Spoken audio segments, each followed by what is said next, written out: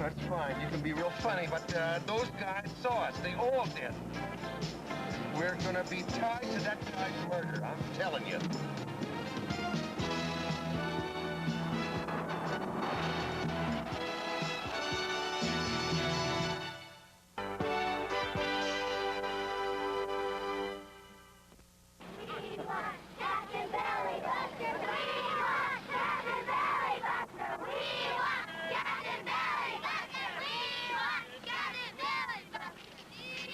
Well, you said he was going to show.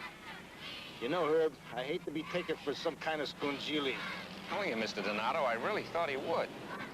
You don't know this guy like I do. He really lives for these kids. Even if his life depended on it? Hooray! Here he is! Did I hear someone summon Captain Belly Buster? I don't believe this. I cannot believe this is happening to me. I mean, this secretary is going to put me together with my shield. Now we got a motorcycle cop that can put me together with a Looney Tune and a red jammies and a cape, running away from the scene of the crime. I'm telling you, we're looking down the barrel of a murder rap here, kids. Honey, you want a doctor to take a look at that? Oh, no, it's just a little bump. Besides, I'd hate to have to explain to a doctor how I bumped my head ducking a bullet at the scene of a murder. Which we're probably now wanted for, by the way. You know, Warfel had plenty of time to get that article in. There's probably a full-face shot of me in tomorrow's issue of doing a commando special. On top of everything else, the only clue we got to this mess is another lunatic in red jammies and a cape. Well, I didn't mean it the way it sounded, Rob. Come on now, just a slip of the tongue. Where is this grand opening thing you're talking about? I don't know, near Reseda somewhere. What would Captain Bellybuster have to do with some phony narcotics bust? I don't know. Maybe it's Burger Heaven's new offering of the week, a special. Buy a Bellybuster and get a bag of dope in your party pack.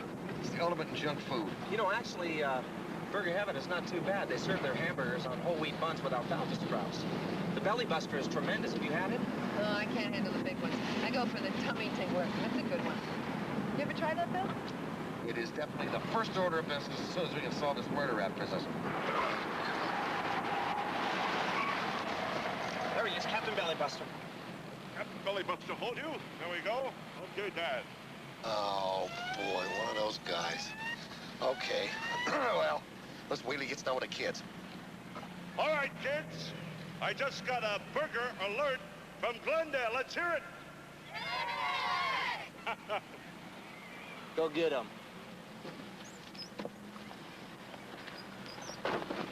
Well, that means I've got to lift off. But don't forget, kids, a burger alert from Glendale means that I'll be back soon. And while I'm gone, I want you to all to obey your parents and your teachers. Say please and thank you. And eat nutritiously. Then one day you'll grow up to be like, who?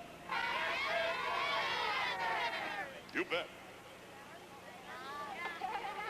Well, if you guys are interested in what the jolly captain has to say, you better move. Hey, Glendale. What do you guys want?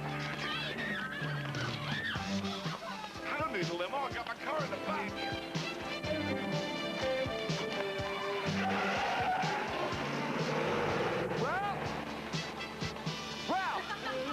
You better hit the silk as quick as you can. I'm gonna follow with the counselor. All right. Hey, you're not Captain Bellybuster. You're right, I'm not Captain Bellybuster. I'm Tummy Tingler, and you'll be seeing me a lot in his commercials that are coming up. I gotta go. I got a burger alert.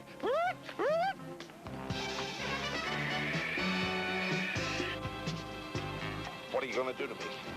Shut up. Go through the park and head for the docks.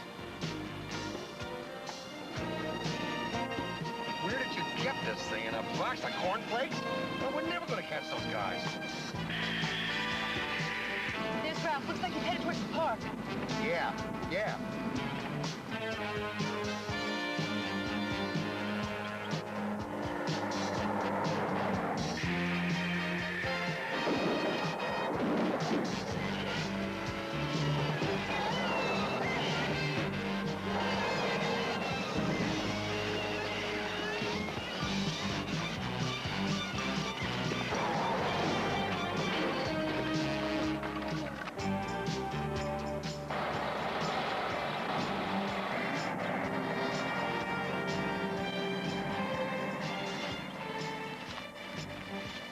get him! Oh. Stay here, Davidson. Why not?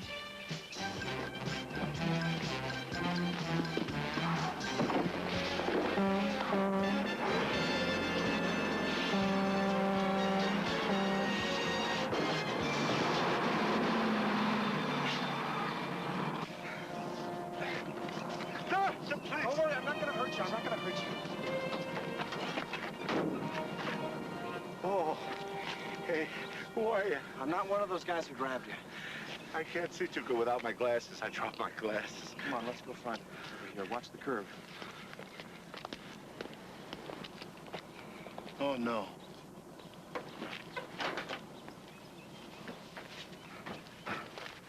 Bill, you all right? Just a little cardiac seizure, no problem. How can a guy that looks like he's smuggling basketballs run so fast? Who are you? He's a friend. Maxwell, FBI. FBI. Oh, thank God.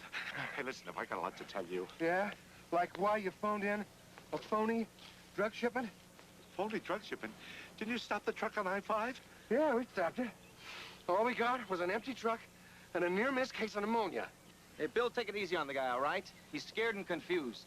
Oh, hey, they must have changed the schedule when they found out I knew about the run. That's where they tried to kill me. Here's your glasses. Well, in case everybody's forgotten, we're still in white water here. Let's go to find a counselor before we get spotted by a cop. Come on.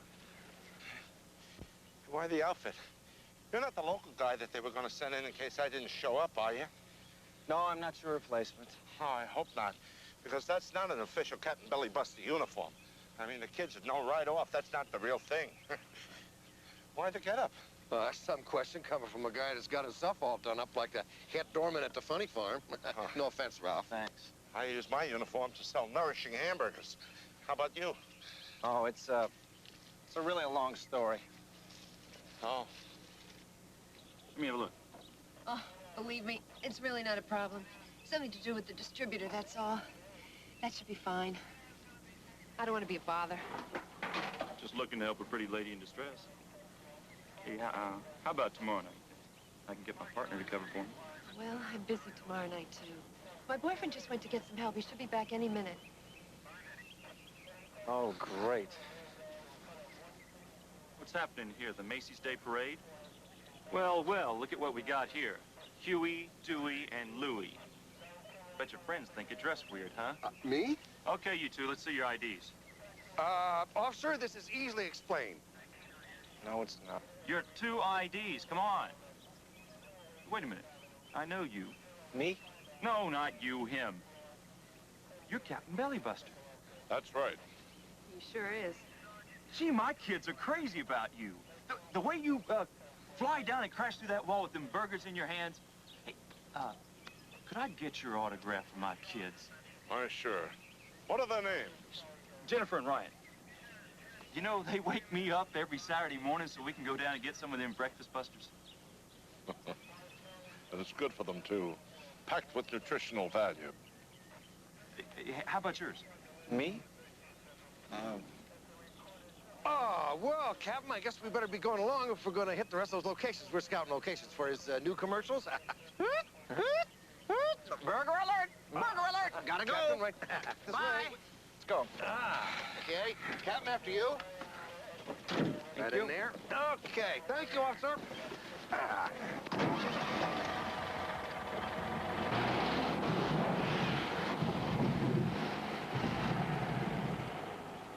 Captain Bellybuster. It's Mickey. Mickey Michelson. At least that's what my name is now. It used to be Michael Najorski. That's before he changed it, went into show business and started doing the Playhouse. Playhouse. Playhouse 90? No, Mickey's Magic Playhouse. Mickey's Magic Playhouse. Yes, I remember seeing that quite a few times. It had Billy Blue Jeans on it, and that bird and that rabbit that used to stump you at spelling. Hi, Cock Robbins. That's right. And misspelling in the alphabet. Right. Bill, I used to watch his show all the time. It was on in the morning before the news, right around 5:30 or something. Used to watch it before I took a shower. Yeah. That's what killed us in most of the major markets. We're on too early. Then he put on those early morning cartoons. Quasi Quackerbush. He's the one who knocked us off in Philly. Cap, could we talk about who knocked off Bruce Warfield? I'm really kind of more into that, actually. Oh, it must have been Donato Federico, the loan shark. He was a silent partner with Cal Freeman and Herb Teal of the Hamburger Heaven chain. Only his interests were using the interstate shipments of Hamburger Heaven supplies to move his drugs. That's what I found out. Well, you must have tipped your mitt, Mickey, because obviously they canceled the shipment, waited to see if we were going to bust them. We tried. And then they knew it was you that fingered them. That's when they decided to deep fry your hamburgers for you. Yeah. Poor Mr. Warfel. I can't believe they did that to him. Burger alert! Burger alert! Oh, boy. Did any cops spot you? Yeah. Coppers had me cornered, but I popped one and took it on the lam. Then I parked a few blocks away, and I walked. Oh, that's wonderful. Just keep the jokes coming. Just enjoy yourself. They've got my name and my number. And Ralph is a known associate. I mean, I'm starting to sound like John Dillinger here. Bill, take it easy on the girl, all right? They think you're too smart to be dumb enough to come over here. Thanks, Ralph. I think. Here's your belly buster, Captain. Mickey, Miss Davidson. Thank you. I always get hungry when I get nervous. And I can't eat anything but Hamburger Heaven. Not since I put on the Captain Belly Buster outfit. These are good. And fortified with all the vitamins that make up your daily requirement. Gang, I think we're slipping a little bit outside of our assigned airspace here. We're trying to figure out how to get out of this mess. Well, the first thing we gotta do is we gotta find Mickey some clothes. Believe me, I know what it feels like to be running around like Radar Man from Mars. I don't understand. What do you mean? Well, I mean, don't you feel dumb? Dumb? Why should I feel dumb? Come on, you're running around in red leotards with a beef patty on your chest. I mean, you gotta feel silly, and don't you feel embarrassed when people look at you? Hey, look at pal. People look up to me. I mean, the kids, what do they have but me? The adults, too.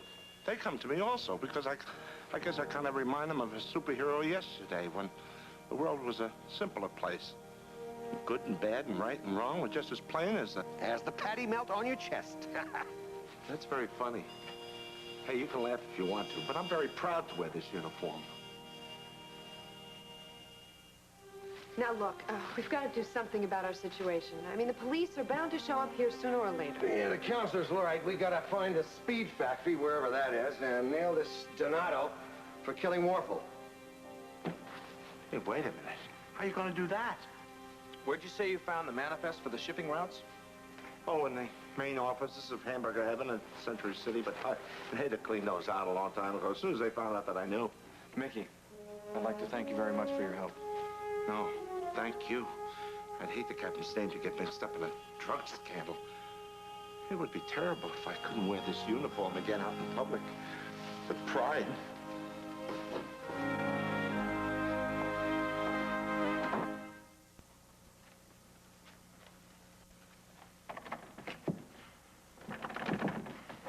It's locked. I don't have the key. Ralph.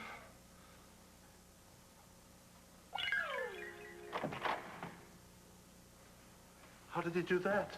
The power of positive thinking. Well, looks like somebody left here in a hurry. Yeah, Donato Frago, house cleaning. Oh.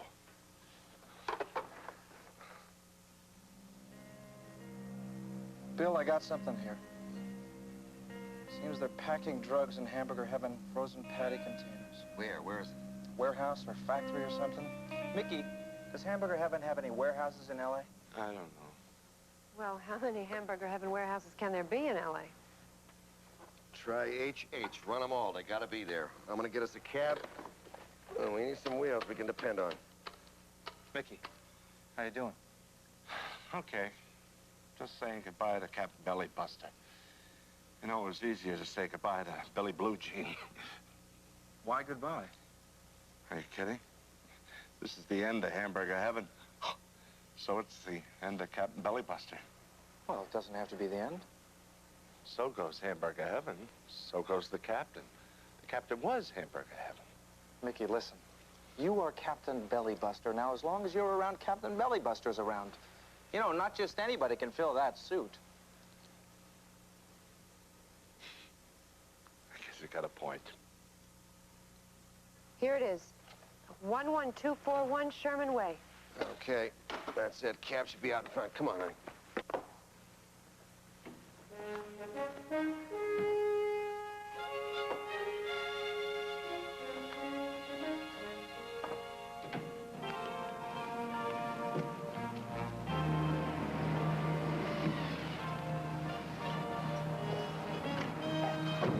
Captain Bellybuster's in my cab.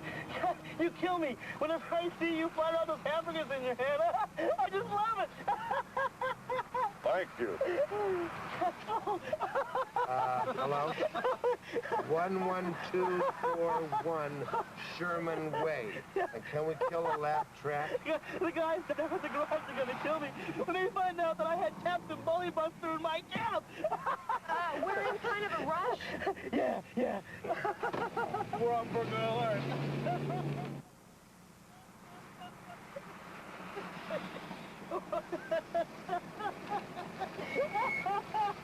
Okay, Ralph, that's it. Ralph, you and me inside. Catherine, you take Captain Bellybuster and the Merry Musketeer here to the phone. Call Carlo, I'll get some backup. Hey, I don't understand. Where you going? Well, we're just going to wing it. Wing it? Yeah. Hey, listen, I should go with you. I really feel I should. No, we're just going to keep an eye on him until you and Pam come back with some backup, that's all. Yeah, but really, Mickey, please. Try and take the Telephone. What, does he just kill you? Well, get used to it. Stop the cab. Mickey, what are you doing? I gotta go help them. This is all my fault. Bruce getting killed, getting you guys in trouble. I gotta get you out. I know this is gonna come out kind of dumb, but this is a job for Captain Bellybuster.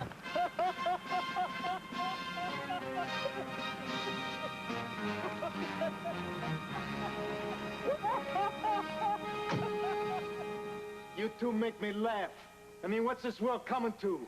You come to me. You tell me you need some dough to open up a fast food chain. Yeah, okay, throw that on a truck. Didn't I give you the dough? Huh? Didn't I? Yeah, sure you did, Don, and we appreciate it. With this, you appreciate it? Keeping records on me so some goofball in stretch underwear can wipe me out? We gotta pack up and get out of here and find another place to operate out of. How am I supposed to make up for my losses? We offered to make good on the money. We got the 100 G's you loaned us. We'll give it to you. Angina you give me. Look, Don, it was a stupid mistake. You don't know how stupid. Hey, Donnie. Now, wait. Herb, talk to him. Fertilizing Orange Grove with him. Yes, sir. FBI, you guys are busted. Freeze! You heard him. Do as he says. Mickey, get out of the road!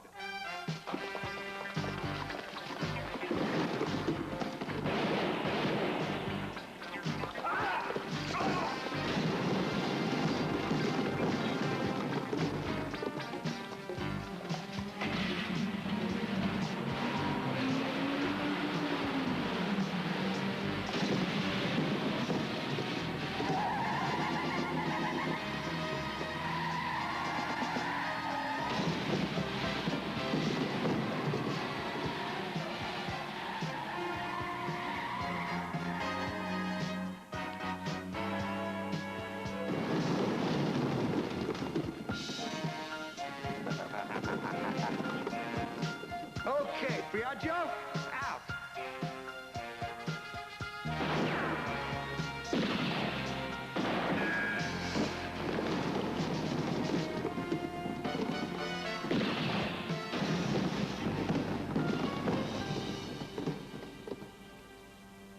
Up, baby, both of them. You want another one?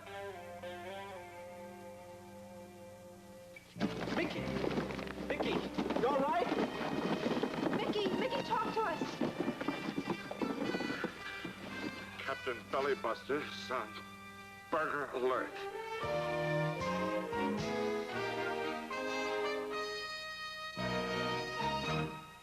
Burger alert. Come in, Captain Bellybuster. Do you read me? Now, let me see if I've got this straight. This is the flying man that was in the picture in the paper with you? Yes, sir, it's all right here in my report. Yeah, Mickey Michelson. Captain Bellybuster. Boy, oh boy, a lot of people say one of the funniest guys on TV. My inside man at Hamburger Heaven helped me bust their whole drug smuggling operation. Your kids probably love this guy, sir. And he's been working with you right along? Yes, sir. Yes, sir, and I'm sorry about before, but I couldn't explain about Mickey being Captain Bellybuster because he had to remain anonymous. He was afraid for his life because, well, after Donato wiped out Bruce Warfel, That's the publisher who put the article in the newspaper that you read so that I could flush out Donato and his whole speed factory. That's terrific, Billy. Yeah. I hate it. Makes all the sense in the world. Answers every single question. Yes, it does, or doesn't. Yes, I'm sorry, sir. Bill, I was really afraid you were going for the deep six on this one. Me too. What? What'd you say? I said me too. Well, anyway, what the heck? Another day, another big bust, another big diamond and a Maxwell package, right, sir? Right? Right. Gee, it's so nice to be able to put you in a good mood at this time of the morning, sir. And I'm going to try to get you Mickey's autograph for your kids. I can't guarantee anything, but I'm going to try.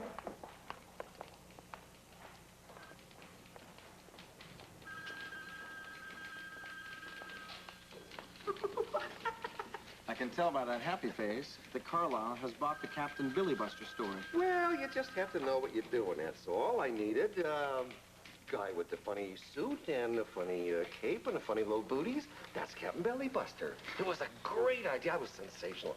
Carlisle bought it hook, line, and sinker. You take good advice, Phil. Huh? Yeah. Okay, yeah, well, thanks, Counselor. It was a very good idea. Ralph, do you mind? I work here. Sorry.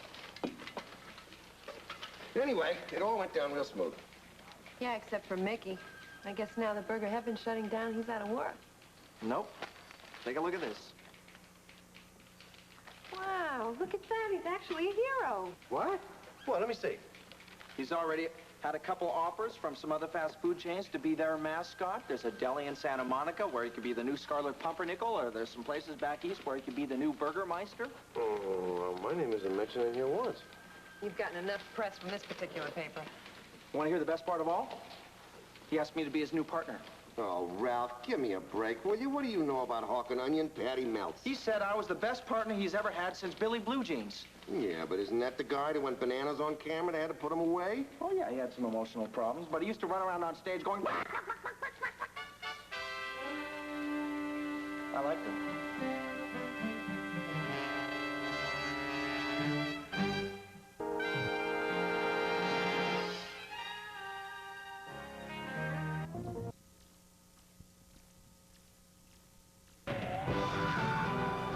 Not the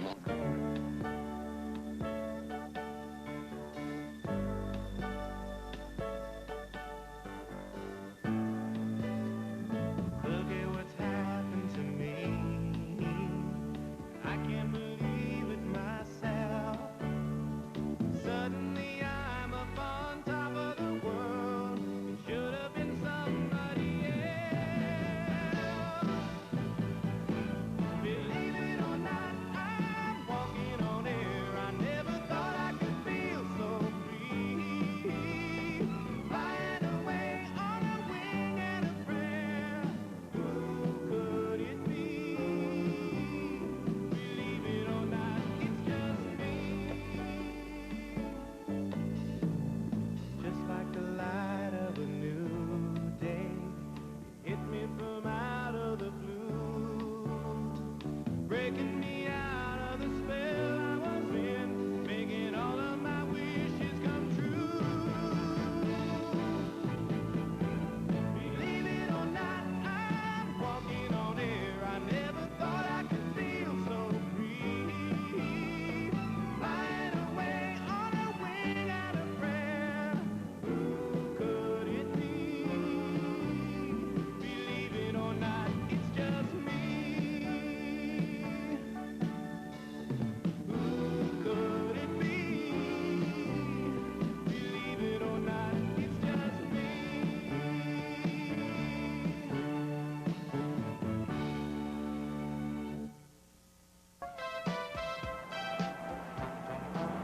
You got any relish? No. Okay. 2 long dogs, a Coke, a coffee, French fries as well, please. Yes, sir. That's got it. 436. Nope. Out of 5. Keep the change. Thank you, sir.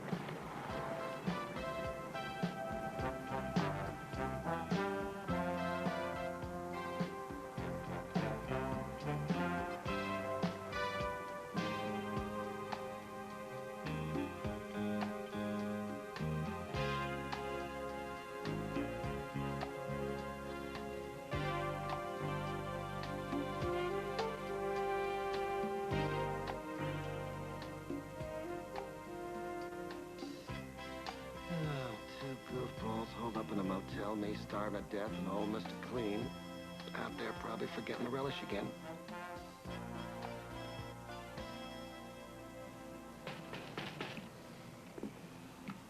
Open up! Room service. Just leave it by the door. Come on, Bill, open up! Forgot the password. Very funny, Bill.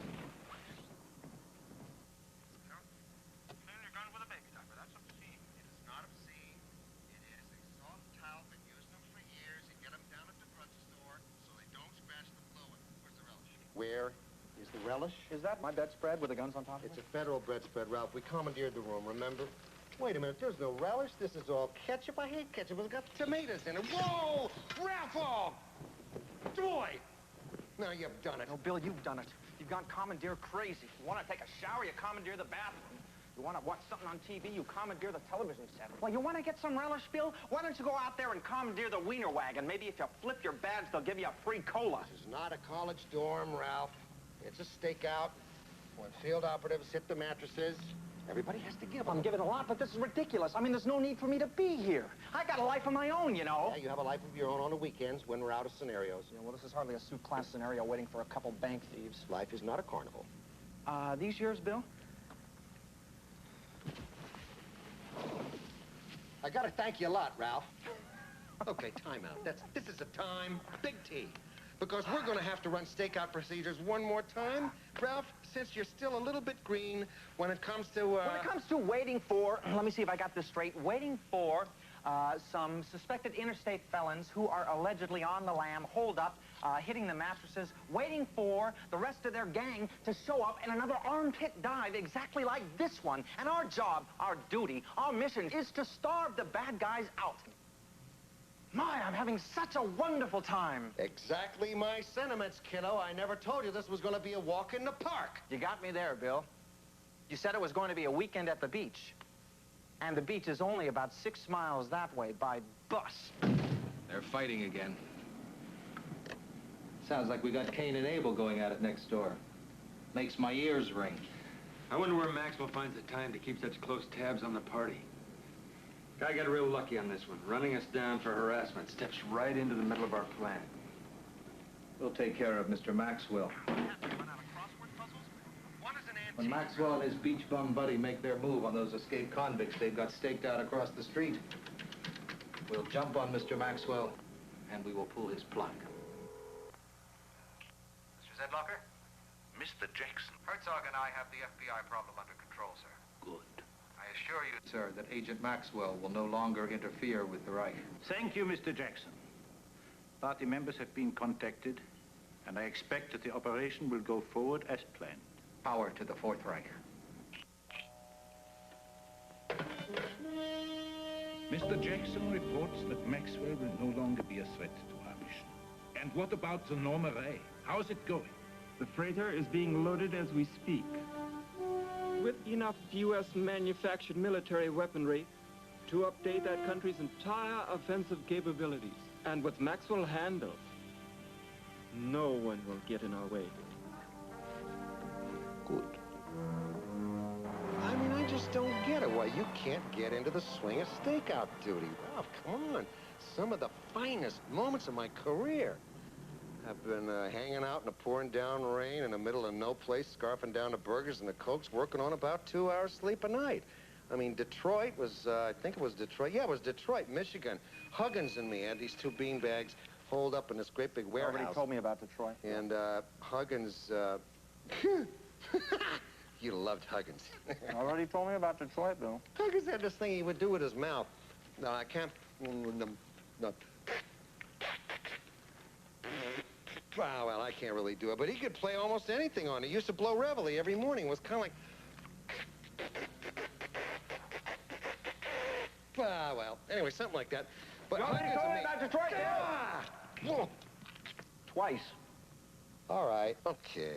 Okay, Ralph, now you're going to hear my side of the story. We're starting with the little stuff, the toothpaste tube. God forbid I should squeeze it in the middle instead of rolling it up from the bottom. I get this from the only guy in the world that folds. He has dirty clothes. That's a federal phone. Please don't use it. You want to call your mommy? Go outside on a porch. I'm calling Mr. Knight. He is my school principal, you'll recall. I do have a profession, you know, Bill. I'm a school teacher. Well, sitting on a bunch of illiterates is not real high on my list of all-time must-solve scenarios, kiddo. So, will you get this, please? We got 2 bank felons holed up across the street, waiting for their buddies to show up, and we bust them and bag them. If they show up, and after 3 days in this armpit, I doubt it. Me too. What are you doing? I'm filing for divorce, honey. This whole thing is about the suit. I have it, and you want it. I'm taking my suit, and I'm leaving. Oh, it's my football? So we're gonna play in front of my house? Yeah. I did pretty decent duty, you know, before you showed up. I don't really need you or the suit. And I'll tell you another thing. I think the little green guys are cosmic clowns. Could have given me a partner with some grit instead of a bleeding heart. And I said that was a federal phone, kid. Hi, Pam. Yes? Yeah, would you do me a favor and pick me up? Okay. What is it this time? Still trying to recycle you through basic training? I can't talk right now. I'm on a federal phone. See you in a bit. It's been real. Needs you anyway. His partner just left. We move out now, we only got 1 bed to fool with. We can't wait for those guys any longer. You think? I think it goes down now.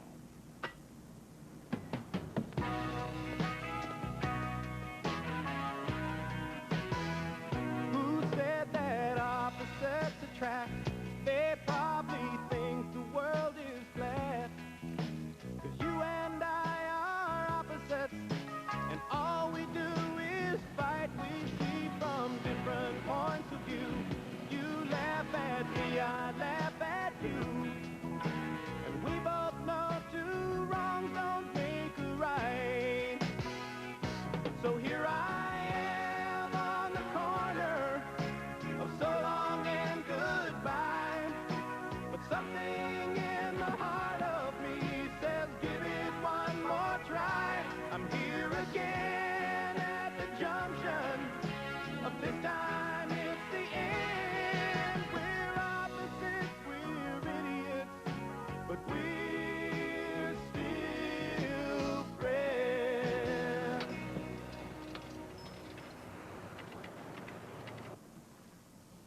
That's it. That's him. That's the guy. Yeah, okay, I hope. I don't know. I think that's gotta be him. Yeah, Jackson. Maxwell's partner just left. All right. When we move in, back us up with the wiener wagon.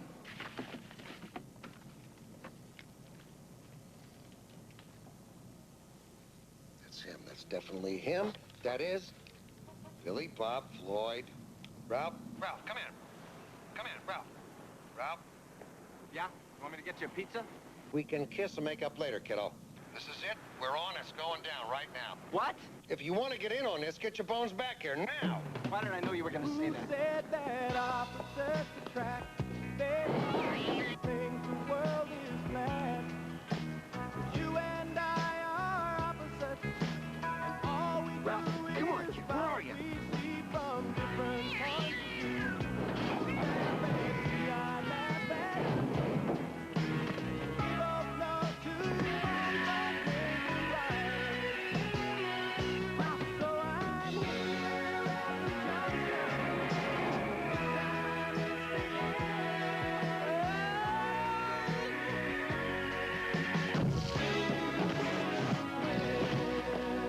Would you stop playing around and get in here?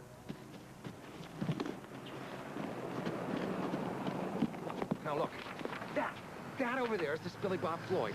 That's him. That's the guy we've been waiting for. His partner's got to be around here someplace. Supposed to be in that motel. This guy's the guy from the wiener wagon, Bill. This isn't Billy Bob What's-His-Face. He sells hot dogs. No, it's Floyd. It's got to be Oh, him. don't hand me that, Bill. It's just another cheap trick to get me back here. No, it looks like him. You are a prince, you know that? Well, no, come on, Ralph. I wouldn't do that to you. Adios, pal. Trick on you. All right, so I made a little mistake. It's a human, isn't it? I mean, that's a human Wait a minute, Ralph! Look, that's them there. That's it, Ralph. Come on, Ralph, get the lead out. We're on the clock. Oh, boy, but I'm not through with this.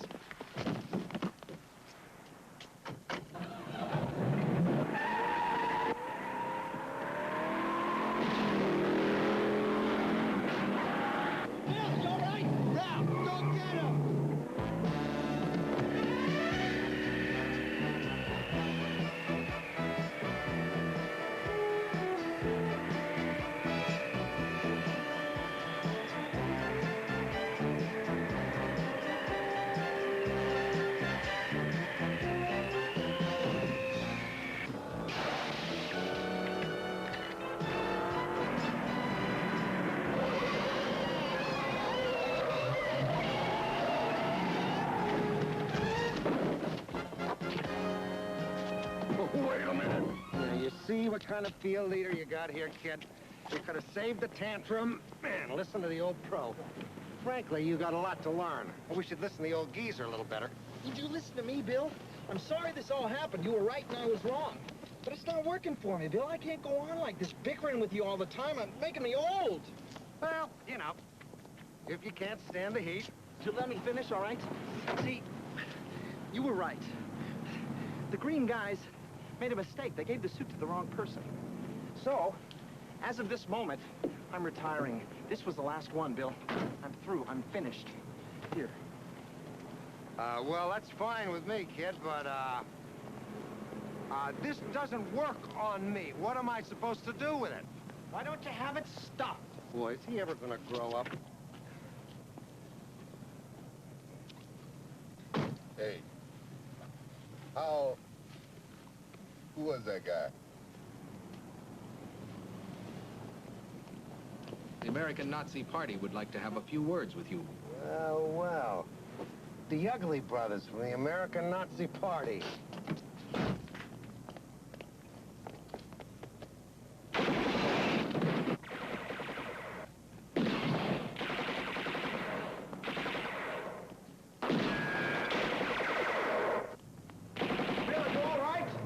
What do you do? Get out!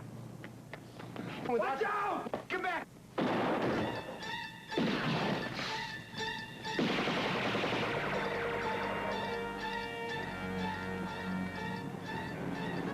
Well?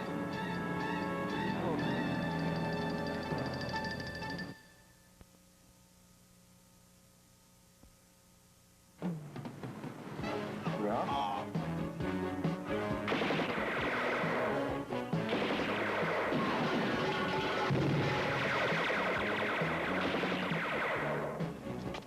Okay, Maxwell, give it up.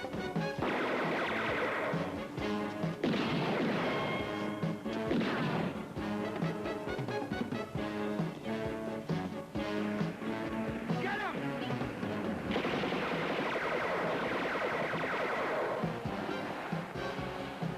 I wouldn't be messing with that if I was you.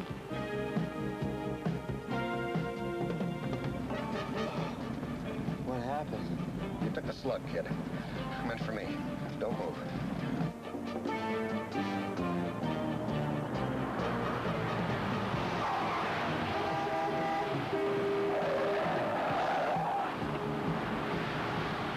Okay, we're almost there.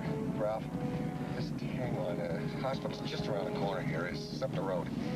Yeah, when we get there, we're going to take the suit and we're going to make it into a hammock. We're going to hang it up because we did the job, and that's it. I mean, you can't ask more than that. We did it. We're going to take it easy from here on out.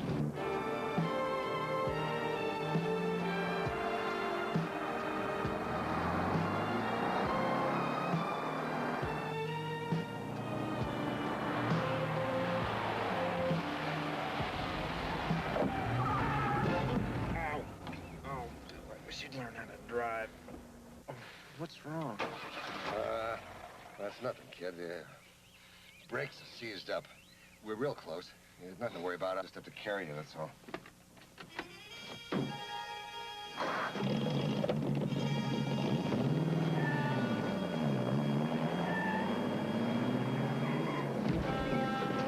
Oh, no. Not the little green guys. Not now.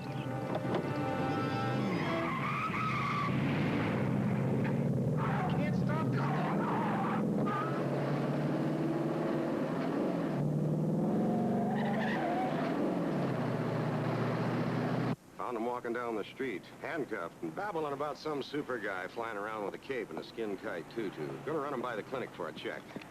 Excuse me, officer. Can you tell me what's going on? Who are you? Civil liberties? The press? What? Pamela Davidson. I'm an attorney. Terrific. What are you guys wearing, beepers now? Go chase somebody else's ambulance, lady.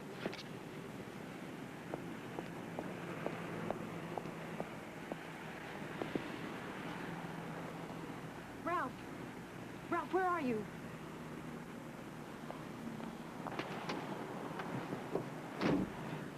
Ralph! Bill! Talk to me. Can you hear me? Ralph! Talk to me. Hey.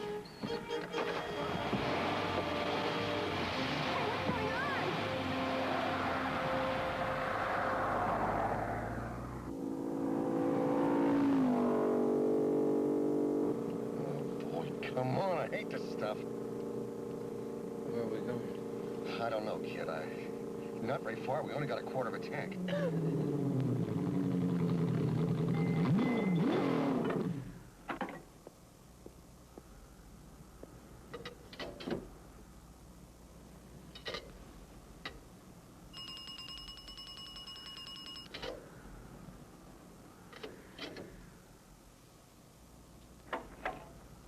We'll have to, oh, yeah!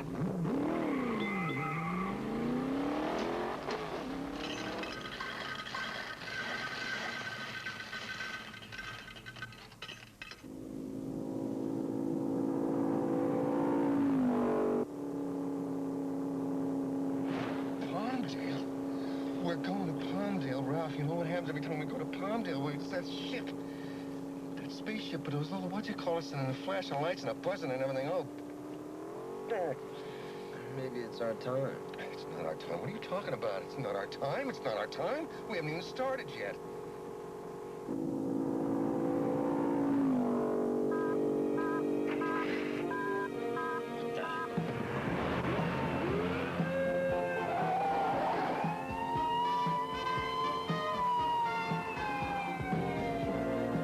Okay, Ralph, we're in luck. We just picked up a chippy.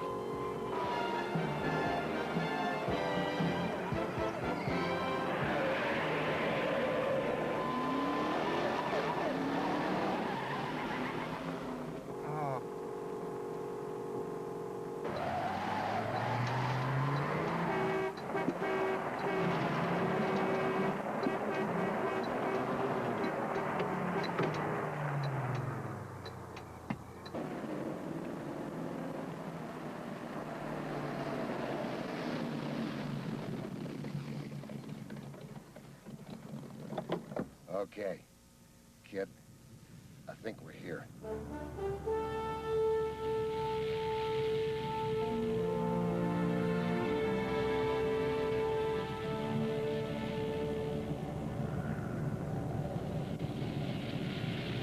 How do you feel?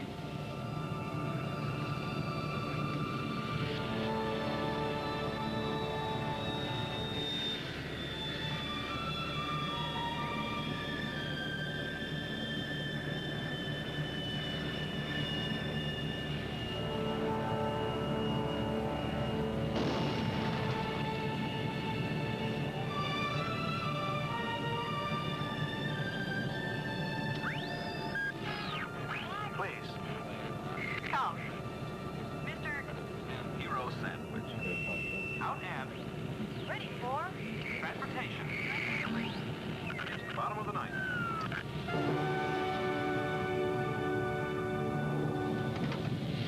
What are you doing? Wait a second. Wait a second. Wait a second.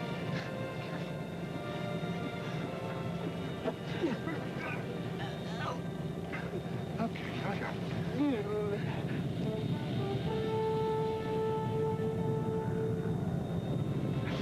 They'll send you down another part. As good as me. I got the best partner in the world. I don't want another partner.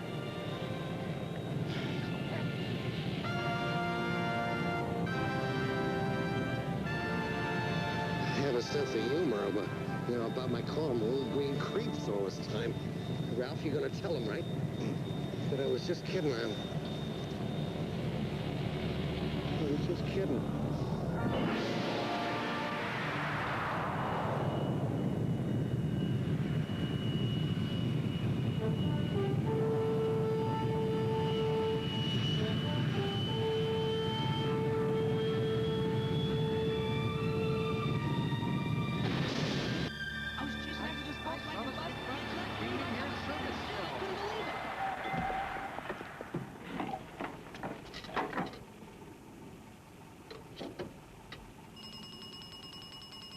Hey, wait a minute.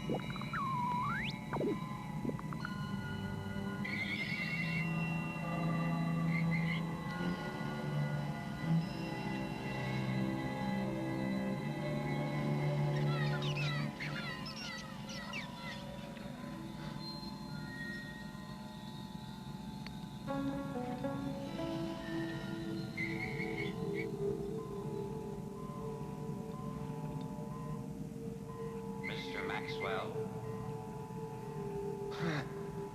We waited until now to approach you. We were afraid you would not understand. But you have made it necessary. Has our experiment here failed? Huh?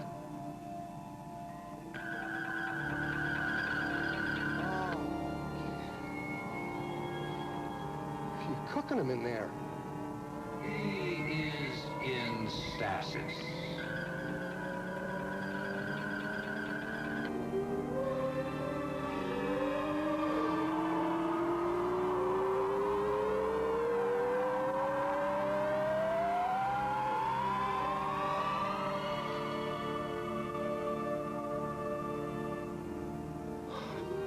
What happened? Where'd he go? Is he okay?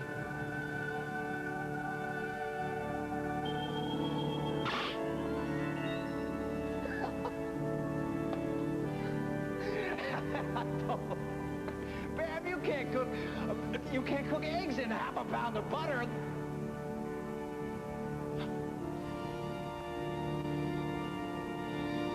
Kid?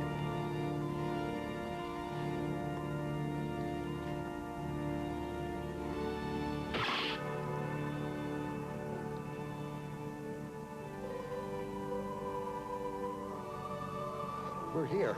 We're in it. We're really in it. We're in the ship. We are in it, huh?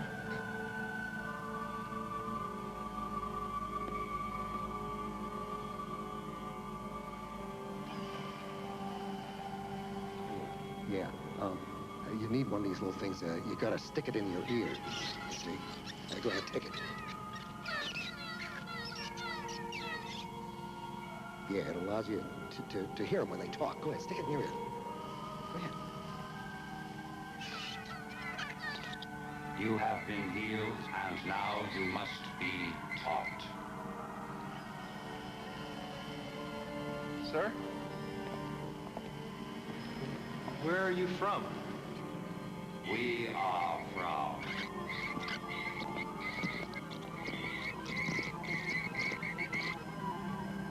There is no other way to say it. Why did you give us the suit? I mean, why us? There are so few garden planets left. So few. I will show you one. Once it was beautiful. Almost perfect. Like yours. Now it is a wasteland.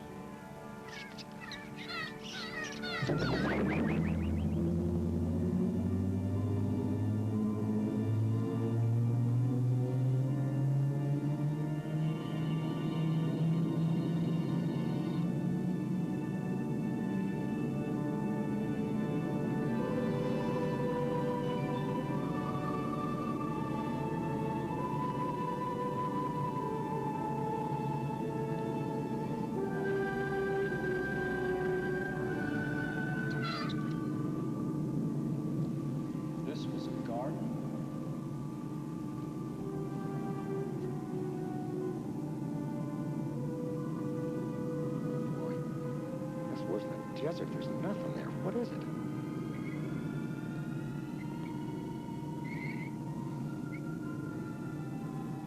Bill, this is his planet.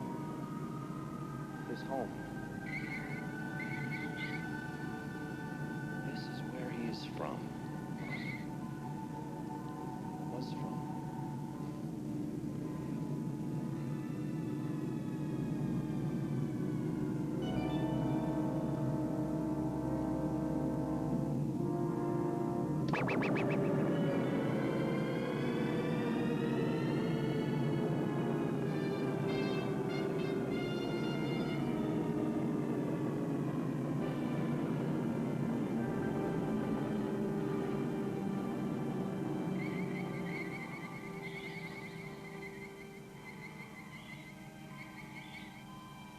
Your world is one in billions.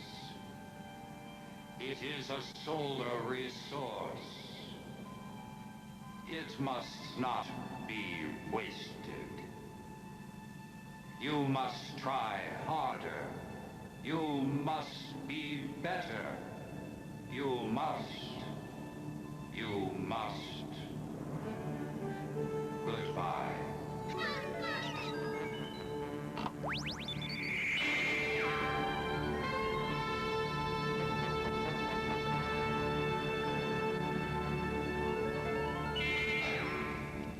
Bill, the instruction book. Oh, boy. Wait a second. We need the instruction book. We don't know how to use the suit. We've got to have the book.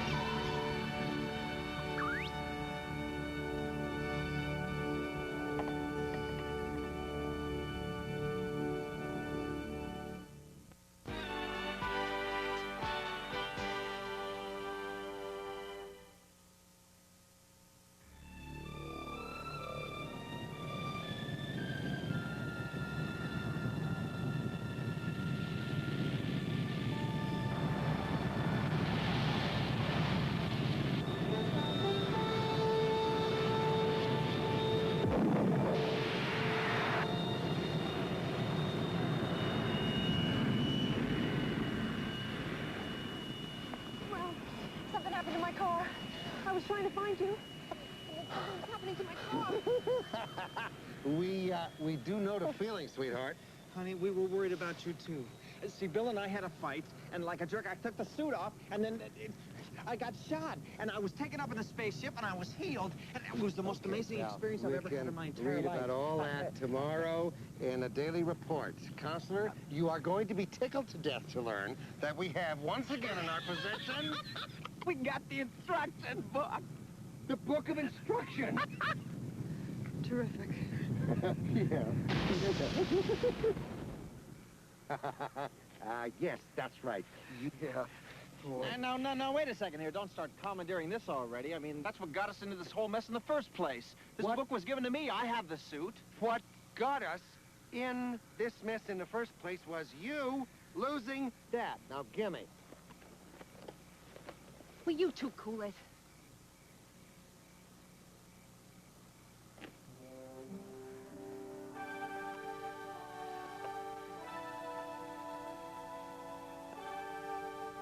Sure, why not? I mean, here, help yourself. Hope you polished up on your Venusian recently. What is this, a gag? That's silly. I can't. You sent us the wrong copy! Bill, you probably have to have a suit on in order to read it. Exactly what I was thinking. What'd you do with the suit? What? He needs the suit to read the book, Bill. What suit? You know, I gave you the suit and I got shot. Where is it? In the wiener wagon? No, it's not in the wig. No. I guess I left it with the Nazis. What?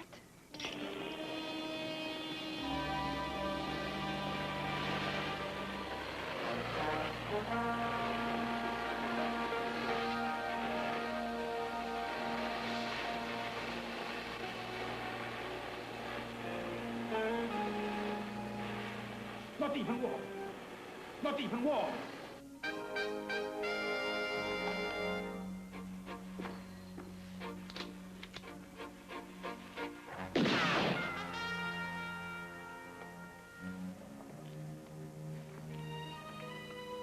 This is what the Reich has been looking for. This will be our holy grail. I just think we better get that suit back. Right, how? To quote Bill, without the suit, our operational power base is a little shaky. Long before we ever got that piece of linen, I was not exactly a meter maid around here. I had this piece of linen. Whatever. And I'm gonna get it back. We're gonna get it back. Will you two cut it out?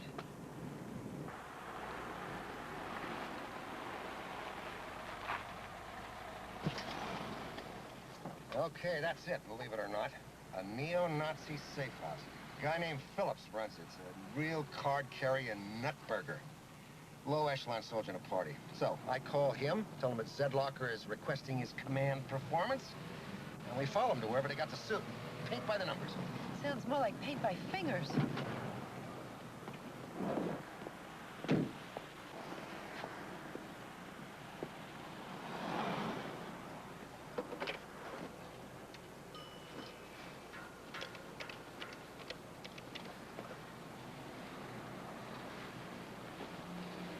Field Leader Phillips, Commander Zedlocker requests your presence with all possible haste.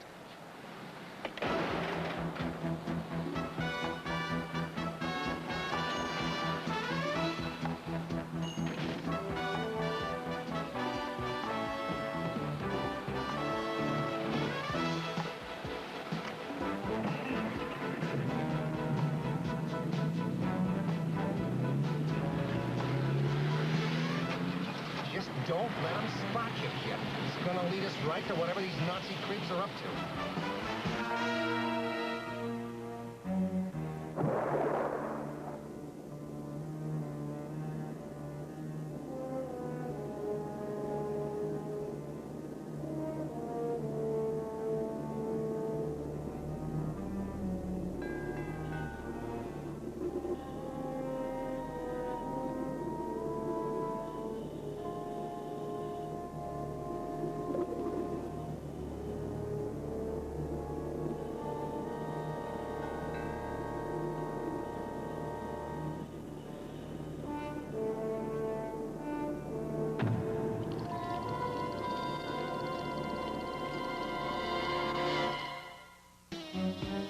And you're on schedule.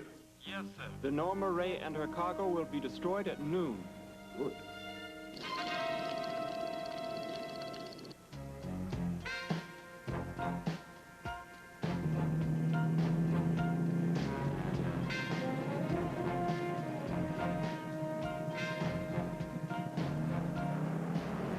What am I supposed to tell this guy if he starts asking questions?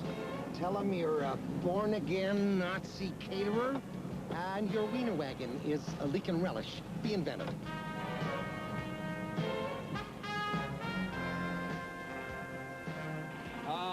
Hi. Thought we lost this thing this afternoon. Yeah, well, Throw that gunzo! Ralph, you gotta do it. Whoa! What did you do to yourself?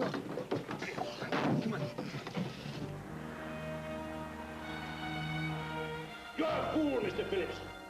No one from the party called you. Must have been Maxwell. Recognized us when we tried to grab him. Forget about Maxwell. Gentlemen, the Norma Ray will never reach her destination.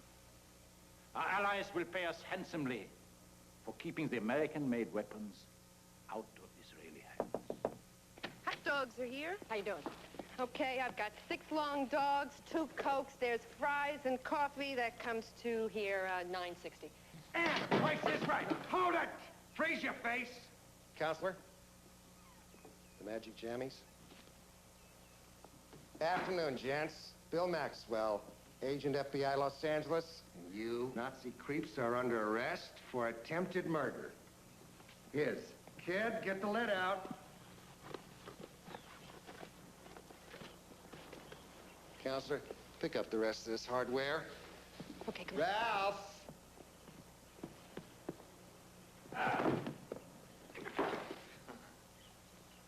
Ralph, help!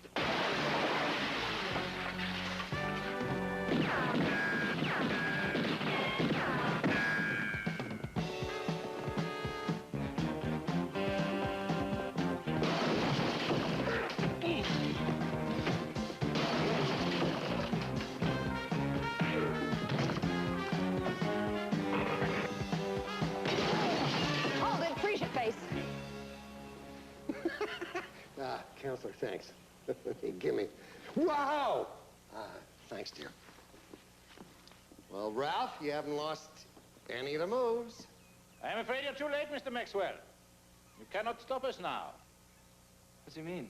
What else have you been cooking up here, Mr. Footlocker? Zedlocker. You can read about it in the newspaper tomorrow morning. Ralph, why don't you take one of these beach balls and play bouncy-bouncy around the rooftops, see if you can shake any answers out of them. You.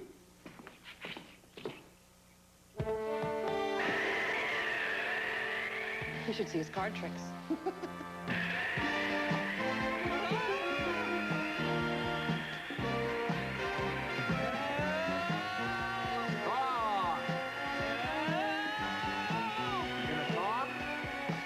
You'll get nothing out of my men, Mr. Maxwell. Like me, they are committed to the return of the Third Reich. I got the whole thing, Bill. They're planning on blowing up a freighter loaded with U.S. weapons. The freighter is called the Norma Ray, and it's headed for Israel right now. Okay. Go get him, kid. Counselor and me can handle the rest of it all by ourselves. Go on and get going. Thanks, partner.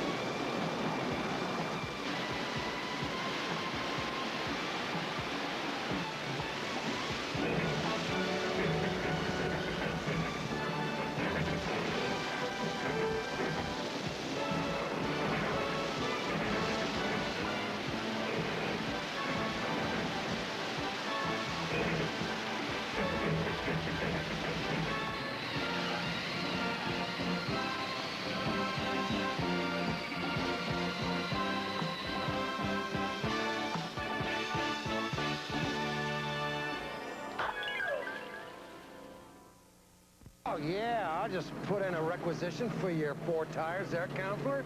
I think the Bureau can spring for a couple of retreads, and your insurance ought to cover the headlights, right? Oh, gee, Bill, that's a real deal. Yeah, see, Bill's got a lot of clout down at the Bureau now. Seems like Zedlocker's been wanted for war crimes ever since the Nuremberg trials.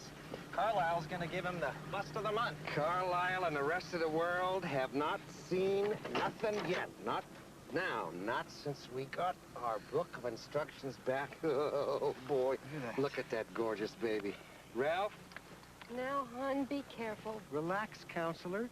We got out a grammar school on our own, and from here on, we got world-class superhero scenarios wall to wall. We're gonna punch a hole right in the middle of the red square up that's gonna be about the size of Mount Rushmore, just for openers. Shh, let's be quiet now. This is not exactly your primary reader material.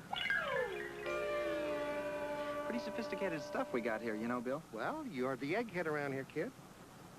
I beg your pardon? The brains, okay? For today. Now, just not to close the car, please, because you know what happened the last time. Now, Ralph, maybe you shouldn't try anything until you've read the whole book. It's mostly just numbers. Oh, here's something. Cosmic responding, internal power-based procedures, 1637.21. Cosmic responding? Oh, boy, that sounds great. Yeah, what does it mean? It means, clam up and listen, okay? Or interface laser forms and technical application of light. Gravity factors squared. Wow. Oh, yeah, well, it sounds like it could be fun, too. Does it have anything there about, the Wilbur and Orville factors that we have been missing? All right, stay back here. Now, Pam, get out of the way and hold these, please. I don't know what's going to happen here. Now, Ralph, maybe you should start with something real simple. Yeah, maybe that interface stuff. Must have left out a decimal point. Whoa! Ralph! Ralph, where'd you go? Oh, no! Oh, no. Oh, terrific. Now I can join a flea circus. Honey? Honey? Don't touch anything. You could cause a whole avalanche of... What a bummer. Ralph? You see, I told you, Bill. Nobody wants to listen to me, no. Ralph? Are you down there, Ralph? There's a bunch of big red ants running around here. I think you're okay. You got the suit on. They probably can't...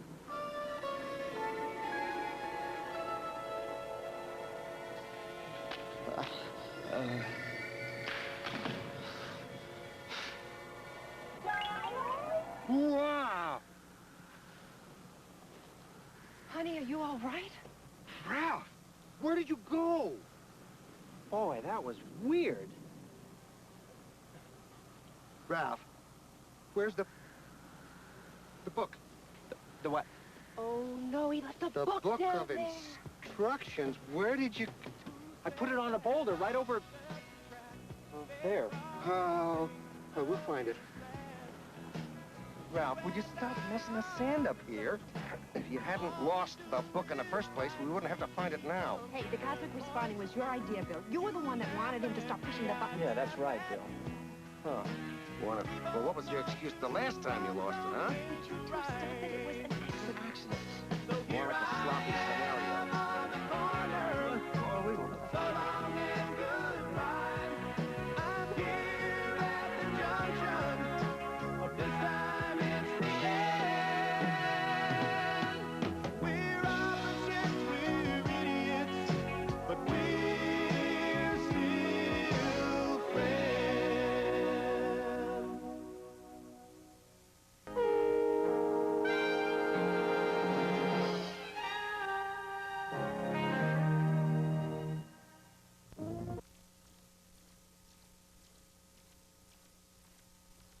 Cobb has been hotter than a tin roof all day. He brings the Mustangs up to the line of scrimmage. They're at their own 30-yard line. Cobb rolls right. Simcoe is open, complete at the 45-yard line. First rounder Jimmy Simcoe goes out of bounds at the Mustang 49. Cobb has really been putting on a passing show today. So far, he's 11 for 17. The crowd loves it. His longest so far, I think, is 52 yards. Okay, let's see if he's going for the bomb again. Drop straight back. He throws. Simcoe is open at the 10. Yes, out of Good to see this kid. I love this guy. I love him. Old corn on the cob has got the Mustangs down on the 5 again. I love this guy. I don't believe him. Hey, Bill, I'm ready for the lighter fluid. Yeah, just a second. I got some heavy-duty business here on the telly. Okay, guys, who's going to help me pat these patties? Pat your patty. Okay, come on, Cobb. Wrap up another 6 points for old Billy, who loves you. Hey, it's old Pridey Cobb. How's he doing? Boy, the best player in the league, and you're giving him a fruitcake nickname like Pridey. Give me a break. That's what we all called him. That was his nickname. Hey, I'm ready for that lighter fluid. Now, whoa. Hold the phone. You're telling me you know this guy? Bill, Charlighter isn't in here. Where is it? He doesn't walk on water. He just happens to be a nice guy who almost flunked Mr. Lucas's algebra class and happens to throw a football pretty well. And for your edification, he went to my high school and was in my class, and furthermore, I am responsible more or less for the guy being in pro football. But, I mean, hey, so what? I mean, I'm not bragging. I'm just an ordinary guy looking for some lighter fluid so I can put the burgers on the grill. Sorry, Ralph, no cigar. I ain't buying this line of Hinkley Hooey this week. If you knew Price Cobb, you would have been blabbing about it all over town, and you have never mentioned the guy's name until this very second, so the scenario does not scan. Okay, let's hear the rest of this fairy tale about you and Pridey Cobb. Well, I got him through high school algebra. Therefore, he went on to college. If he didn't play college ball, he would not be where he is today. You got Price Cobb into professional football. Watch me laugh that one off, Ralph. How am I going to start a fire without lighter fluid? Why don't you try Ferguson's Market? That's a good idea. Whoa! Federal use only, okay? How am I going to light the fire out there without lighter fluid? Use a suit. Your gifts. Zap those little briquettes and turn them ash white. Sure, the little green guys would want Uncle Bill to break his teeth on frozen patties. And for the record, Ralph knows Price Cobb the way I know Liz Taylor. All right, Bill. Here, look at this. P. Cobb that doesn't mean Price, necessarily. Ralph, you're making me crazy with this. Gee whiz. I wouldn't use that phone, Bill. The hospital may want you for a lobotomy. Price Cobb's residence? Yes? Who is this? Tell him Ralph Hinckley. This is 555-4365.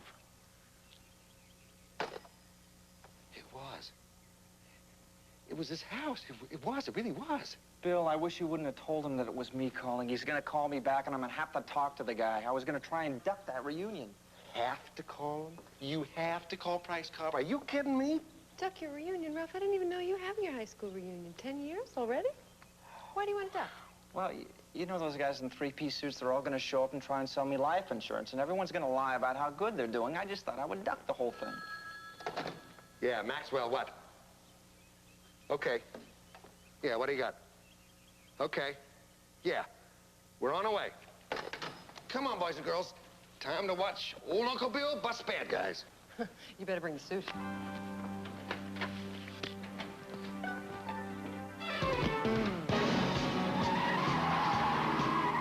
Okay, Deke, talk me in, will you?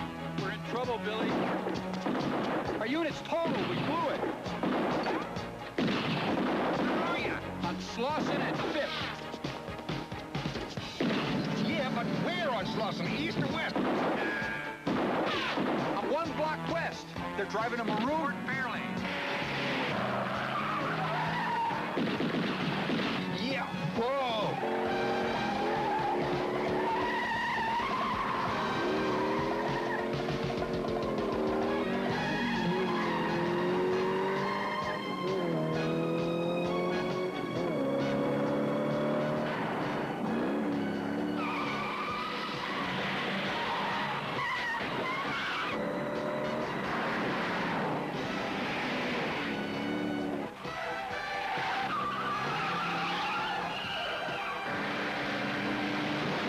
Come on, kid. I'm out of here.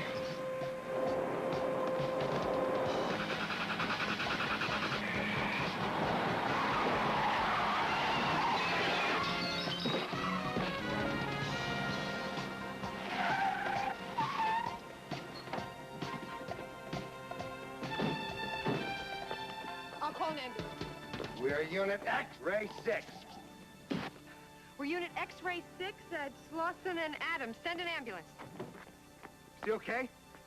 Doctors Davidson and Maxwell, of course.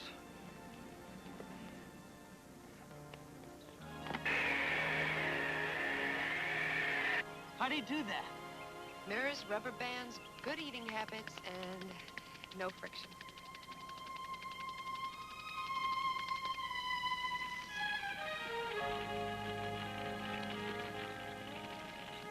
No, come on, Ralph. Don't get him too hot now. Come on. A sizzling fire is a chef's desire. How now, brown cow, now? No, Consul, I told you.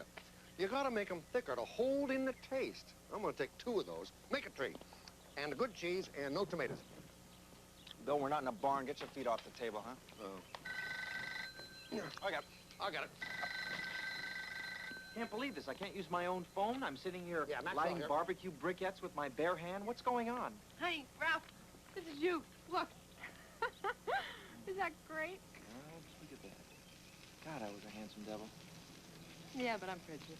This is, Mr. Price Cobb. Is Ralph there? You bet your sweet hip pads. He's right here. I'll get him for you. Hold on. Ralph, it's him. Friday Cobb. No. Don't touch. Let's put one of those on. Burn up the phone. Hold on a sec, Price. Hello, this is Ralph. Hey, Ralph. How you doing? I'm glad you left your number. Nobody in the alumni committee had a current listing for you. Oh, yeah, well, I'm unlisted. Yeah, me too. Well, how about the reunion? Everybody's coming. Kurt Meany and on. And Wendy's dying to see you. Wendy DeFazio? DeFazio? Wendy DeFazio? How is Wendy? Beautiful. She's beautiful. Wendy's beautiful. I married her, you know. You married her? Wendy DeFazio? We got 2 kids, Ralph. Do you mind? No, I don't mind. Go on. Go ahead. Look, Ralph, why don't you come? Everybody wants to see you. Well, Tell you what. Mustangs are working out at Anaheim. Why don't you come down Saturday morning, catch the workout, make a day of it, and go to the reunion together Saturday afternoon. Then the game with the Hawks on Sunday, you be my guest. Wendy's dying to see you. Is it all right if I bring a guest to the workout? 2. Bring 2. Is it all right if I bring 2 guests To the workout.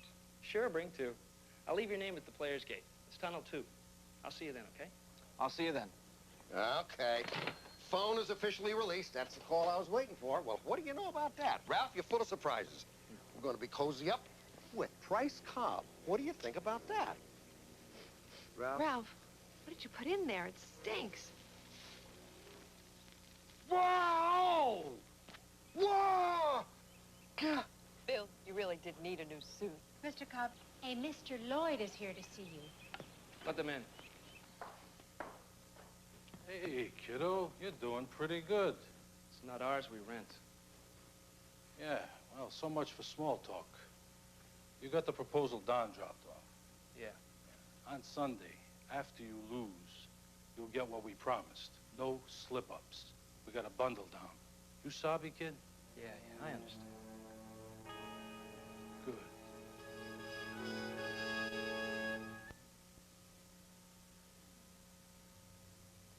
Look at this. Look at this picture of you 2 kissing at the senior prom right here under torrid 2s.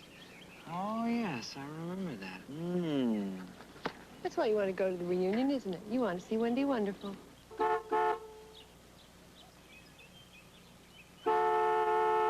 Come on, boys and girls, let's hit the trail. Whoa! Yeah. Look at this old relic. That's the game ball, Ralph. The state championship, 1945. The Cavaliers against the Spartans. Wild Bill Maxwell got the game ball, and you're holding it very carefully, please, if you will. Yeah, I figured old Price might want to see this ball. You had to take it from whatever quarter it was coming from, front, back, whatever. And young number 43 took it from every direction, never stopped smiling.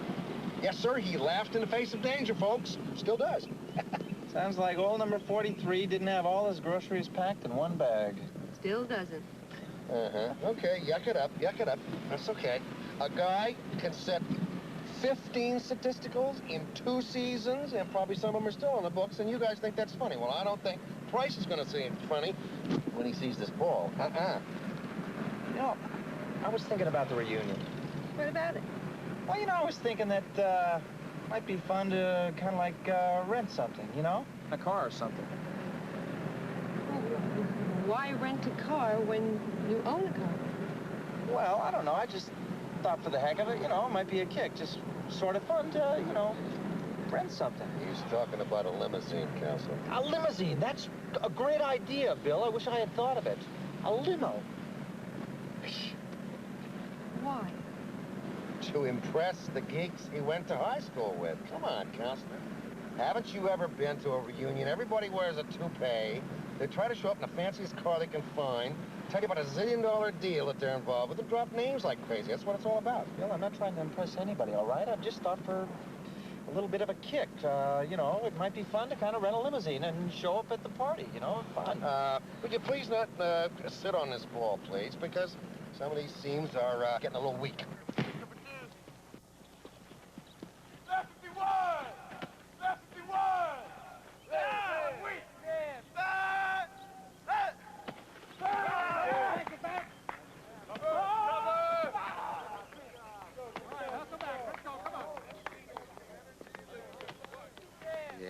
Smell that coming in on a breeze there?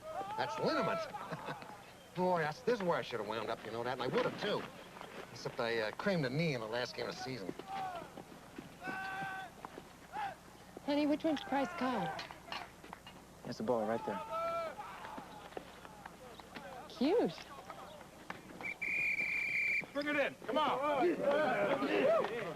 Good workout, good workout. Listen, Bill, I want you to take a couple receivers and work on those new shotgun patterns. Other than that, you had a good workout, so take it on in. All right. Yeah, let's go.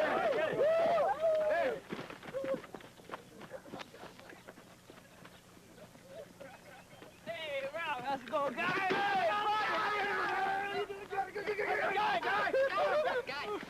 Oh, I'm sorry. Friday, this is a friend of mine, Pam Davidson. Hi. Nice to meet you. This is another friend of mine, Bill Maxwell.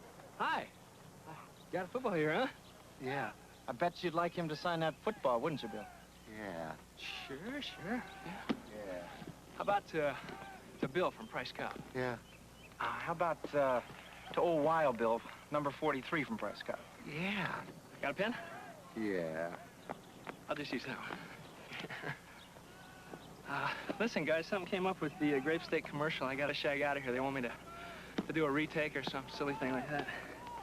Sorry it didn't work out the way I wanted to. I thought you and Wendy and I could swap old stories. Here you go. How is Wendy? Oh, she's great. Just great. Timmy's having a fair at his school, and she's baking lemon cakes. Look, we'll all have a table together at the reunion. Bill, if you're coming to the reunion, you can sit with us. Yeah? Yeah, the reunion, the Central Union Unicorns, class of 72. Yeah. Sure, he's coming. Look, I gotta go. It's nice meeting you both. That's a great old football, Bill. I'll see you. Take care. Yeah. I think he and Bill hit it off really great. Kind of one ball player to another.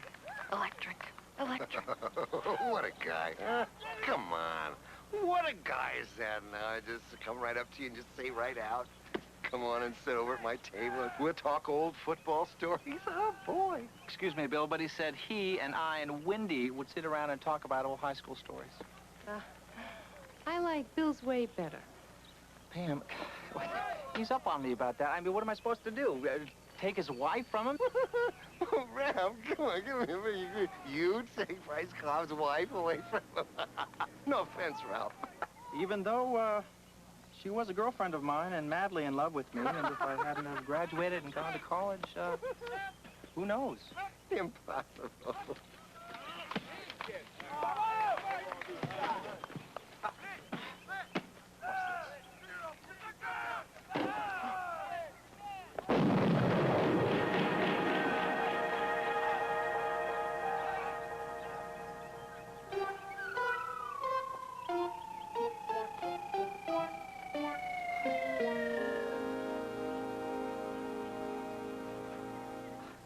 You had to wear the jammies, didn't you? Thought you'd get a chance to show off. Yep. I can't believe what I just saw. Well, we're not trying out for this team, are we? Ralph? You're right, let's go. I gotta see that again. would you just mind kicking that ball again, son? Sure. Just one more time, though. Watch what I do with this time.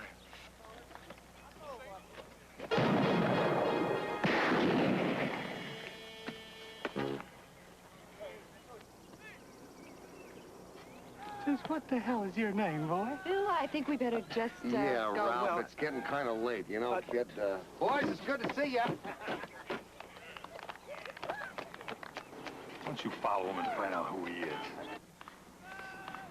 Whoa, wait a minute, hold it. Oh, I don't believe it. You see that guy down there? Talking to cop. That's Don Miller. He's a goon for a gambler named Carl Lloyd. Gambler, no. Christ, cop couldn't associate with gamblers. They'd run him right out of the league. Counselor, I'm telling you, I busted that guy twice. What's going on here? Price cop's not gonna shave points. Maybe he's in trouble. Yeah, look, you got the suit on. Go on, do your stuff, kid. We gotta find out. And Counselor and me will bring up the rear. Go on.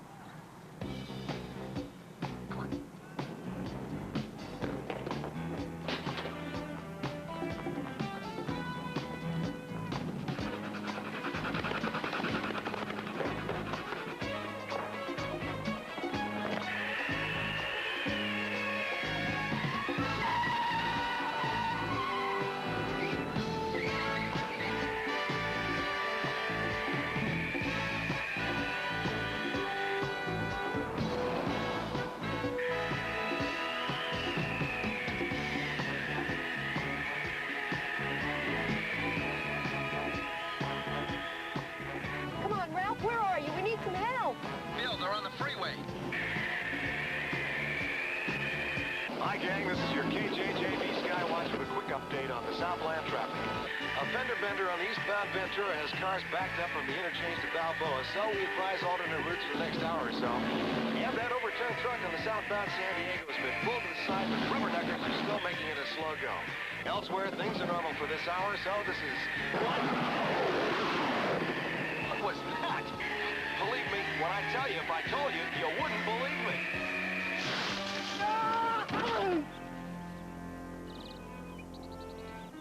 California tree trimming service. I lost my grip. Very good, but I could use a little mayonnaise. Bye.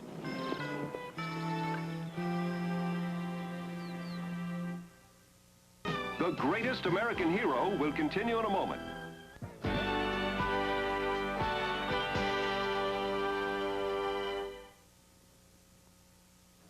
Honey, Bill was supposed to be here with the limo at 5. I wonder what's keeping him. He'll be here. Look at this one. Oh, yeah. How's the nickel dance? The what? Nickel dance. A couple was given a nickel, and they put it here, and then they dance, and whoever dances the longest won a trip to Disneyland. Oh. How was the trip? Honey, come on. I mean, that was 10 years ago. She is a married woman. Yeah, I know. I just like to tease you, that's all. Go ahead.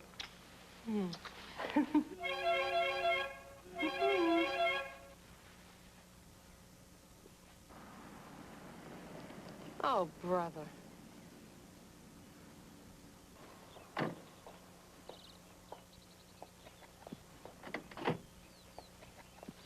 Well, how about this chariot? Ain't she a gorgeous one? Bill, I asked them for the best car that they had. Well, well, I imagine it is. I don't think they've got anything better than this. It's long, Ralph. Look how long it is. And they got, well, a waterbed in the back and earphones for the stereo and a champagne fountain. Oh, I wish I'd worn my ermine hat with the purple feathers. I'm not going to my class reunion in a purple hearse. We don't have any choice, Ralph. I left my wreck at the bureau. Now, come on. Let's go along to the reunion. I want to hook up with this Price guy. I'm not going in that car.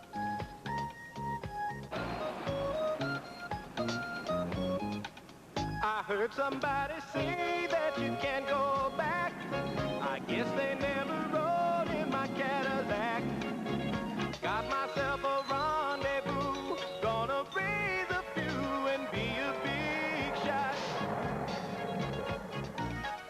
Baby, take a look at me. Now don't your mama boy look hot? Tell me just a line or three. Tell me I'm a big shot, big shot. Baby, can fool everyone in town. Ain't breaking any laws, I'm just fooling around. Gonna play the part so well, they can't tell I'm no big shot. Ralph Hinckley, is that you?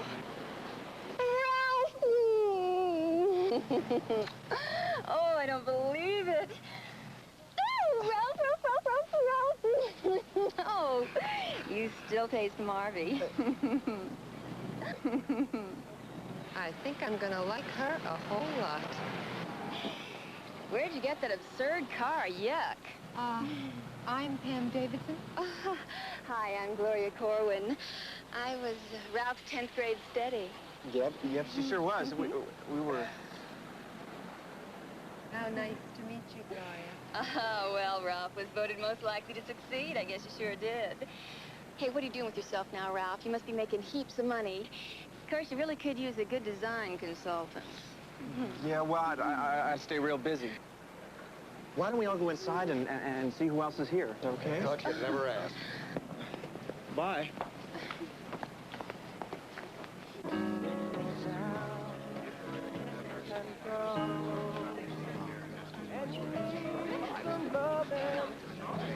Class hero. Nobody ever sent me a ballot. Oh, well, Ralph, you have to admit he is your #1 alumnus.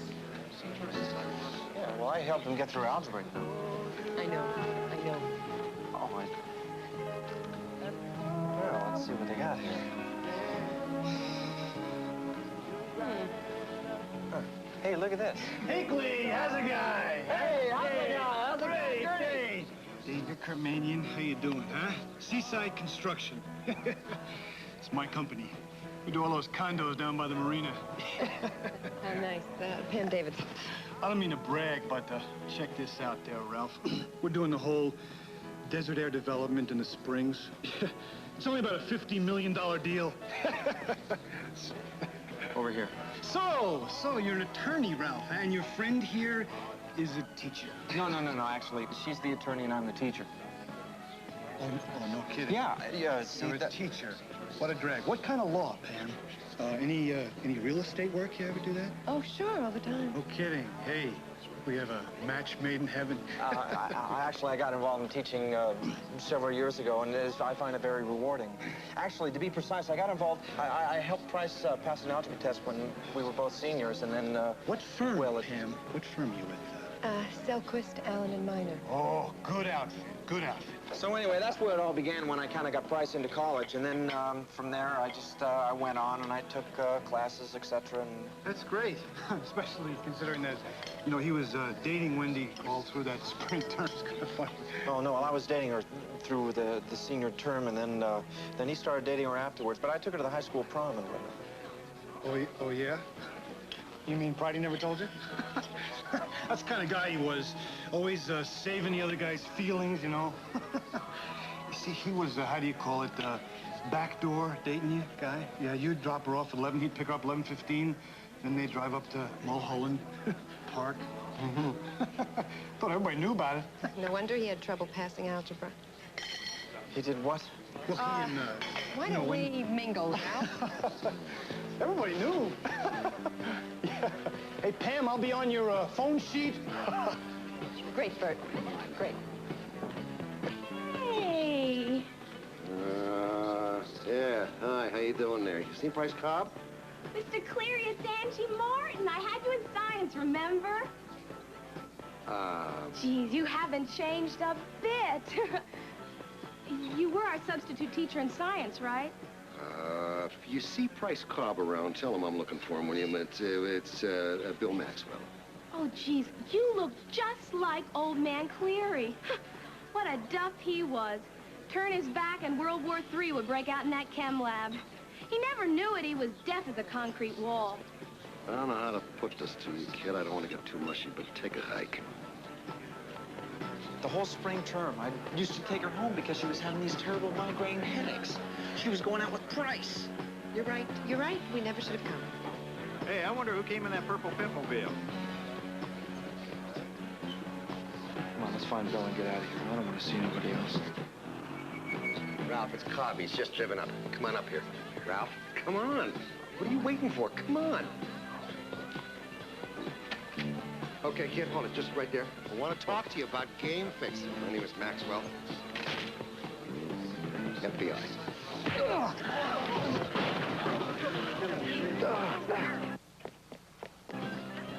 He ran, so he's in it. Go get him. Do your stuff. Following this here. Be careful. Where's the restroom? Will you get that heap out of road? Come on. Oh, boy. Clunk. Gee, this turkey. Now maybe I can fool everyone in town. Ain't breaking any laws, I'm just fooling around. Sort of play the part so well. They can tell I'm no big shot. How's the guy? How's the guy? Ivan, don't bother asking me about this silly outfit, all right? Because... Yeah, guy. No sweat.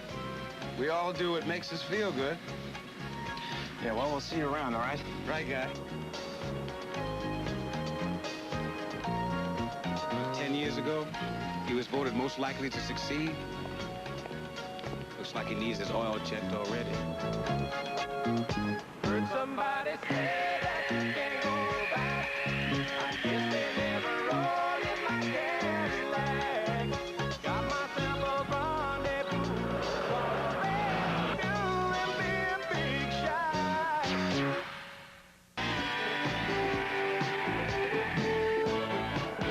Come on, kid. He's headed up Malibu Canyon.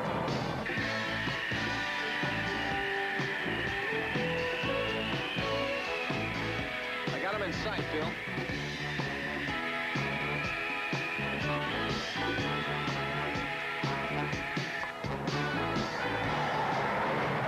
Bill, there's a dangerous curve up there. Oh, Bill, will you slow down? Ah! The champagne fountain turned on, Bill. Bill! Oh, no, Bill!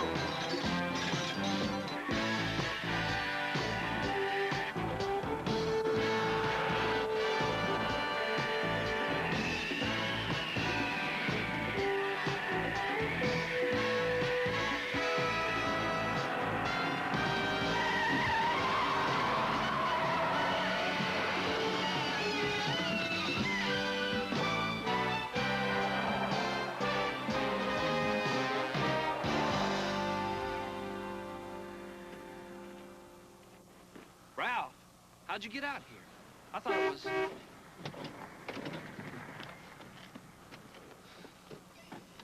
You leave me alone. I got problems, but I can handle them. Yeah, you sure have your problems, kiddo. You're in on a point shaving deal, aren't you? How could you do it? A nice kid like you. Why? Why? Ralph, grab a hold of his arm.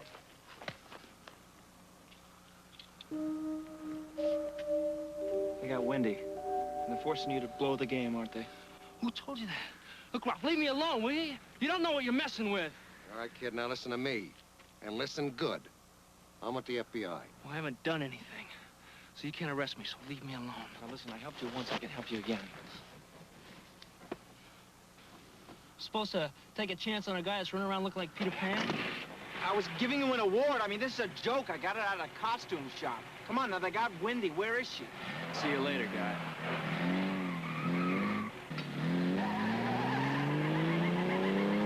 Get a location on his wife from a holograph? No. The signal was weak and fading. I need something with stronger vibes. Yeah, well, we're going to have to figure something out. Tomorrow's the game. Second and 10. Thompson Atkins up the middle this time. He's buried over right guard for no gain. Makes it 3rd and 11. Obvious passing down. Cobb drops back. He's being rushed. Winchell is all over him. Loose ball. The Hawks have it. Bill, the game is half over. Just calm down. We're doing the best we can here.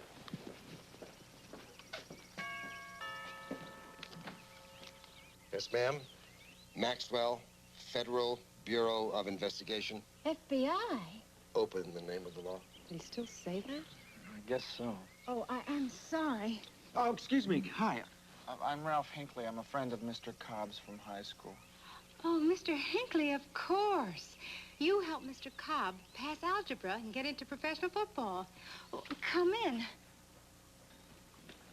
We are concerned that perhaps something has happened to Mrs. Cobb. We think maybe Mrs. Cobb has been kidnapped to force Mr. Cobb into losing the game. Is her bedroom about somewhere? I could... Her bedroom is there. Okay. You two wait with her and I'll check it out.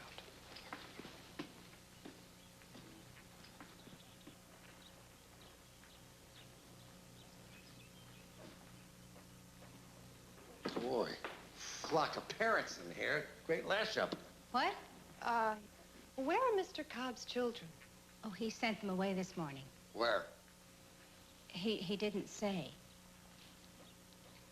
I don't think I should let Mr. Hinckley poke around in there alone. Actually... 1607 South Foreman Street.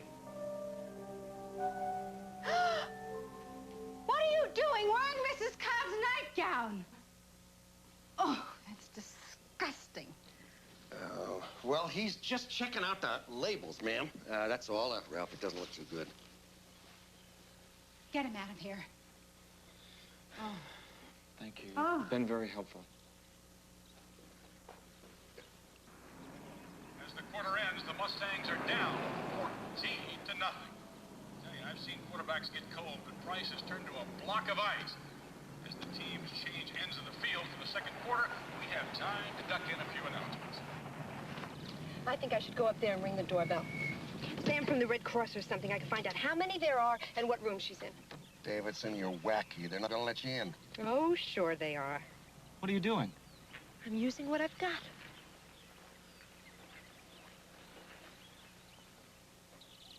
Honey, come on now. A Red Cross volunteer doesn't look like that. Don Miller doesn't know that. He's never seen one. I don't like this, counselor. Look, we've been through this before. Either I'm part of this team or I'm not. Now, wait a minute. It might work.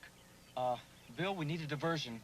Drive the car up to the front of the house and make some kind of a racket. I'll talk you in with a walkie-talkie. Wait a second.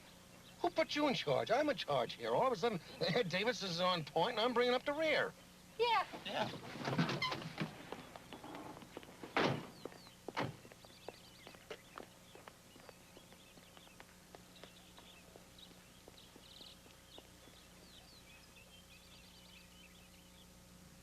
Hi, honey. I'm collecting for the Red Cross. Could I come in and talk? Cool it. It's the Red Cross lady. I'll tell Carl. Keep her outside. We're a tax-deductible charity. The Red Cross serves the medical needs of people all over the world. It's awfully hot out here. Do you mind if I come in?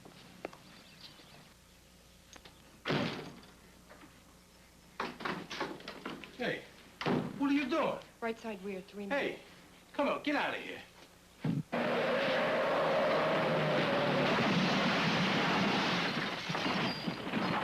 Come on in, kid.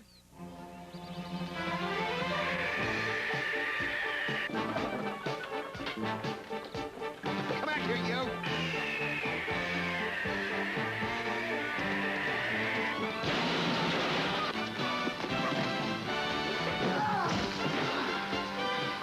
Where's Wendy? I'll get her. Well, we're not doing this house any good.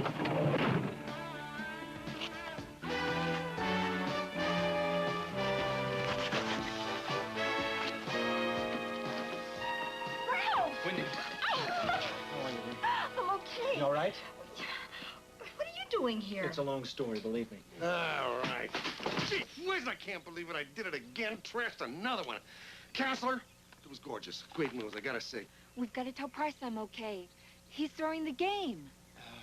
We'll take care of it. But how? I'll think of something, Wendy. Believe me. How's he going to win a game for him in less than a quarter? He's very inventive.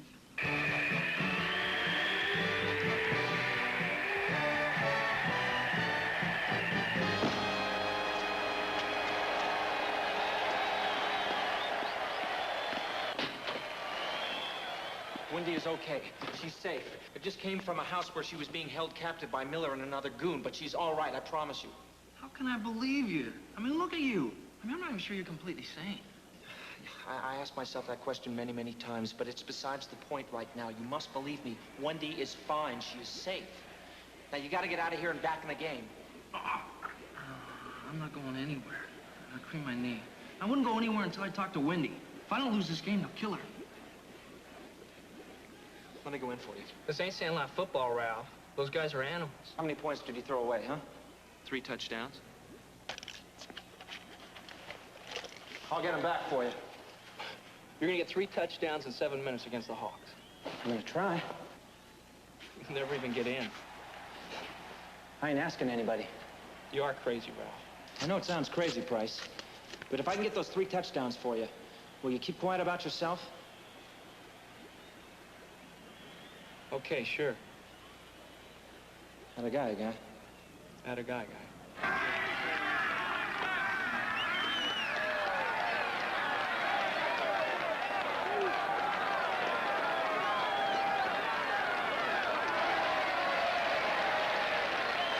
There's just under 3 minutes left, and the Hawks are holding on to that 21-3 lead over the Mustangs. Hey, Ted, look. That looks like Price Cobb coming back into the game. Yes, he's sending backup quarterback Greg Curcio back to the sidelines, and he's taking over.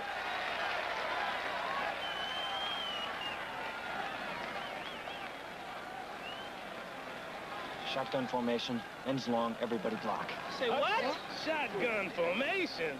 Ends long. Everybody block. Are you kidding? That ain't no play. Who the hell are you? Just give me the ball, I'll do the rest, huh? Who are you? I'm the quarterback. Okay, let's go. We're gonna pull a delay of game penalty, and we're gonna be out of timeouts. Let's go, okay? Come on, go, Ray. Come on, guys. All right, let's go. Only 2 minutes and 36 seconds left on the clock. Cobb with his knee injury. Have a hard time bringing the Mustangs back. Both ends are Ready, check. Hut, hut, hut.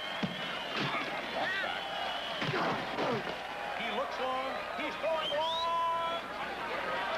Complete to Brian Dudley at the 50-yard line. The Mustangs call their final timeout. Cobb threw that ball about 55 yards in the air. That's something we haven't seen much of this afternoon. And I tell you, Ted, you know, Cobb doesn't seem to be affected by that injury he suffered earlier in the game. Have you noticed him favoring that knee at all? No, I haven't. But more important than that, Cobb seems to have found his passing touch. 148-3. Ready, set. Hut, hut, hut.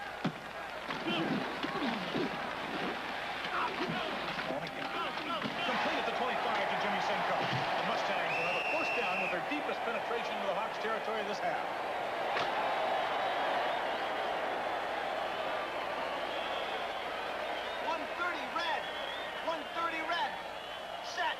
Put it here again. Hut! He's going to try. So Pepper's being chased out of the pocket. Putting the ball himself. Believe it. He can't be brought down. I don't believe it. Touchdown! I'll be damned. Now from the 25. With that score, he has given the Mustangs their first touchdown of the game. Right, what a run. Price Cobb has really come to life all of a sudden, and so has this crowd, ladies and gentlemen. Kick is good. 2 minutes to play in the game. The score is now Hawks 21, Mustangs 10. Hey, that ain't Price.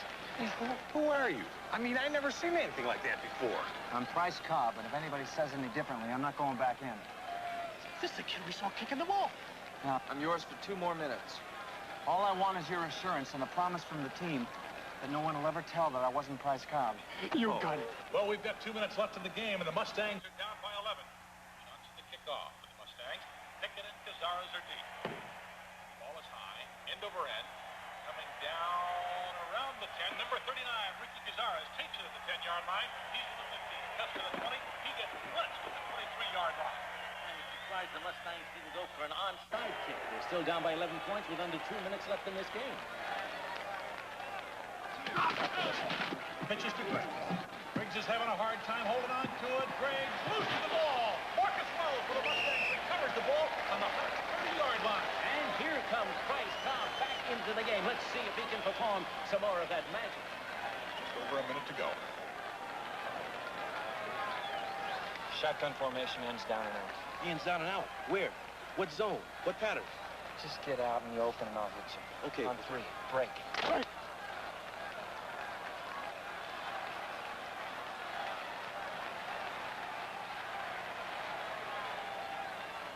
Cobb still showing no sign of a limp. The line. Set. Hut. Hut. Takes the snap. Rolls left. Looking into the end zone. Beers is there. Bryce Cobb just rifled a 33-yard bullet to Steve Beers, and the Mustangs have scored again. What a turnaround this game has taken. I'll tell you, Ted, the Mustangs look like an entirely different team from that first half. Now, Bryce Cobb is sure making up for the mistakes he made earlier in the game.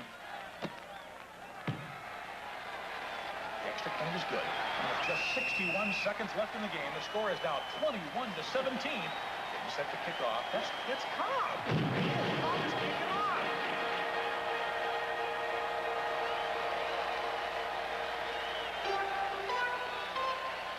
This ball is out. This ball's in the parking lot. Cobb kicks it in the parking lot. I don't know what the rule is. Yes, the Hawks are going to take over on their own 20-yard line. Under normal circumstances, I would say the Hawks have this game sewn up, but what we've been witnessing the last 2 minutes, I just don't know. 36 seconds left. Hawks come to the line. He drops back. He's looking for somebody to hand off to. No, he's going to throw. It's Bryce Cobb. That's it, Cobb number 6. is playing defense. Cobb is knocked out of bounds at the 18th with 23 seconds left on the clock. I can't get over this game, Ted. What a comeback by the Mustangs and, of course, by Bryce Cobb. You know, Bob, it's almost like that knee injury he suffered earlier fired him up. Yeah, I tell you, listen to that crowd. They are certainly getting their money's worth today. Hut. Hut. Rolls to his left. Pace is open in the flat. It's complete. Pace knocked out of bounds at the 2-yard line. That stops the clock with just 5 seconds left. The Mustangs have time for just one more play. If Cobb pulls this one up, we'll have witnessed one of the greatest comebacks in football history, folks. Bryce Cobb brings him up to the line. Dickens goes left. Duncan out wide to the right. Hut. The snap. Drops back. He looks. Duncan is in the end zone, but he's doubled. And there's the gun. Cobb is going to take it himself. He's hurling it high across the defensive line. He got it down. Bryce Cobb is just won the game. What a turnaround. 3 interceptions, a fumble, and a knee injury. And Bryce Cobb has come back and resurrected this team from defeat almost single-handedly. What a champion.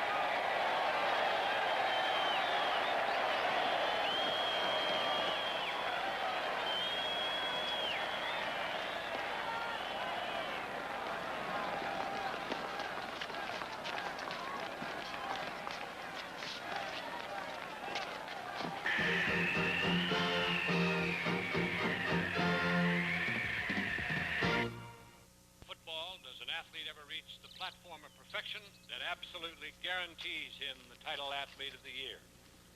In 7 minutes, Bryce Cobb scored 3 touchdowns and won a very important football game, as well as the respect and the admiration of a nation. Ladies and gentlemen, I give you Bryce Arthur Cobb, Sportsman of the Year, quarterback of the Phoenix Mustangs. I don't believe it.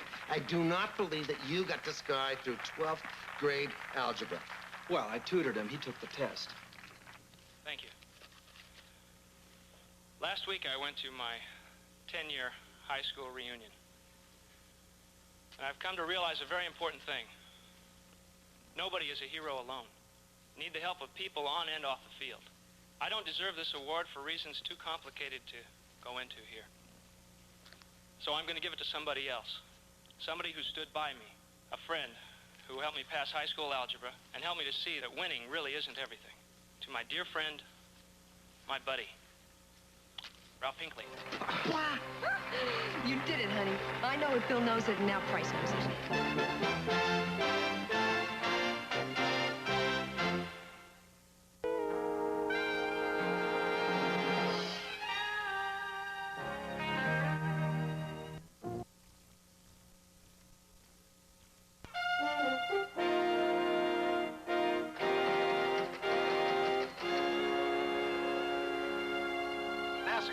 Zephyr 1 ground crew. Do you read? This is Zephyr ground. Go ahead, control. We have T-minus 4 minutes, 37 seconds and counting. What's your status? Ready for a final check. Stand by for relay. Interior cockpit temperature stabilizing at 47 degrees Fahrenheit. Computer terminal activated. Atmosphere sensitizer at maximum. Automatic pilot set at Zebra 52 frequency. Taxi speed 20 knots. Launch speed 150 knots. Cruising speed Mach 6. Roger, control. Check affirmative. Zephyr 1 is prepared for takeoff. We have T-minus 17 seconds to launch. Stand by for takeoff on runway 4. Countdown. 10, 9, 8, 7, 6, 5, 4, 3, 2, 1. Ignition.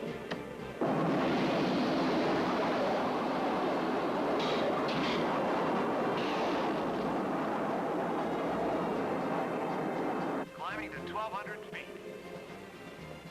3,500 feet.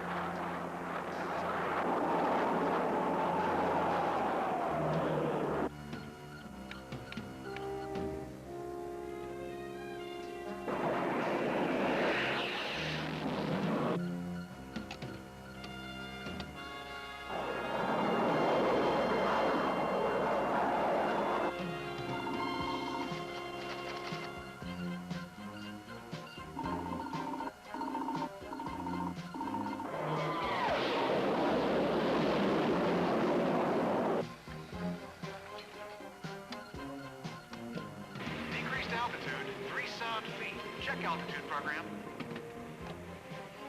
Confirm 3,000 feet dropping. Alert all monitors. Zephyr 1 losing altitude. Cruising at Mach 6 on Vector 9. Check stations. Zephyr 1 still dropping. Down to 2,300 feet. Deviating from flight pattern. Prepare for computer relay. Zephyr 1 dropping below radar. Switch all monitors to scan frequency. No sign of it. Radar transmission negative. Scan all monitors. Zephyr 1 is off the scope. It's dropping. I'm in trouble here, kid. There's passengers in a vault.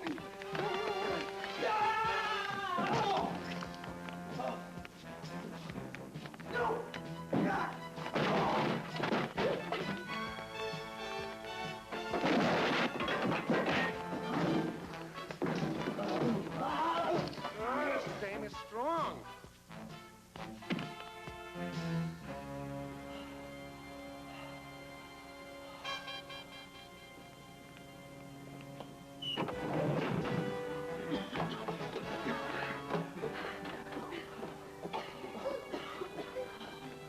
Ralph, there's 2 more in the elevator. Headed for the roof. Ralph! Ralph!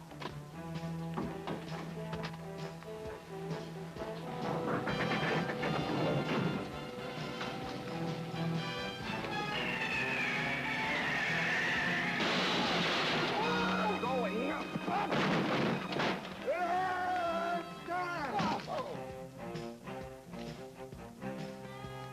Get back down here, kid.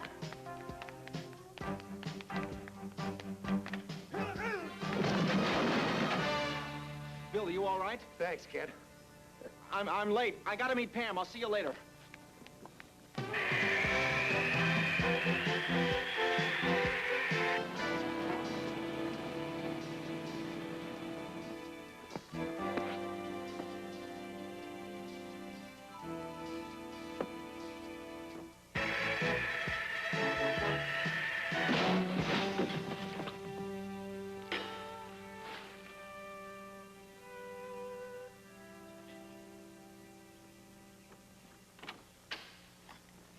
Nice of you to drop in, Ralph. Honey, I am so sorry. It was a little bit more involved than I anticipated. There were 5 bank robbers, not 2. And there was a guy running around in a drag, and Bill got in a fight, and there were hostages, and we had to rescue them, and things just got out of hand. Oh, looks like things just got started. What's this? Let me guess. From the guy in drag. Oh, one of the hostages, a woman, she gave me a kiss on the cheek. She was so excited because I let her out of the bank vault. It was nothing. Am I late? Late? No, you're not late, Ralph. You were late the time I waited for you in the rain for 2 hours while you and Bill were busting some drug ring. And you were late the time you promised to take me to dinner for my birthday. But you showed up for dessert because you and Bill were nailing some international pimp. That was late, Ralph. This isn't late. This is a clean miss.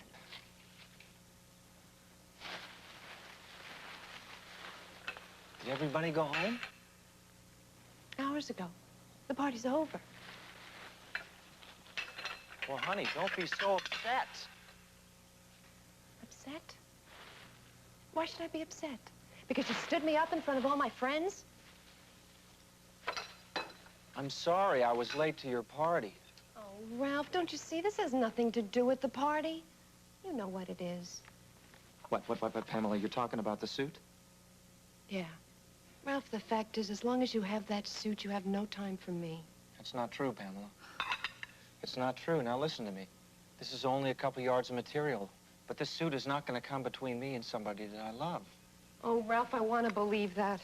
It's just not the way it is. All right. Honey, I tell you what.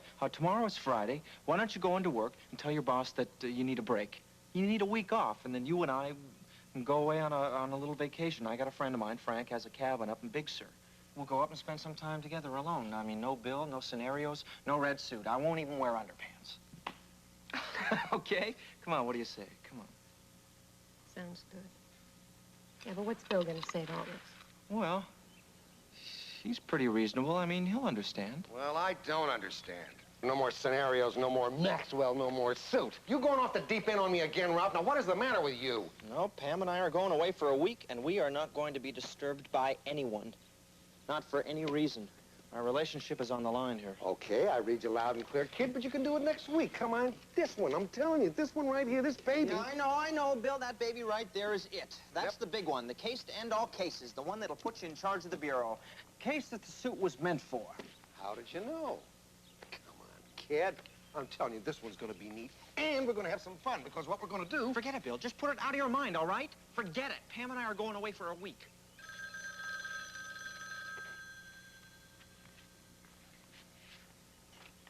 Hello? Yeah, hi, Frank. We were just about to head out for the cabin, and I wanted to call and check and see if the key was still in the power box in the back of the... What? When? Oh, boy, oh, boy. No, I'm sorry to hear that. Well, all right. I'll talk to you soon, then. Yeah, bye. What's the matter? It's gone. What's gone? The cabin. It caught fire and burned down to the ground. Ashes. Oh, boy, that's terrible, Ralph. That's really tough luck there. No kidding. I mean, I'm really sorry to hear that. But maybe it's a sign. Yeah. It means that my future with Pamela just went up in smoke. Oh, come on, kid. Counselor isn't like that. She's gonna understand. What's the counselor going to understand? Oh, hi. Hi, honey. Listen, we got some bad news I gotta tell you. I called Frank to check on with the whereabouts of the key, make sure it was still in the power box out in the back, and he said that, he told me that the cabin burned down. Burnt down? Yeah, see, there was a little squirrel, I guess they found out, that brought in a piece of burning timber from a campfire, and it caught the drapes, and... Well, I thought you were doing pretty good there till you got to the part about the little squirrel, Ralph. Pamela, I'm telling the truth. I mean, if you don't believe me, you can call Frank yourself. I don't need to call Frank to see what's going on here. Bill has the case. Don't you, Bill? Well... Oh, and let me guess. This is it. This is the one the suit was meant for. What do you guys rehearse this stuff? Come on now, honey. I mean, just because we can't go to the mountains doesn't mean we can't take a nice vacation somewhere. We'll find a decent place to stay. Yeah. Have you ever tried getting into a place the last minute, a decent place without a reservation? Well, we'll try, and if we can't find a decent place to stay, we can stay right here, as long as we're together and alone. I give up. I give up. Well, wait a minute. Before everybody flies off the handle, please, can we just sit down like nice grown-up people and talk? Huh? Okay. Talk. Well, I will. Because I happen to agree with both of you that you do need a vacation. There's no question about it. You've been drawing a lot of extra time. I mean, between me and the suit, and even the Bureau, you know, gives everybody 2 weeks off. As a matter of fact, they pitch right in there and help us to find some real nice place and give us a break with it down in the tropics. But, I mean, you know me. I'd rather spend my vacation in the ballistics lab, anyhow, sometimes. Bill, what are you getting at? Well, what I'm getting at is, why don't I just give you my vacation? Because, I mean, if I'm probably not going to use it anyway, why, it'll just be going to waste. So, I believe I have a brochure. Yeah, here, I even got a brochure here. Oh, boy, yeah, look at this. Oh, yeah, forget about cabins in the mountains and that stuff. Look at this. Oh, boy. Wait till you feast your peepers on this. Ralph, it's gorgeous. Very, very nice. Bill, we can't accept this. Yes, we can. Yeah, well, sure. I mean, of course. Now, that's the spirit, see? All I have to do now is just go over to the Bureau and pick up your tickets and your reservations and stuff, and you guys are off to paradise. Well, Bill, this is very nice of you. It's highly unusual, but very nice. Yeah, it is.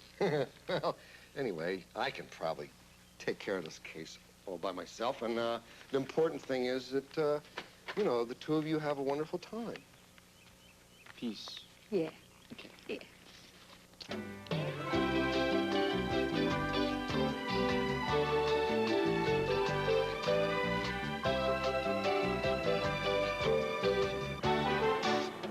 Time we supposed to pick up Stanislav? His boat arrives at 2 o'clock tomorrow, if everything went as planned. Well, plane's here. I'd say we're right on schedule. Don't get overconfident. Till Stanislav gets here, reprograms the plane and gets it to Russia, anything can happen.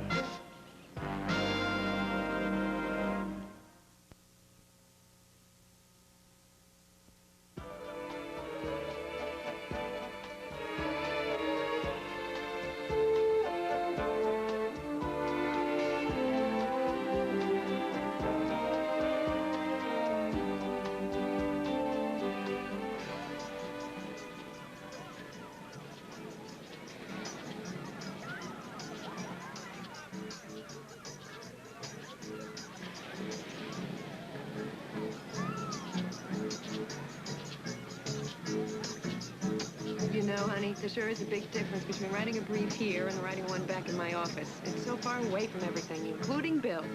This really was a very nice thing you did for us. Yes, it was. I wish you would have explained about the roommate situation. Well, these singles resorts always give you a roommate. They think it makes it easier for you to meet people. Great. So now I have to put up with Alejandro for the next week with his buttonless shirts and his Italian shoes. A swinging single? You should see this guy's collection of room keys. Well, then at least it's not there very much. Yeah. You know, honey, your back is red. I think you should cover up. I do not burn. Yeah, right. Well, would you put some of this on? For me? For you? Anything. I'm gonna go phone this in.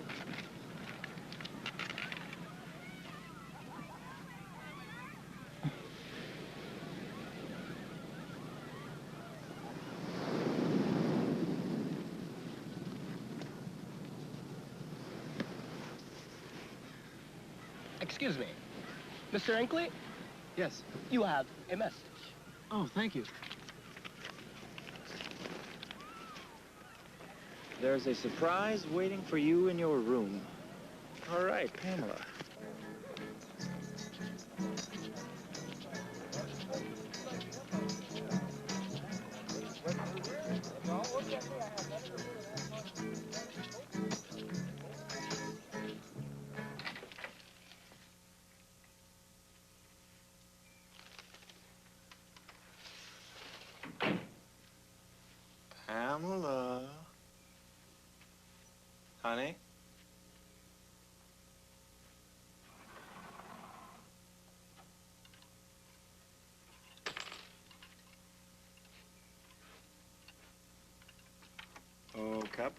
I knew you couldn't live without the suit, kid. No. Okay, kid, now before you start yapping at me, you gotta let me explain this here. Bill, what are you doing here? What are you doing here, and what's that suit doing here? I didn't want to do it this way, Ralph. I swear to you, but, well, we're talking about national security here. I had no choice. Oh, I see. Suddenly the light dawns on me. You just didn't happen to have 2 tickets that were laying around not being used. This was all a plan to get me down here, Bill, wasn't it? Now, come on, admit it. Ralph, you're making me sound like a real creep. No, I'm not, Bill. That sort of thing comes naturally to you. Okay. All right. Originally, the 2 tickets were for you and for me. I tried to tell you that, but you wouldn't listen to me, see? And then the counselor was throwing a towel in, and I thought, well, what's a better way than to try to, you know, get the 2 kids together, and they would have a little couple of days and still get the job done. What's wrong with that? Nothing's wrong with it, Bill, but nothing's gonna happen. You know why? Because I'm not putting the suit on, and you are leaving here immediately. Right now. All you have to do, all you have to do is just holograph off of this. See, just holograph off of this, and that's it. It's over. You're finished. That's the end of the caper for you, and that's all you have to do. See, you and the counselor can go off and snorkel your little brains out. What is this? That's Zephyr 1. It's a top-secret, pilotless aircraft, one of a kind. It's a prototype. Sent up on a test mission, and it's gone. We lost it. Nobody knows. But it only had enough fuel for 100 miles in any radius. So it's got to be down here someplace, no matter how you figure it. So I figured you just zoom in on it, you know, and I'll go fish it out of the ocean or wherever it crashed. I thought you were on bank robbers this week, Bill. What isn't this a little bit out of your jurisdiction? Well, but I got a friend that's in international affairs, and sometimes he asks me for, so I have to help him out, you know? So, come on, Ralph, what are we arguing about? We gotta find this thing before the guys with the vodka breath get drift that it's gone and they come after it, too. Come on. Where's the old spirit? Come on, just put the suit on for a couple of minutes, the holograph, and it's over. You could go swimming. All right, Bill. All right, fine. I will do it. But if Pamela finds out about this, it's over. I'm telling you, it's absolutely over. Now, if you can live with that on your conscience, then fine, Bill. Well, sure. I mean, come on. Who's gonna tell her? You know, I'm not gonna tell her. Ow! Yeah. What happened, kid? What's the matter? Oh, the suit is tearing in my back. Oh, boy, look at you, Ralph.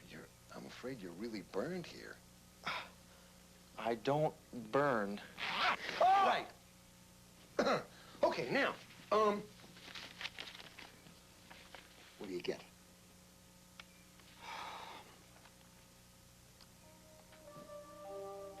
She's sitting under a tent, Bill. What? Barren country, a couple of shacks, camouflage cover over it. Somebody reprogrammed her computer. She's been kidnapped. Okay, what else do you get? Where is this, where is it? Ralph? I'll be right with you.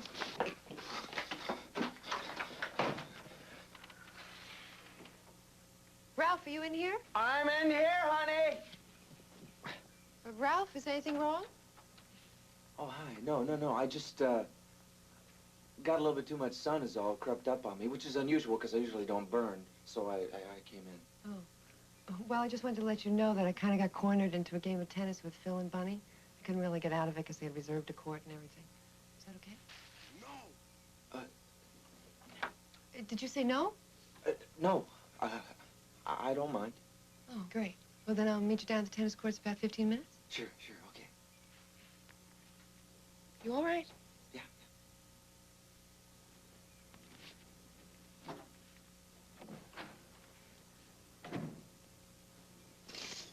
Ralph, you cannot possibly think about going to play tennis when a top-secret government project has just been sabotaged. You can't do it. Bill, now, I promised Pam a week together, alone. You're gonna have to go find the plane yourself. Come on, kid. This is the kind of thing that the suit was meant for.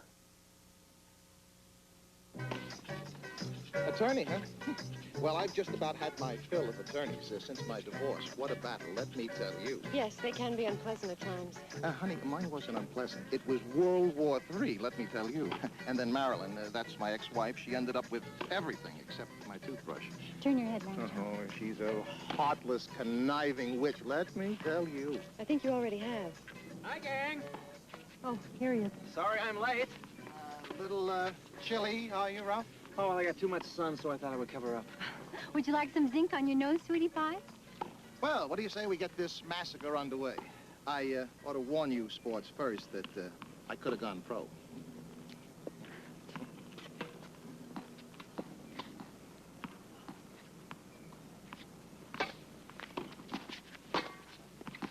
Oh, what the hell's the matter with you, Bunny? You're supposed to punch on a volley. Punch! Punch! Punch. Welcome, Colonel Stanislav. How was your trip? Terrible. I hate boats. I prefer planes. Well, your plane is waiting for you now, ready for your expertise. My expertise? I hear the United States is preparing a covert search mission. We must not waste time. There's nothing to worry about. Everything is going exactly as planned. I got a new racket. I seem to have broken a string on this one. Ralph, over here. Okay, now listen up. There's only 3 places on the island that look like they got barracks. Wiki Falls, something called Treasure Hunt Park, and Pirates Hideaway. Now, I'm betting all my coconuts on that one, because it's the only one that's even close to anything like a runway. Wiki Falls, Pirates Hideaway. Bill, that's a tourist map. Oh, yeah, so what? Come on, it's gonna get us there. Let's go. Well, I can't. We're at add-in, and I'm up serving. Well, kid, it ain't Wimbledon. Go on, get out there and give me old super serve. Right down the throat. You got the suit under there. I got it. Hey, Ralph, you gonna pay or play or what, huh? Yeah. I'll meet you around back in 5 minutes. Sick 'em. Honey, I'm gonna finish these guys off. Why don't you go way up to the net there? I'm gonna serve to his backhand. Move right up against the net and turn around. No, turn around some more. Some more. Okay.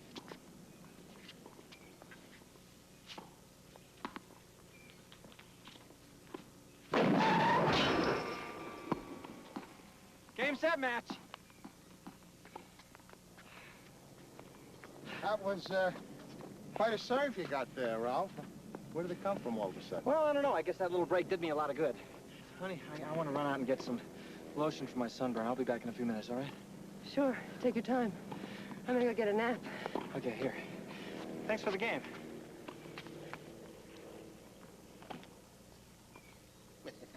Love that guy's face when you put the hole in his racket. That was the smoked turkey look. Where are we going? Pirates Cove first. I got us some wheels over here, and I don't want to hear a lot of crabbing because it's the best I could find. Well, that sounds great. What'd you get us, a wheelbarrow? Well, not exactly. You could call it sort of an off-road RV. What?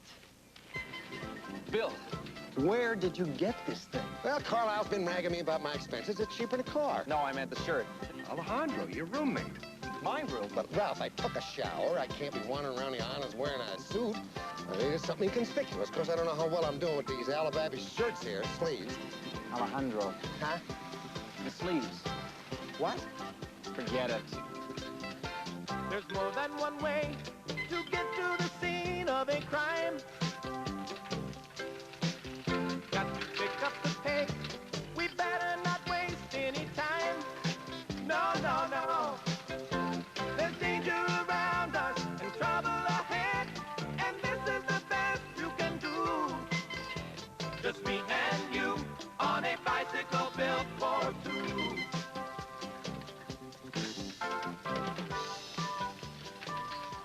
Bill, we were by here 10 minutes ago. You got us going around in circles. Well, it's got to be here someplace. Give me the map again. It's here in your pocket. Oh. We're okay now. This road leads us right to them. There's danger around us and trouble ahead. Just me and you on a bicycle built for two. Okay. There's your shacks, your camouflage net, and there's Baby. All you gotta do is take out Buster Brown, his pal down there, and, And you're home with the counselor. Time for shuffleboard. Nothing to it. Looks like I'm gonna get into a little game of shuffleboard right now.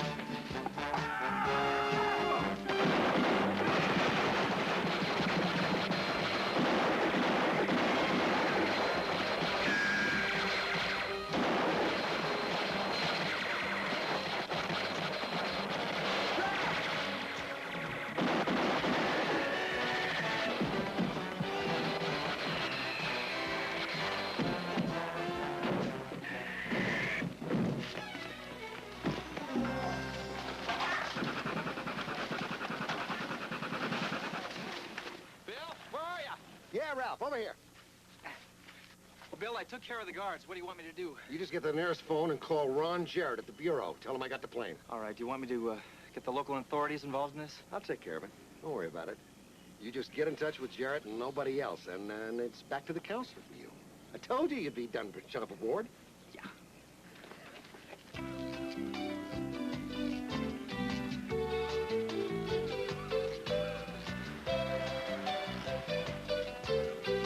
Excuse me, Mr. Inkley. Yes. You have a message.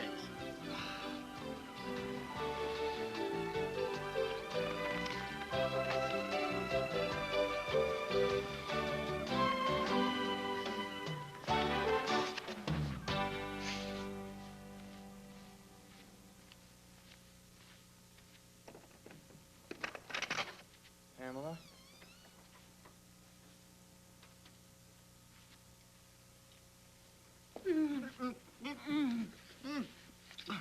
Oh, Ralph, I couldn't help it. I mean, I've never done anything like this before. I've never just thrown myself at a man, but today, Ralph, out on the courts, I could feel that there was a chemistry between us, a certain kind of heat. It was just me sweating. Oh, no, it was us, Ralph. Our energies were communicating cosmically, Ralph. And you know how I knew? Don't pull at my sleeves, all right? You know how I knew we were communicating, Ralph? How'd you know? I knew it when you kept hitting the balls over to me, and you didn't even have to. That's because I have a weak backhand. Now, Bunny, now listen to me for a minute. I have a girlfriend. No more than a girlfriend. I have a fiancé, and you have Phil. Oh, who cares about Phil? All he talks about is his ex-wife. Bunny, no! Bunny! Ralph, do you understand what I'm saying? Mm. Red underwear and a cape. I love it. Bunny, Bunny, oh! I don't believe it. Oh, masher! Oh, how disgusting. Pamela, she was in the room when I got here. I had nothing to do with this. I don't know what I'm more upset about. The fact that you were mauling her neck, She was mauling my neck. or that you're wearing that suit. Okay, where is he? Who? Oh, come on, Ralph. Where goeth the suit, so goeth Bill Maxwell. He's at the plane. What plane? Zephyr 1. It's a secret government plane that turned up missing in this area. And Bill asked me as a favor if I would try and help him locate the plane, and I did, and it's all taken care of, and so there's no reason to be mad. You know, Ralph, I wanted to believe that we could have 1 week to ourselves. I wanted to believe that you could take a vacation from that stupid suit for 1 lousy week. But you can't. So why don't you just admit that to yourself and stop lying to me about it? I'm not lying to you about anything, Pamela. I didn't know about anything until this morning when Bill got here. He's the one who got me into this whole thing. I'm innocent. Oh, I see. And I suppose Bill held a gun to your head to force you into the suit, the same way Bunny held a gun to your head to force you out of it. Oh. Give me a break. Of course not. So then why do you keep blaming other people for the fact that you sold out on a promise you made to me? I didn't sell out on a promise I made to you. I did what I had to do, and I don't recall having neglected you. That's not the point, Ralph. The point is this was supposed to be a vacation from work. Well, let me remind you, Pamela, that you brought work from your office. I have a little work that I have to do. We're adults. Work follows us sometimes. I think there's a substantial difference between jotting a few notes down on a legal pad and searching for a missing aircraft. Ralph, come in. Go ahead. Your master calls. Ralph!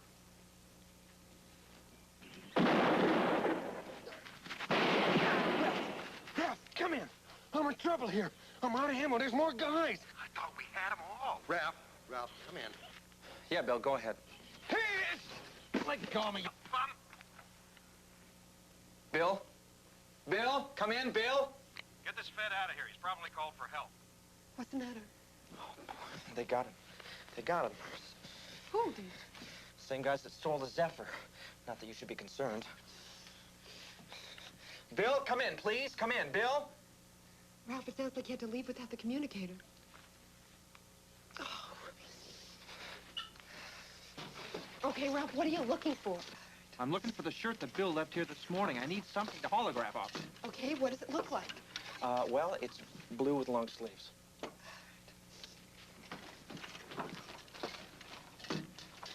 I don't see a shirt, but there are all these buttons on the floor. Buttons? Yeah, 6 matching buttons.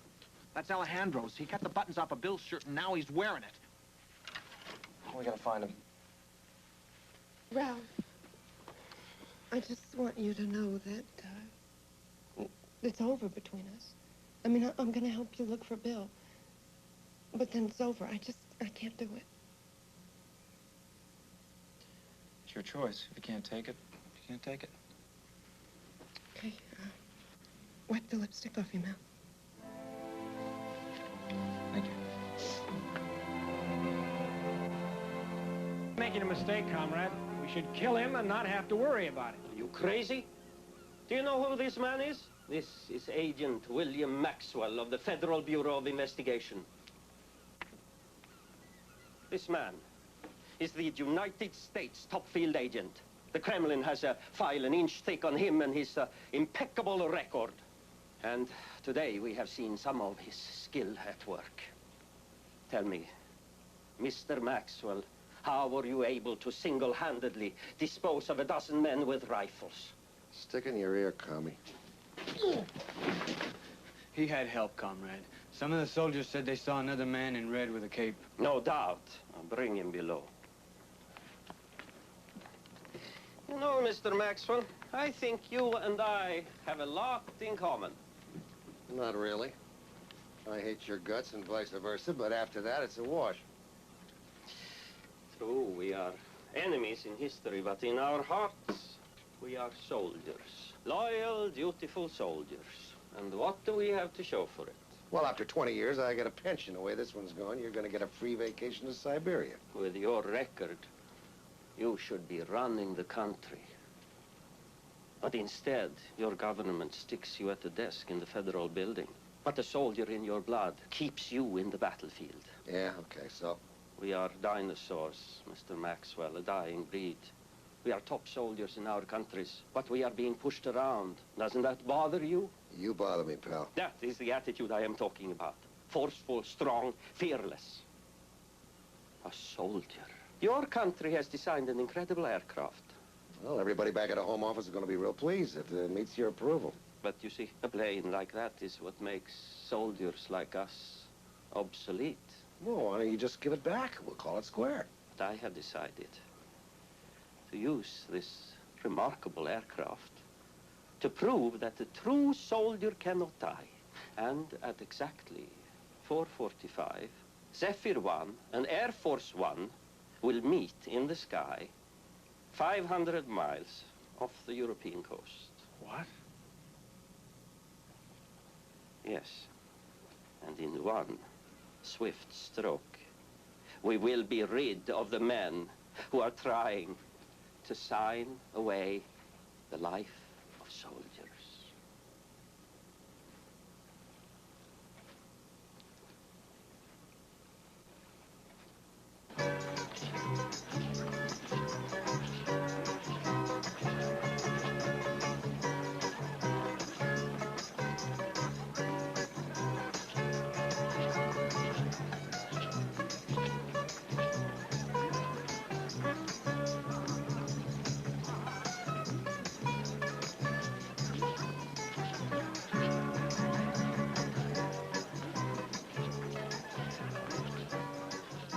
Excuse me. Alejandro? Yes. Hi, I'm Pam Davidson, Ralph Hinckley's friend. Oh, yes, Pamela. Oh, it's so wonderful to finally meet you. This is Ralph's fiancée. You know my roommate, Ralph? You know him, Cindy, don't you? It's Sandy. Oh, Pam, it's so wonderful to see you. You know, you're exactly like Ralph described. You're just beautiful. Thank you. And, you're, don't tell me, an attorney, right? Right. Wow, that's really something. I mean, you must have read a lot of books to be one of those. Yes, a few. Well, you see, the reason I know all this is because Ralph just talks about you all the time. Yeah, he's quite a talker, Ralph. Quite a talker.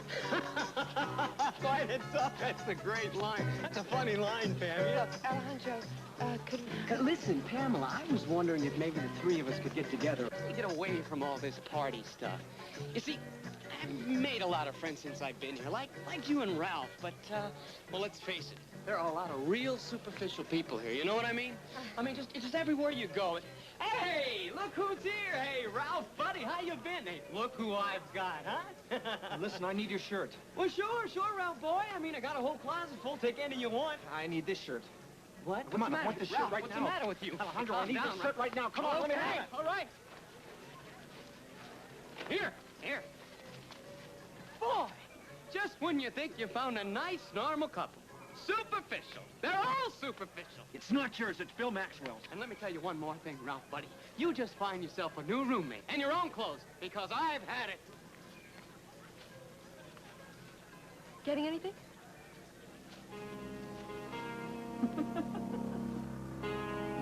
Leftover from Alejandro, must be his cologne. Come on.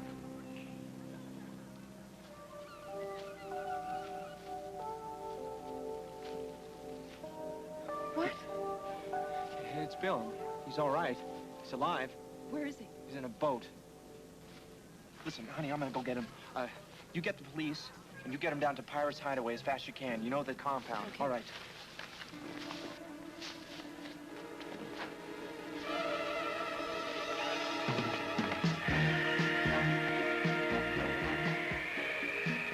Comrade, don't you think you should reconsider? This is treason. I am the one who has been betrayed.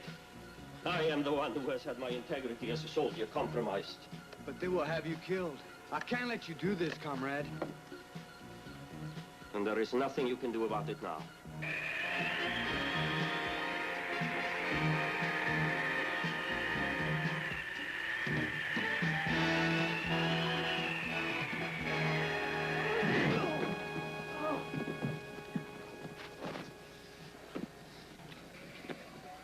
Bill?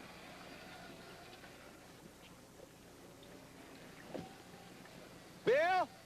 Ralph, down here.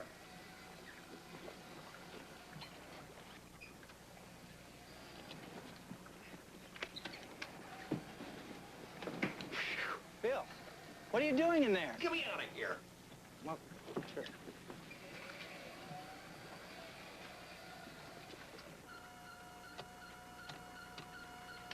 I'm telling you, Ralph, this maniac is going to crash the Zephyr 1 into the president's plane. Where is he? He's down here.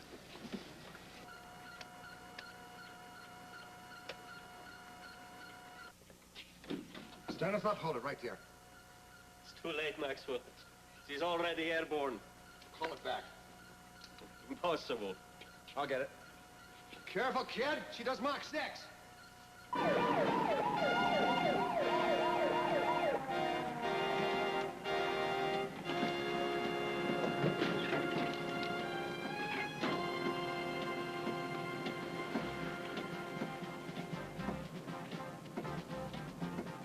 think we're too late.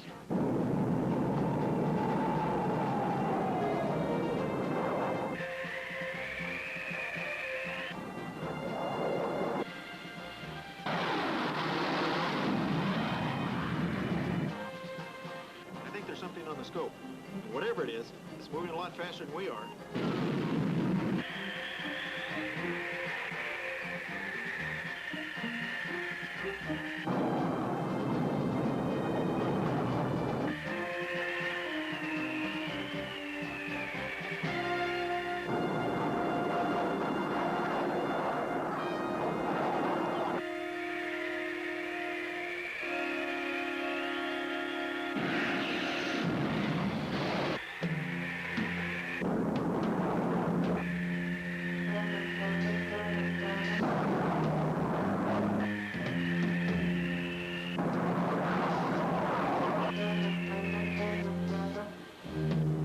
We're on a collision course.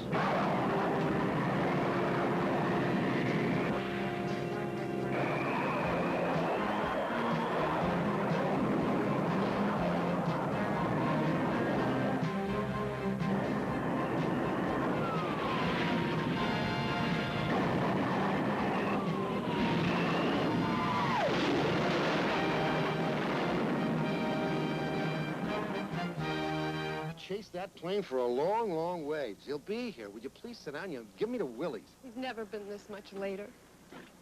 Bill, even you said Ralph has never been up against anything like this plane before. Anything could have happened. Well, nothing happened to Air Force One. We know that, so at least he stopped the Zephyr. That was over 2 hours ago. Well, maybe he ran into a little, you know, that clear air turbulence on the way back. Yeah, if he's on his way back. Davidson, will you shape up? What is the matter with you? Bill, I told him I couldn't take it anymore. As if Ralph asked to have that suit. He was only trying to do the best he could, and I couldn't handle it. I choked in the line of duty. And Ralph never did. Whoa! I'd know that crash anywhere. Ralph, what are you doing hanging around here? Whoop, look out, look out. She was traveling at Mach 6. Mach 6. Do you know how fast Mach 6 is, Bill? No, I don't. Tell me. Mach 6. I mean, my face was back like this, and I couldn't even breathe, and my eyes were watering. It was You look incredible. okay now. You got all your pieces back. Everything's fine. I had to put her in the ocean. There wasn't any other place to dump her, and she was going to hit Yeah. Air Force One, so I put her right in the ocean, Bill. Well, listen, come on. They can always build another airplane. The important thing is you're okay. That's it, really. And, after all, you did save the premier and the president, and so the world once again owes the three of us peace and tranquility, Ralph.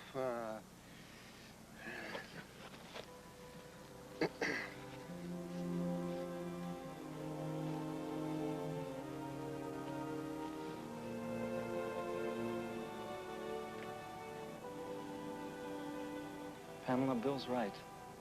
You know, we're a team. You and Bill are a team, Ralph. You don't need me. What makes you say that? I let you down, Ralph. I didn't know whether you were dead or alive. And the only thing I could think about was the last thing I said to you. And I said to you, I said it's your choice. A few minutes ago, I was chasing that missile, and I didn't know what was going to happen in the next few moments. And I was thinking about a very beautiful woman who I love very much, and how lucky I had been to have had such a wonderful person to share, to put up with so many difficult experiences. And I made a choice. Pamela, I love you very much. And I would like us to be a real team. Ralph, are you asking me to marry you? Yes, I am.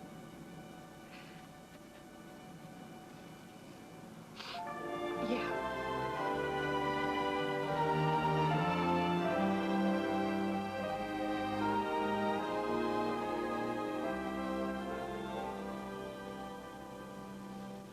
Hey, Bill!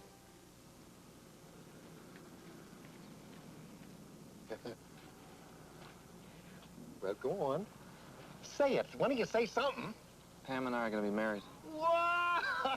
Come on, let's go break out the champagne.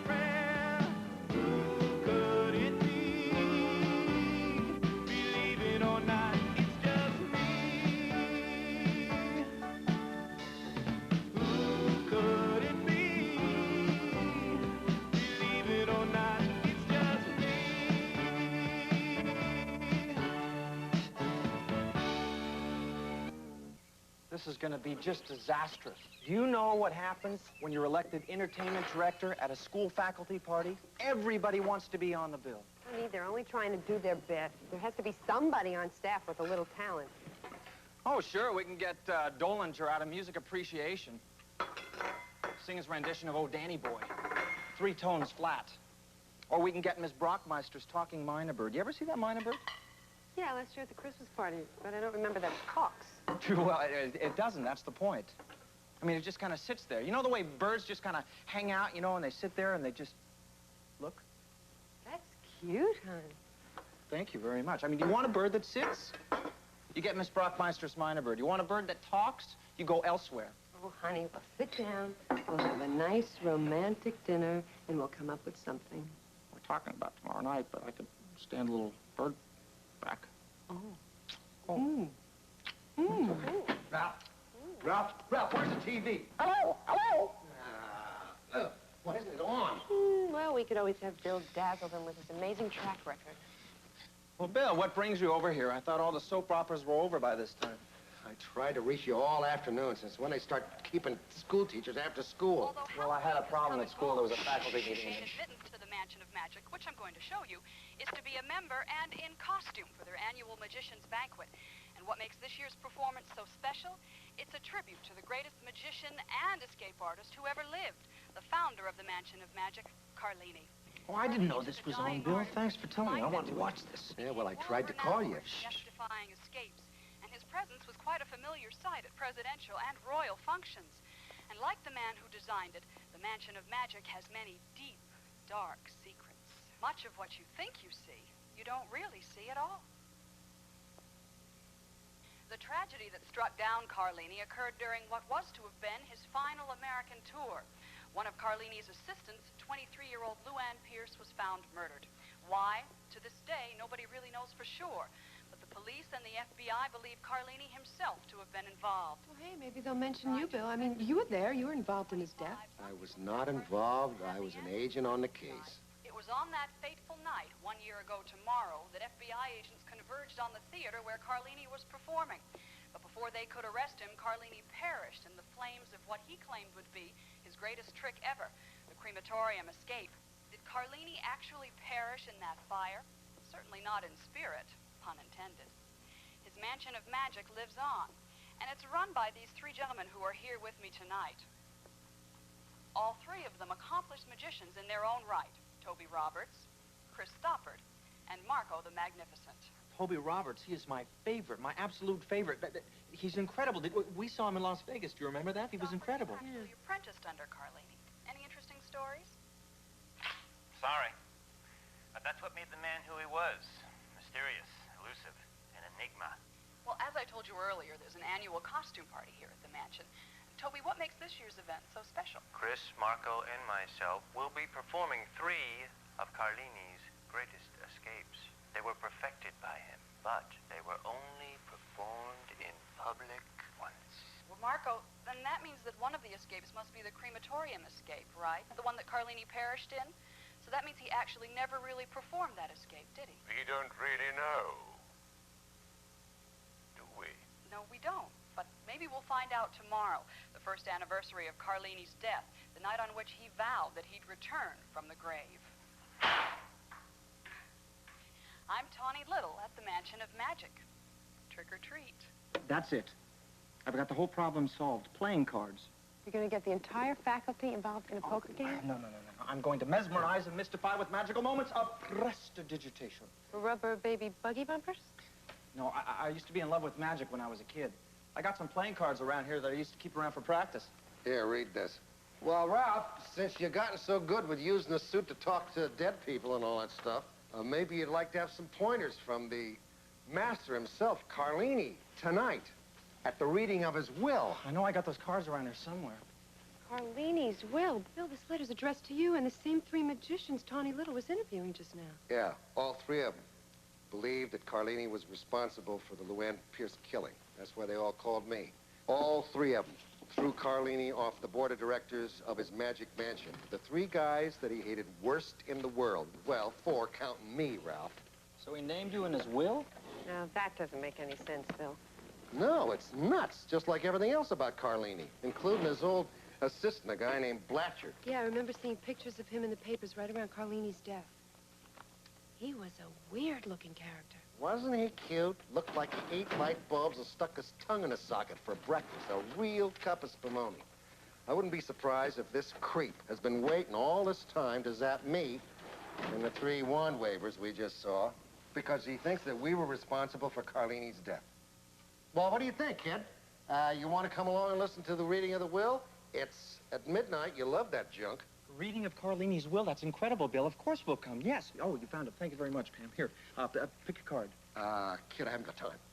Do you really think Blatchard would try something? Well, who knows what a lunatic has got up his sleeve. Nothing up my sleeve. Pick a card.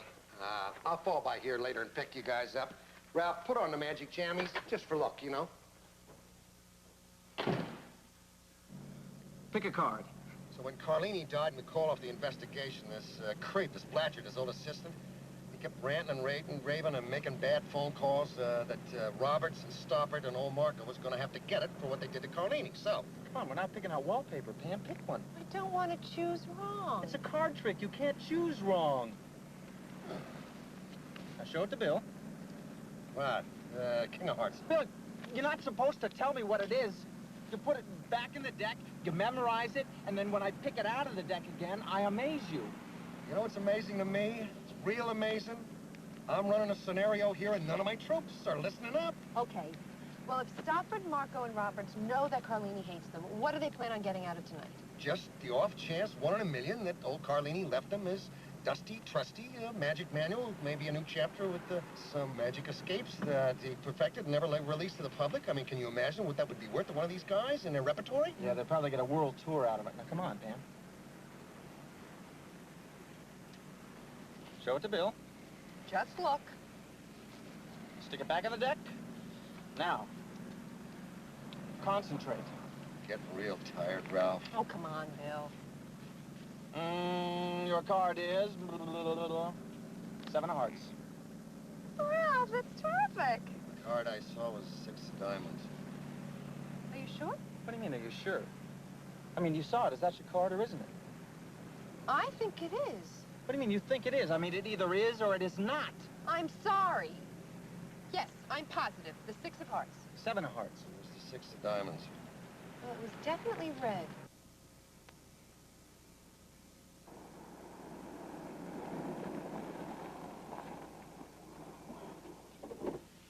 Mr. Maxwell.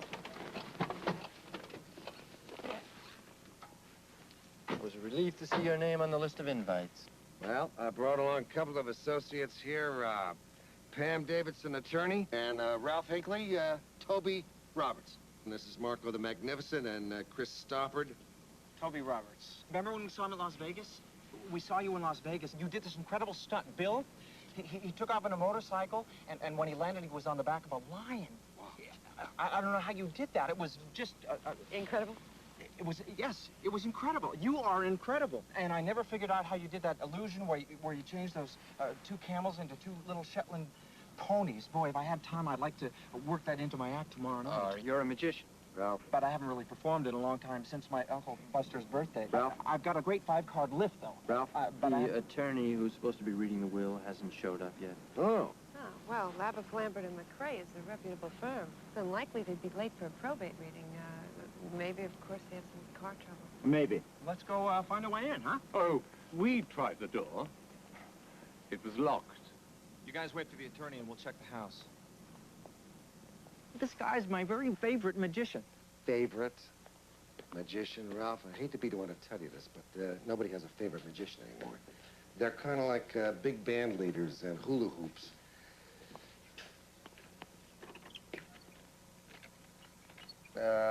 Maybe you want to give this the old... Oh, all right.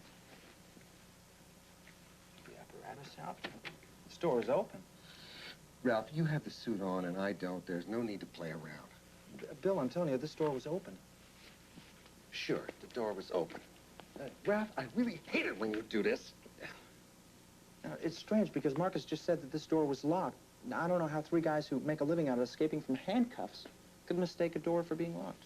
Okay, are we going to stand here all night long, or are you going to go inside? Oh, no, go ahead. You first. No, you first. No, Bill, it's your party. Go ahead. Wait a minute. You got the suit on. You want me to go in there first? Is that it? I thought you said the door was locked. It was. You sure? I'm positive. Ralph, I don't think anybody's home, actually. I can't believe that we're actually standing in Carlini's home. I mean, he lived here. He probably devised some of his greatest escapes right here in this house, Bill. Do you know we are actually standing in the home of a legend? I'll bet he's got trapdoors in this house and everything. Ralph, will you get up from there? I hope you two are having fun. Mr. Maxwell, I'd like to ask how you got that door open. Well, we just shoved it. It's a warped door. It's very old. That's hardly likely. I gave it a good shove. The door was locked. Someone had to open it. Nobody could have passed without us seeing. Soup's on.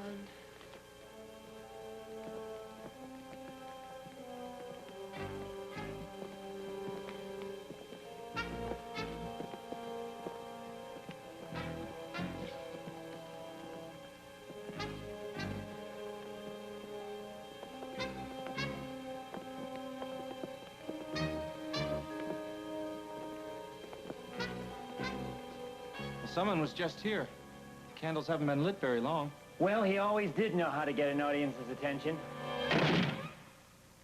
All right, Marco, what did you do to the doors? I didn't do anything. You were the last one through it. It's locked. What happened, Marco? What are you implying, sir? I don't like it. You've done this to me before. Boys, I don't appreciate your attitude. Boys, come on. There's bars on the window. Well, terrific. The world's greatest escape artist who can't open a locked door. All right, gentlemen, just step back a bit, will you?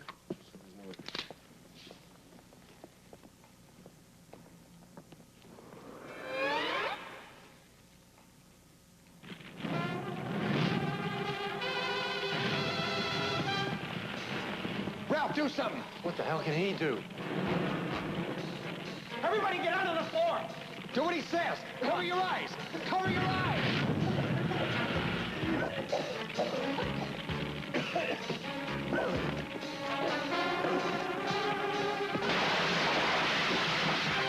Okay, one at a time. Come on, don't panic. One at a time. Come on, get in.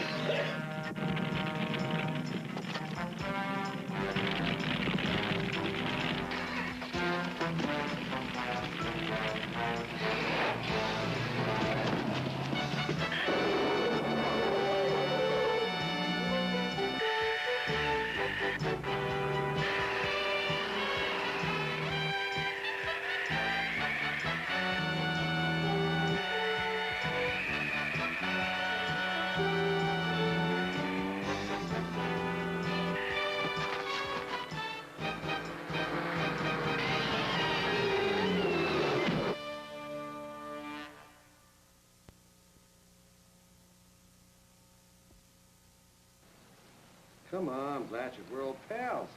Only reason I showed up at the clam bake last night was because I thought you were throwing it. Imagine my surprise. You're one of the guests of honor. Now, come on. How come you cut out before we toasted all the marshmallows? Fire. I saw fire. So I ran. I have this fear of fire. Yeah, well, tell you what, Blatchard, I got a friend that's on the phone right now making a couple of calls, gonna find out whether Carlini left a will at all. I'm beginning to think maybe he didn't. I also think you would have known that. You had no reason to be at that reading at all. I gave you my letter. I said what I said. I have no more to say.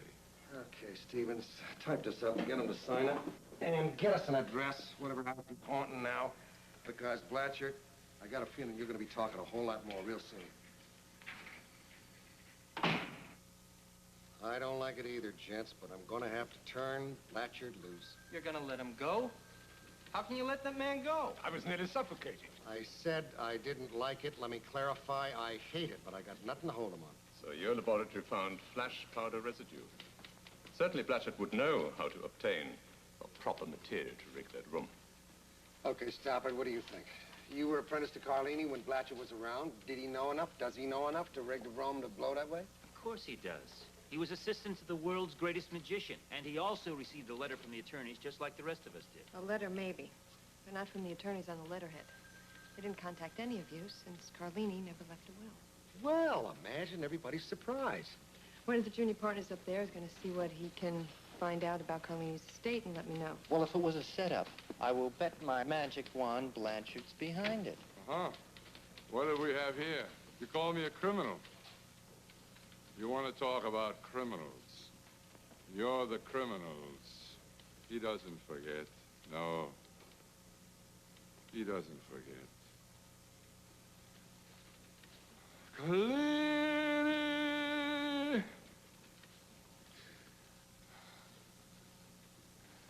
You stole the secrets. Double curse.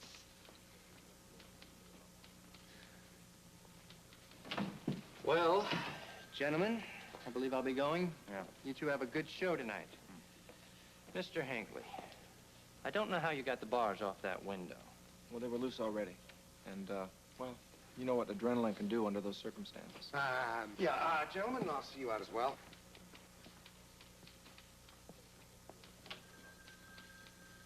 Say, why don't you and your associates be my guest tonight at the mansion? It's the Magician's Ball, and you'll get to see the three of us perform 3 of Carlini's greatest escapes. Thank you very much. Just, call my assistant, Dawn. She'll set it up. Ciao. Ralph, what about faculty party? You promised Ray. Oh, no problem. I'll just go by the faculty party. I'll wow them with my card tricks, sneak out the back door, and head them off at the mansion. Boys and girls, let's hit the yellow brick road. Bill, we are invited to the Mansion of Magic tonight. Yeah, Ralph, so I heard. My mouth is getting real dry over it, too. But right now, I'm a little more concerned about my walk-in creep show, Mr. Blatcher. Oh, wow. Ain't that cozy for a couple of guys who were calling each other names 5 minutes ago. Well, Bill, they know each other.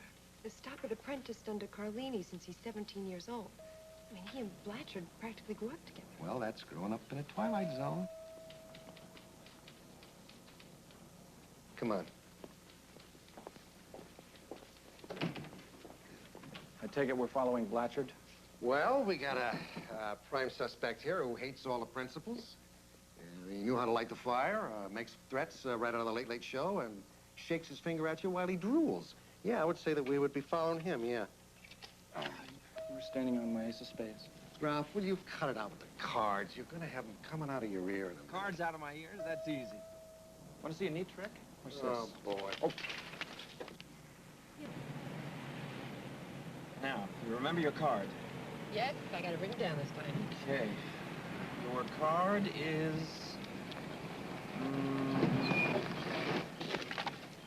one of those down there. That's a real showstopper, Ralph. Can't wait till you do the 3 raw eggs in my glove compartment trick. You didn't say abracadabra.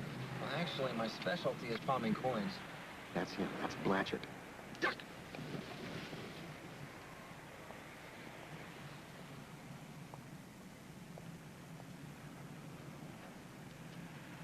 That's it. Let's go. Where are we going? Down here. In this alley. Try to get a line on what's going on inside. What is this place, Bill? That's an old church. Looks like it's been abandoned for a long time.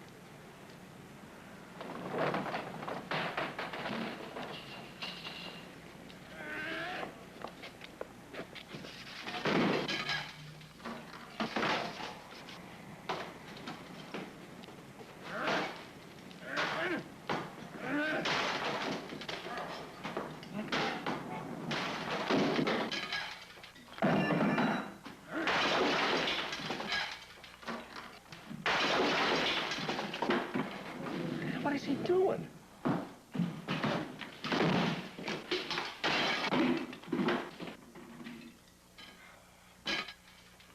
Look out!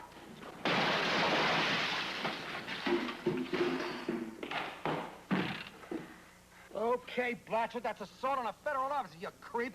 Come on, Ralph, go drain this guy's radiator.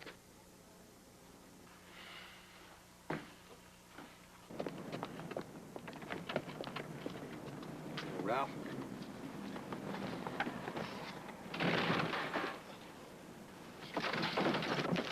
Just add it to my collection. Let's go. Okay, here we go.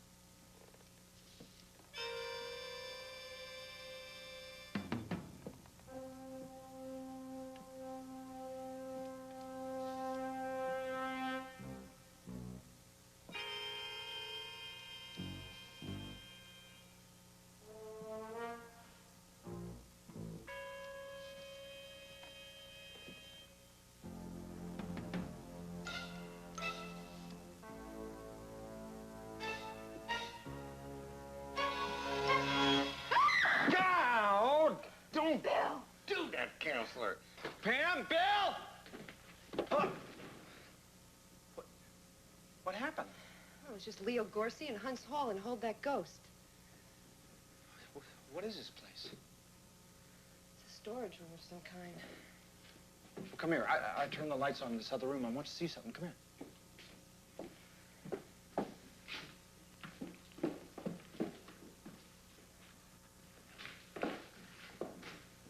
Oh, Lord, it's a shrine. Monument to Carlini. All these illusions and the secrets that Carlini built into them must have made them priceless by this time. All this apparatus was designed by Carlini himself. Obviously, that's why Blatchard was so obsessed with the man. Obsessed enough to want to do in anybody that had ruined his life? Or killed him? A distinct possibility, Captain. We've got a real dangerous maniac running around out there. I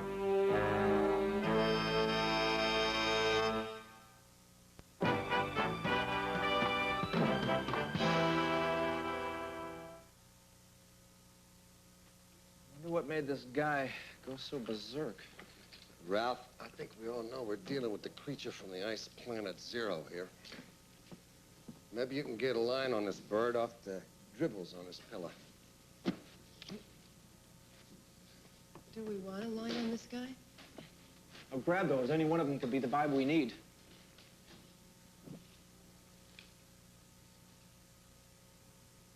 I'm not getting anything. Well, keep trying, hon. We need a clue, something.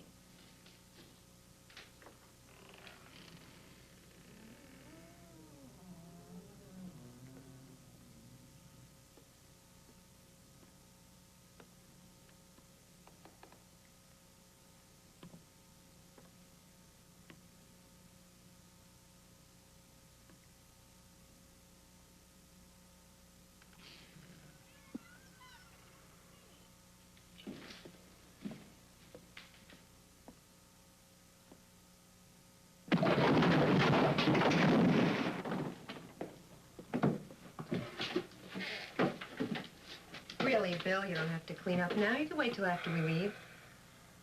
What happened? Accident? Really? This looks like Blanchard's crowbar.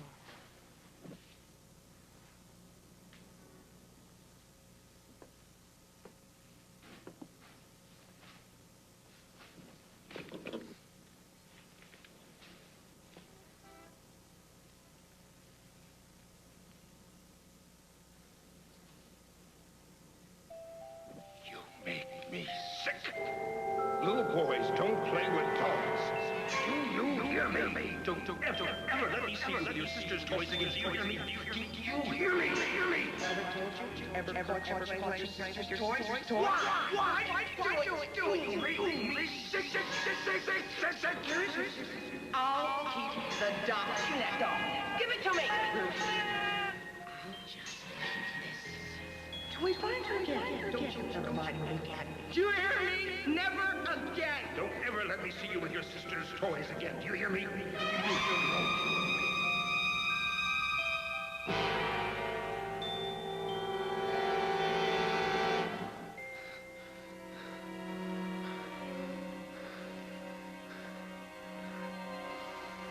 Pam? Bill! Ralph, what is it? What? It was terrible. It was horrible. It was controlling me. I could not look all away. right, take it easy. Take it easy. It was incredibly wicked. It was cold. I tuned into this fractured personality. Why don't we make this joint a memory? Good idea. And then there was Roberts. Toby Roberts? Where does he live, Bill? Why? Where does he live, fast?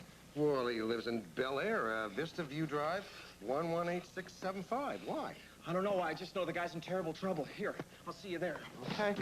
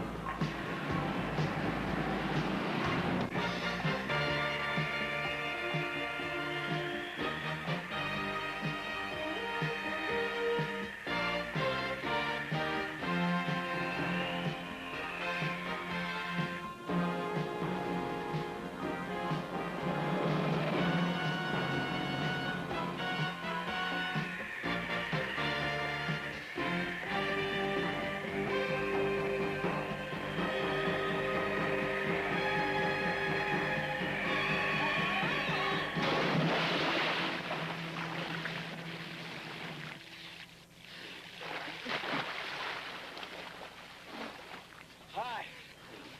Boy, Toby sure can think of him, huh? Man falls from nowhere. Of course, we can only use it in open-air stadiums, you know. Yeah, sure. Pool can...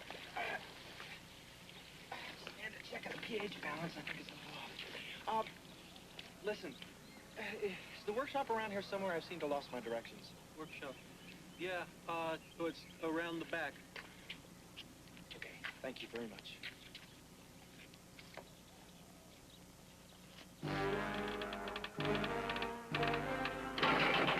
That's Blatchard's car. Billy's here. Yeah.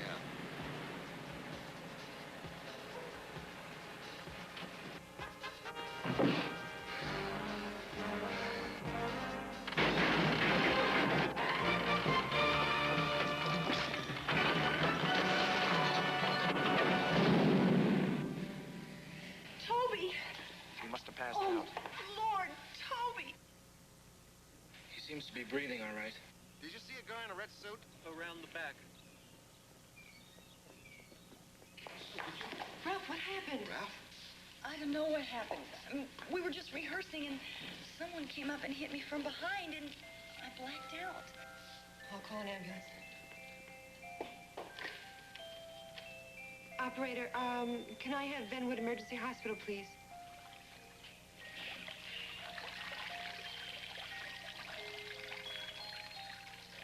Bill, this is the same doll. Same as what? What are you talking about? Ralph, you okay? What's the matter? I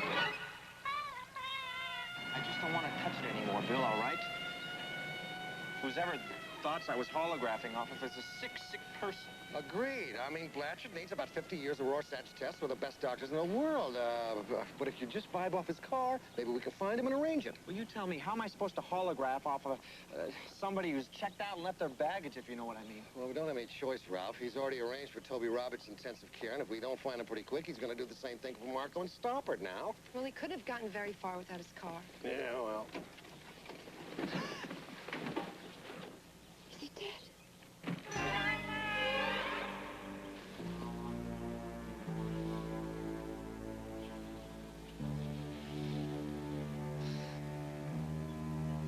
which means there's still a killer running around out there. Oh.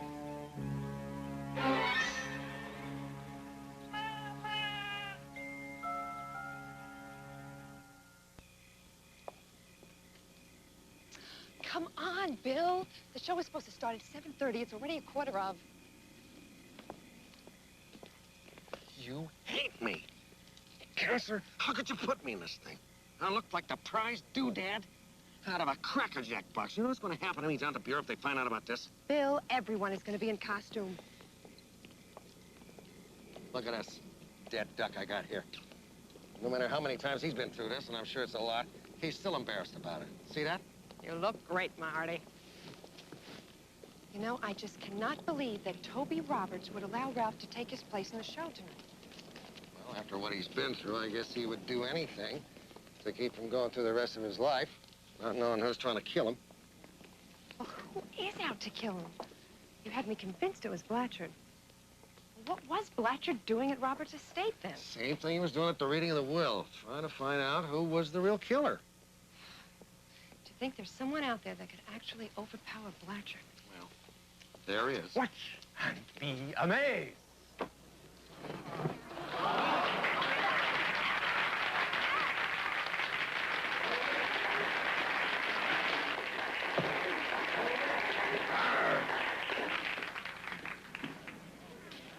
Okay, keep your eyes open around here.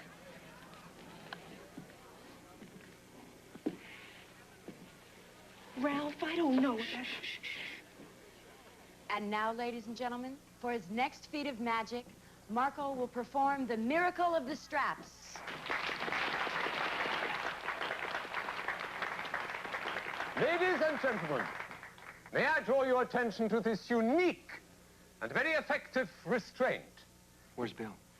He's out there trying to see if he can spot something from the audience. Right after this, Marco does his crematorium escape.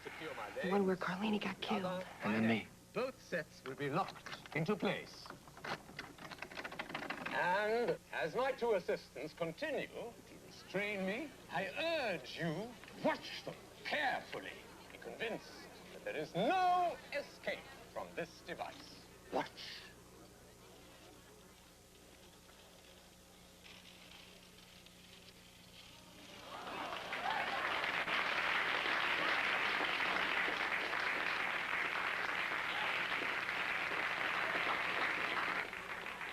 Oh, I come to Louisiana for to see my Susanna singing Polly Wolly Doo all the day.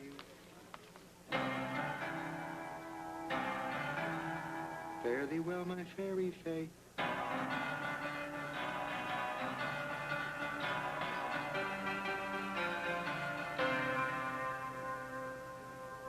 Honey, I know you think this is the only way, but I'm scared. I mean, the killer's out there trying to get Roberts and Marco. We are dealing with a guy here that is so obsessed.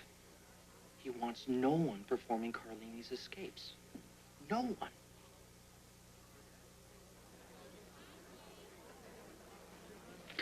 Oh, I'm so terribly sorry. I was just admiring your bird. Uh-huh. You had him along. Well, we kind of got thrown together. He had the costume and I had the tickets. Nice birdie. Ah! Beautiful bird. Ah, thanks. Good evening. Hi. Alakazam to you. And now, ladies and gentlemen, Marco the Magnificent is prepared for his final feat, one of Carlini's most impossible escapes, the crematorium.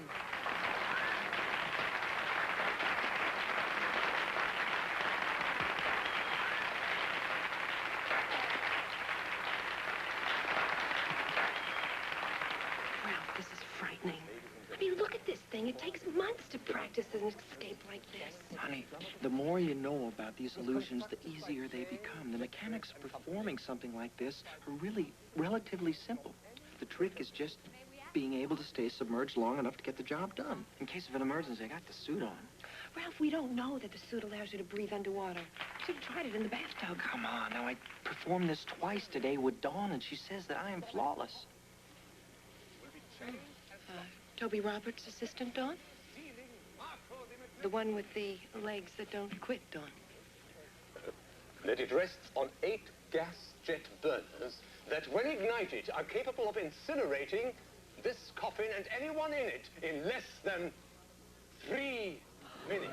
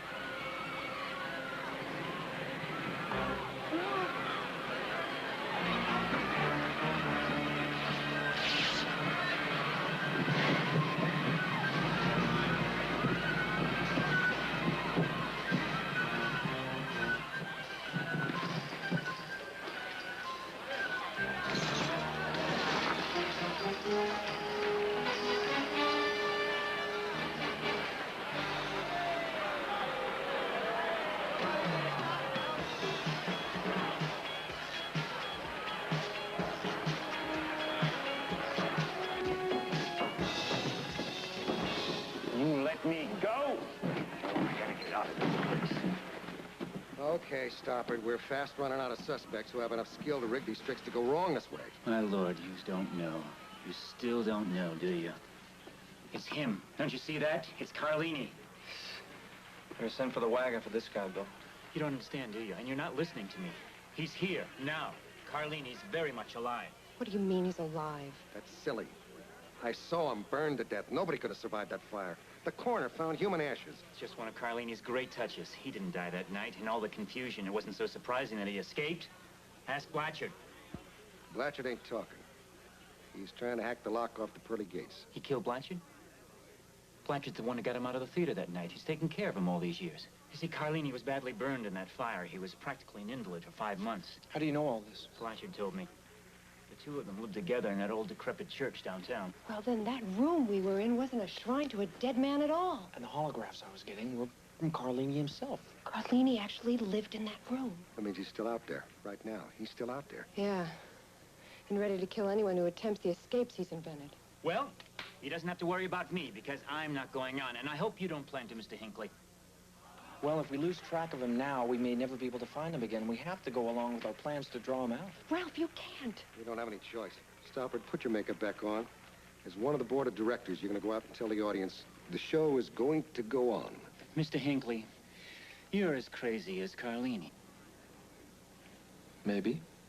Ladies and gentlemen, tonight we have a new addition to our magic family, performing Carlini's greatest escape of all time, the infamous water torture chamber. I give you the amazing Hinckley.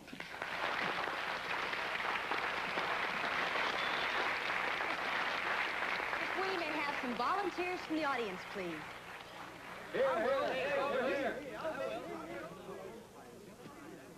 If you will check the chamber, you'll notice there are no false sides or bottom. While our volunteers from the audience are examining the tank, please take note of the welded framework, the reinforced corners, and the way in which the panels are riveted in place. Everything okay, sir? Once I am submerged, my assistants will move rapidly in order to chain and secure the tank. Needless to say, I hope they move quickly.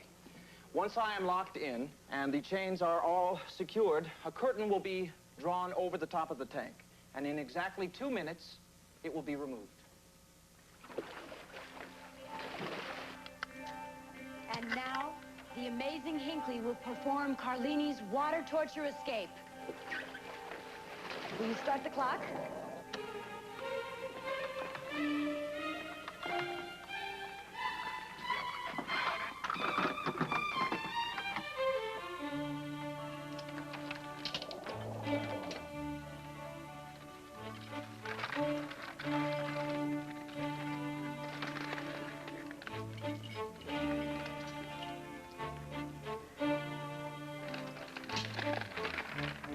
You okay in there?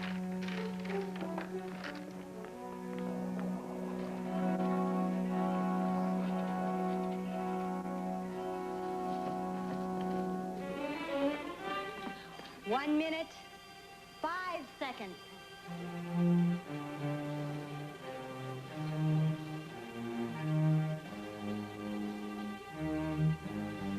One minute, 10 seconds.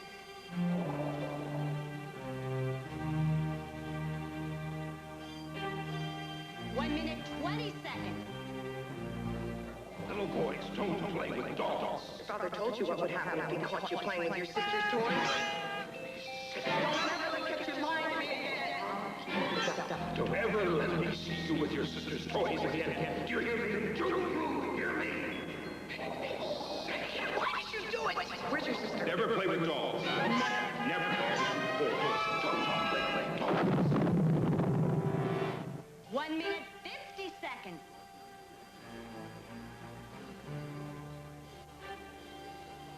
And 2 minutes. The amazing Hinckley!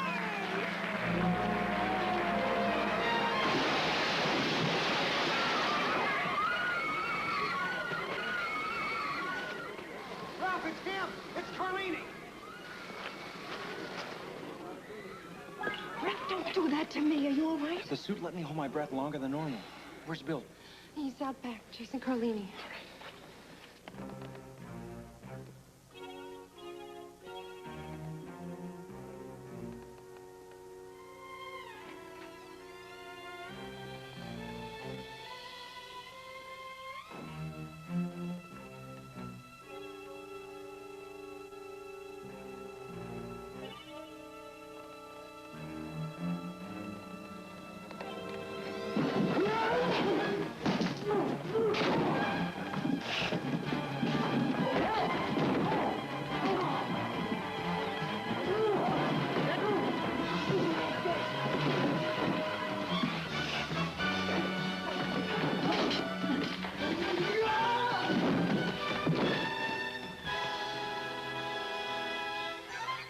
Told her to give it back.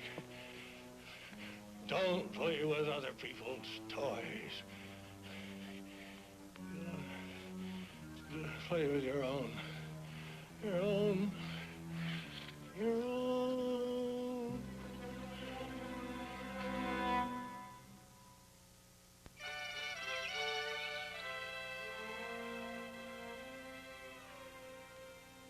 Wow. Ralph, what do you got the suit under there, what? No. That's terrific, Ralph. Oh, will you quit fooling around and get your gear? Let's go fishing. Well, I got the mechanics down. I just... a few little tricks with my hands that I need to work on, but Dawn's helping me out, so... Dawn? You didn't tell me you saw Dawn. Oh, yeah, when I went down to the hospital to see Toby Roberts, she was there, and she was showing me some things I could do with my fingers, but I need to work with her some more. Oh, I'll bet.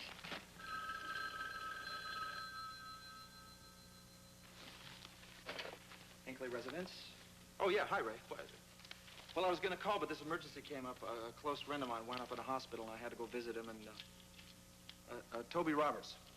Yeah, the magician, yeah.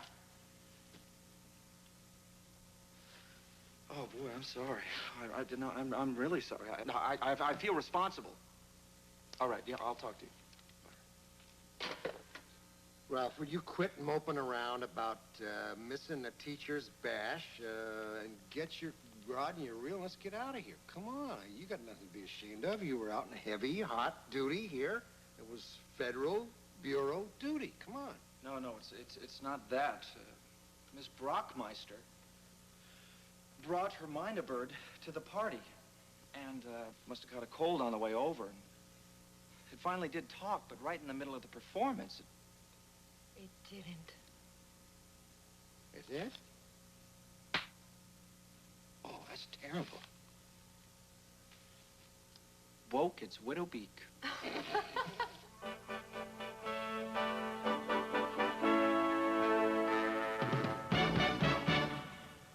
Live in 1 week, Friday Night Boxing returns in an ABC Sports Spectacular as Larry Holmes battles Randy Cobb for the WBC heavyweight title.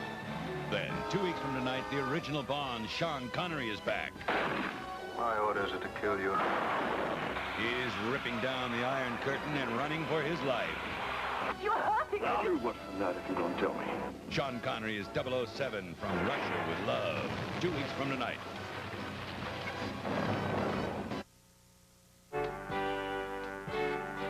Sunday, Matt Houston's up to his neck in deep water when a great white shark is being used as a murder weapon. Then, a network television premiere. Clint Eastwood stars as a convict who attempts the impossible in Escape from Alcatraz, the ABC Sunday night movie. And Monday Night Football is back. The San Diego Chargers face the Los Angeles Raiders on ABC's NFL Monday Night Football, live at 6. Now, stay tuned for an ABC News Brief, followed by The Quest.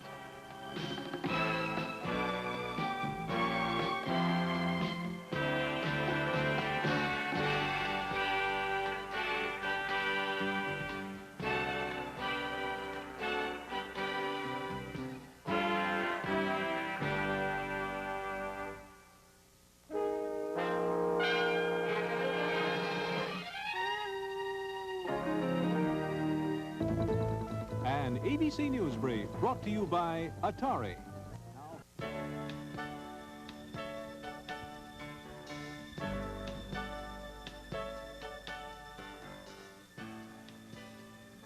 at what's happened to me.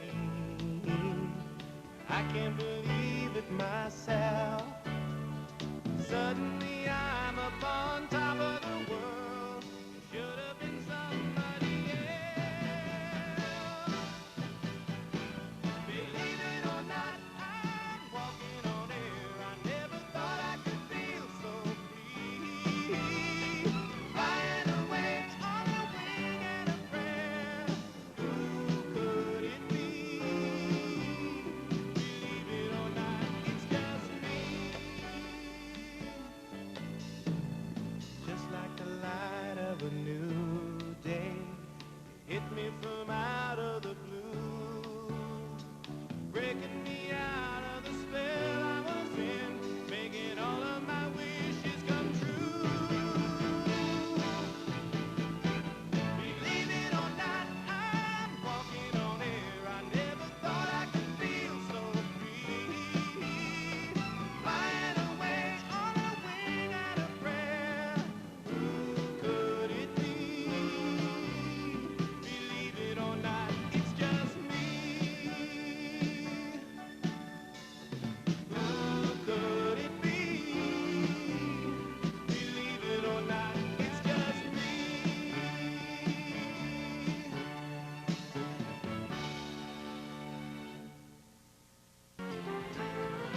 All I wanted was a nice little ceremony, you know, a few intimate moments with Pam and myself. By the time her mother finishes with this whole thing, it's going to be a media event. Well, Ralph, that's what mothers-in-law are for, you know? To plan big weddings and tell you how you're bringing your kids up lousy and give you weird stuff for Christmas. I just think I'm getting too old for Here Comes the Bride and cans off the back of the car and stag parties. Wait a minute, Ralph. Nobody's too old for a stag party. Come on, Bill. I mean, those are for 20-year-old kids. I mean, it's the last chance to get drunk and throw up before they have to start acting responsible.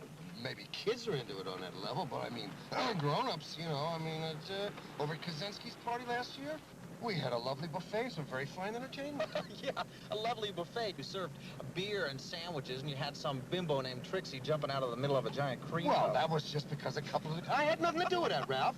Two guys got out of line and want to make a joke, that's all. Well, that's what I'm talking about, Bill. I mean, I'm getting too old for that, and I think it's all right for some guys, but it's just not for me. And don't get any ideas. Who, me?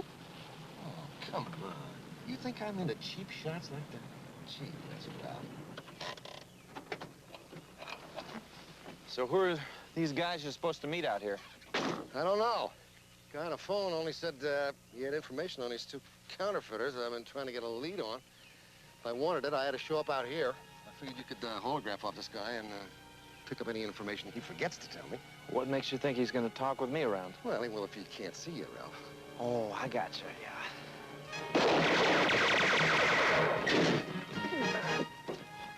Wait a minute, what am I hiding for? I don't know, Ralph. Coming by the hole in the roof.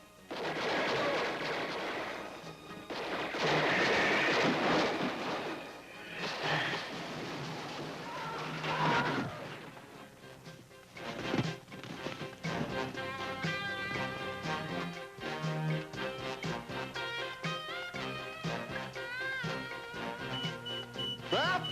Ralph, what's going on? What do you got in there? Stand back, Bill. What's up? What's happening? Nobody here. Thought there's a machine gun rigged up in the loft. With nobody? Whoa!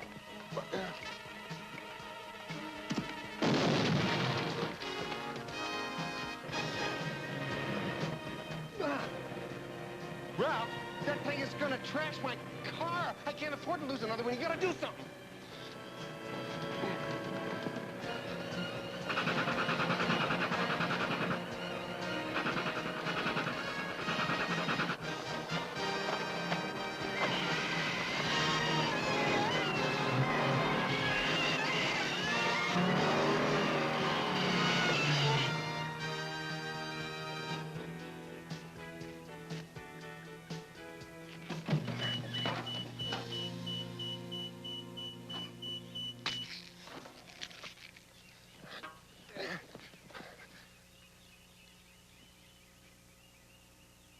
What? A rigged machine gun with a tracking scanner and a truck on remote control? What's going on here? What is this? Can you vibe this thing, get a picture of it? I already did, Bill. There's nobody here, nothing. I gotta get back to Pam. She's stuck at the house.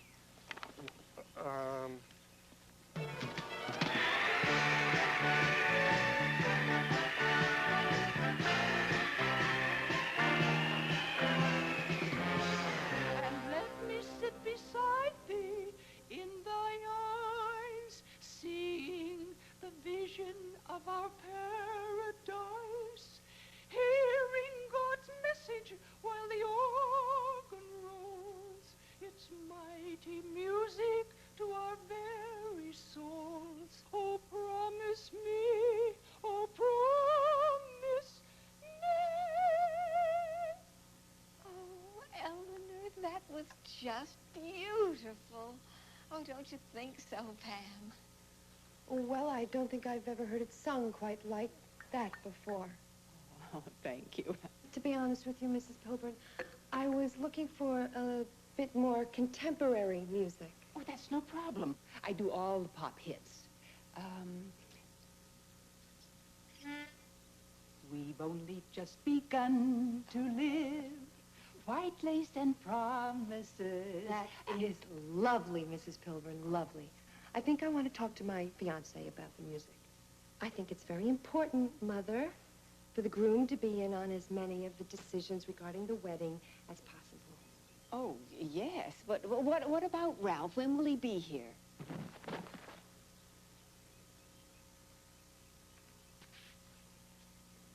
Soon. Would you excuse me for a moment?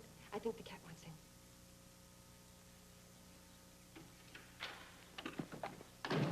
Ralph, what are you doing crashing in here like this and in the suit?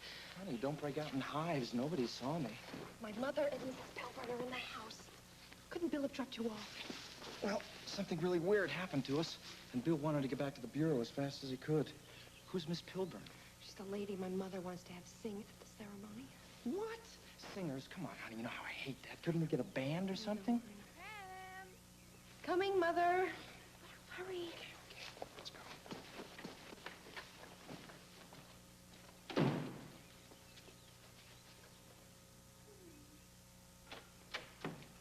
Oh, Ralph, you're here. Oh, Eleanor could have sung for you. I'm sorry I missed that. All right, now, darling, I'm off. Now, if Daddy calls, will you please tell him that I have gone to put a deposit down on the reception table? Reception tables? Well, I have some card tables in the garage. How many do you need? Oh, well, let's see, there's 4 people at a table, and there are 200 guests, and... 200 guests? I thought this was going to be intimate. Pam, we were only going to invite our closest friends. Ralph, you just cannot limit your guest list to only a handful of people. You run the risk of offending some of your friends that way. Well, excuse me, Mrs. Davidson, but I run the risk of offending all of my friends. I only invited Bill Ray and a couple of kids. Well, then maybe you could start phoning some of them. Well, anyway, I'm off. Now, darling, will you please make a decision quickly on Mrs. Pilburn? Bye-bye. Goodbye. Excuse me, Pam, but I thought this was going to be a very intimate kind of a thing, and now all of a sudden it's getting all out of hand. Ralph Hinckley? Yes? I'm from Nuptial Video. I can either leave the equipment here or take it straight to the church. What's the word, pal?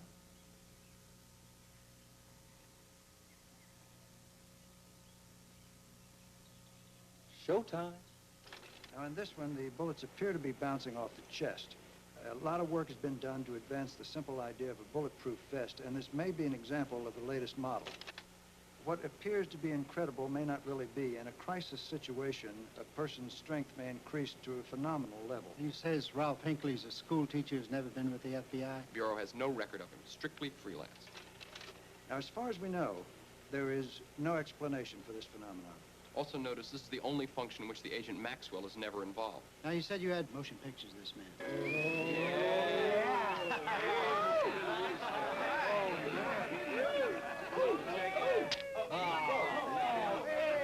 Okay, give me a minute. I'll get it. I'll get the door.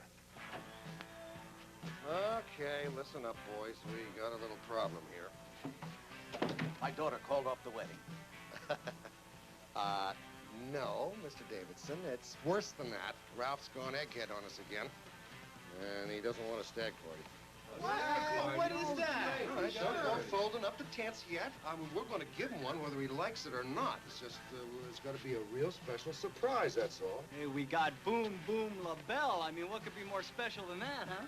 Hey, man, I say we should dump this hotel room action and go someplace like, you know, classy. Now, wait a minute. This happens to be mine and Mrs. Davidson's hotel room, and it was classy until you people took it over for this silly party. Yo, what's going on with Mr. H? First, he doesn't want us at his wedding. Now he doesn't want a stag party. I mean, that's practically anti-mal.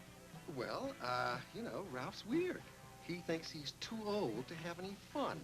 But the truth is, he's just a kid. So who cares what he thinks anyway? He's got to loosen up. Oh, boy. They don't make these things the way they used to. You know, maybe Mr. H has got a point. You guys dig these? Somebody writes, "Help me," on the bottom of Mr. H's shoes. I mean, what is that? That has got to be the dumbest thing I've ever seen. Trust me, I had a lot of luck with this game. Look, Bill, this is supposed to be a surprise tonight, right? So how are we going to get Ralph here without him knowing about it? I mean, what if he's got plans tonight or something? Oh, don't worry about that. I'll get him here, all right? He's probably just sitting around the house anyway with his head in the oven like every groom the night before. Hey, listen, I'm getting married tomorrow, and I would like you to be there. Well, I know it's kind of late notice, but we had a bit of a problem with the invitations, and, well, actually, what happened is they left my name off. So, well, yeah. Well, listen, if you can make it, I'd really like it. If you can't, I certainly understand. Okay. Bye-bye. You know, I feel so stupid calling my friends on the phone like this the day before my wedding. I feel like I'm taking out an ad. I'll get it. Hey, Mike. Ralph Hinckley. How you been, pal? Is he here? Yeah. You know, Bill, I'm not so sure this is such a great idea. I mean, I was thinking about these buddies in college who threw a stag party for a friend the night before the wedding. They got him drunk and put him on a plane to Hawaii. 2 hours before the wedding, he's stuck in the Honolulu airport. What's going on here? First, he doesn't want a stag party. Now, you don't want one? Come on. We wouldn't do that to Ralph anyway. Who could afford plane fare to Hawaii for a gag? Come on. Denver, maybe. Oh, yeah, Mike. Well, gee, I mean, I certainly understand. I mean, I wouldn't want to come to my wedding if I had Stone's tickets either. Hey. All right, talk to you later. Honey, I'm just kidding. I mean, we'd both go to the concert. Ralph, we got a case here. Come on, let's get the suit and get going. Bill, I helped you with a case this morning. Come on. It's the same case. I got a new lead on the caller. We got to go shake him down. Come on, let's go. Ralph, it'll do you some good to get out of the house for a couple of hours. You'll get your mind off the wedding and everything. I'll get the suit. Bill, I got a lot of people I have to call. No, forget phone calls. Nobody is going to come to your wedding that you call at the last minute on the telephone. Nobody. Here's the suit.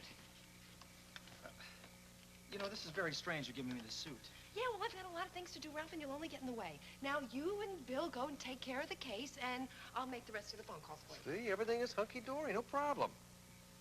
Now, you have fun. I mean, get those bad guys, Ralph. Yeah, right, we will. This is very weird. I mean it, Bill. No Hawaii. Okay. And no Denver. How about Kansas City? Bill?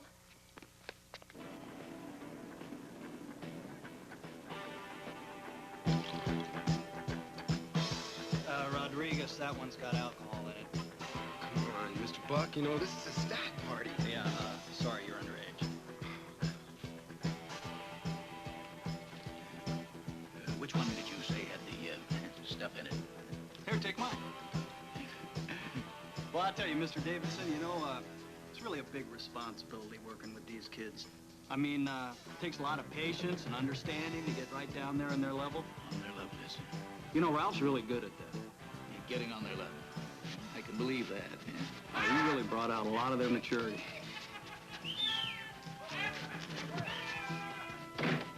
Maturity? Oh, come on, it's a party. Well, the party better be over by 11 o'clock because that's when my wife gets home. Right now, I'm going out and get a little fresh air. Where's my man?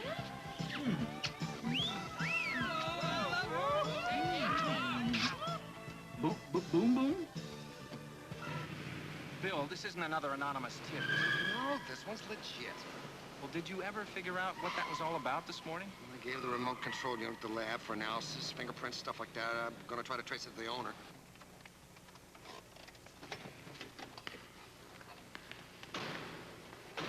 You know, Bill, this kind of looks like the place that Pam's parents were staying at. If I'm not mistaken, I hope we don't run into them. I mean, that's all I need right now. Oh, no, I think they're in the big place over in Wilshire. Ralph, cool it. Just easy now, real easy, real easy. FBI, official business. Yeah, I'm really losing my touch, all right. What's going on?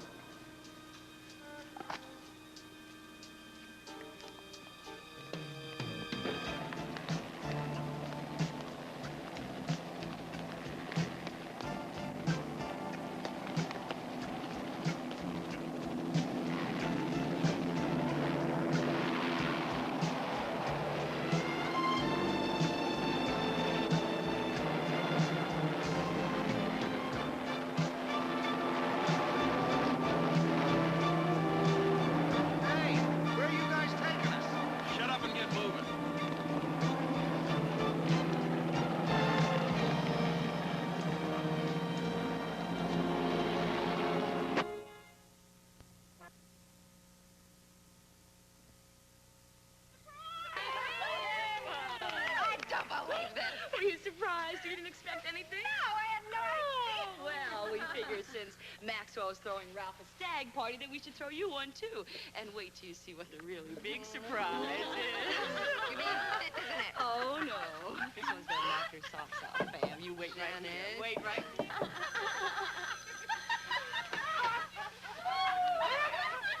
Hello?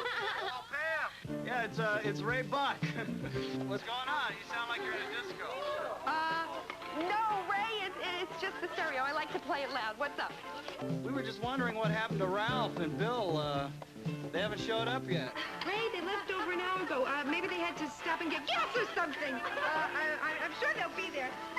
Pam, are you sure everything's okay? Yes, everything is fine. Ray, look, don't worry about them. They'll be there any minute. I gotta go. Janet! Well, is she coming or not?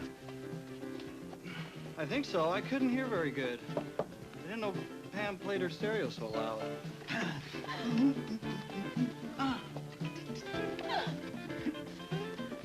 Oh, my God.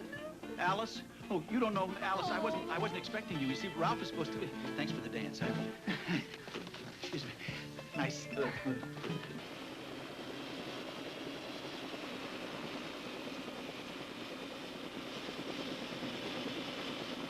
Bill, would you tell these guys that I'm getting married in a couple hours? Okay, boys, my partner here's getting married in about 18 hours. We gotta speed this thing up here. Nobody's gonna believe this story if he shows up at the church late, or not at all. Ralph, I'm still not getting a reading here. Give me this thing. We're getting out of here as soon as I get the suit on. Yeah, right. Oh, great. What's the matter? Bill, this is not the suit. What? Ralph, that's not the suit. I just said that. Well, what are you... Here's the suit I'll be wearing on our wedding night. Hope you like it. Happy stag party. Love, Pam. Oh, I get it. Bill, this whole thing is a charade. To get me down here, you're gonna throw me a stag party, huh? Nope. I'll bet now any minute there's gonna be some dancing girls come prancing through this door. I hope. Kid, I'm telling you, from the second we hit that hotel, this whole scenario has taken a sharp left into the Twilight Zone.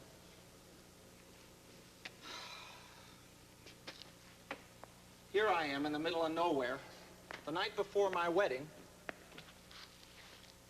I should be home, having a nice, quiet evening with Pamela.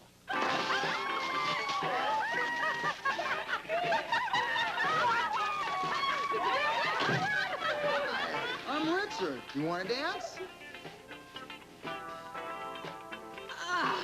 Of course, then there's mean Chuck Chapman, who we nailed last year. Remember him? He'd have enough go for a lash-up like this, but I don't think he's got the brains. What about those counterfeiters we were after this morning? Could they have done this? Oh, boy, look at here. We'll just come in door number 3. You boys come back to finish up on a little fun conversation we started before? Bill, don't antagonize the guys. Mr. Hinckley, Mr. Maxwell, could you come with us, please? Listen, pal, I'm not going anywhere with you till you tell us what this thing is all about and who's the...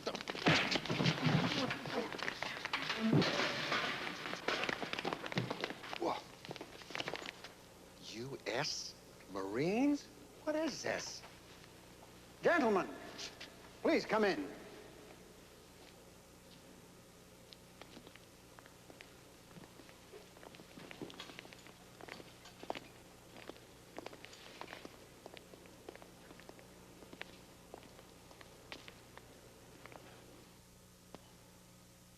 Welcome, gentlemen. I apologize for the delay and the confusion. I hope it hasn't inconvenienced you. Matthew Powers? Ralph, this is Matthew Powers, former Secretary of State. I can see that, Bill. And your agent, William Maxwell. And you must be the famous Ralph Hinckley, schoolteacher extraordinaire. I think we should have a drink and toast the celebration. You heard about my wedding? Yes, I did. Congratulations. Sorry you had to miss your stag party. But actually, I was referring to our new alliance. Alliance? What new alliance is that, sir? Between you, Mr. Hinckley, and me. You see, we are aware of Mr. Hinckley and his magical red suit. Cheers, gentlemen. And from now on, Mr. Hinckley is a direct employee of the President of the United States.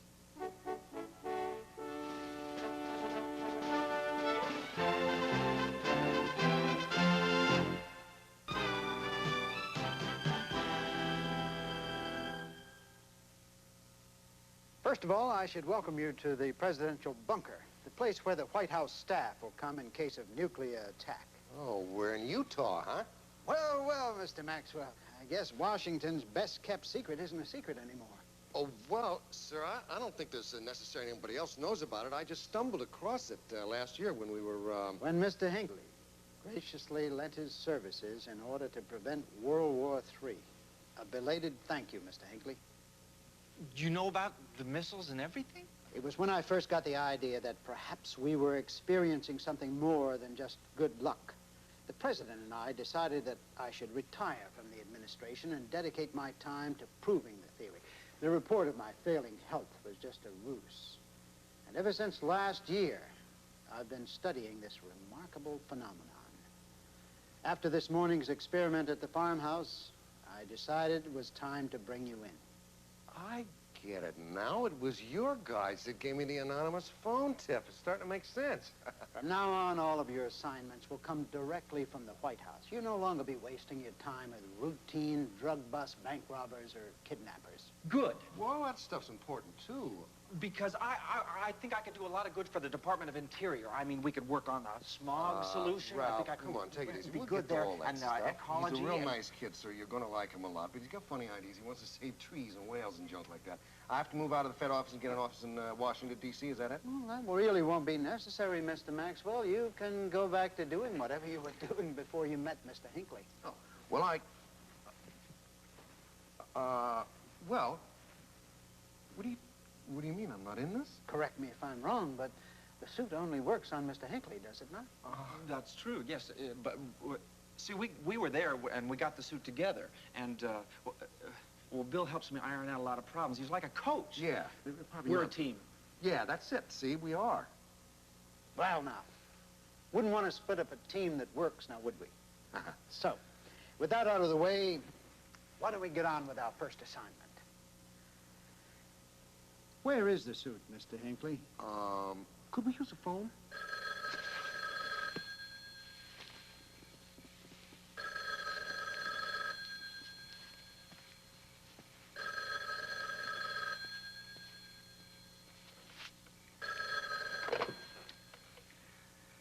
Hello?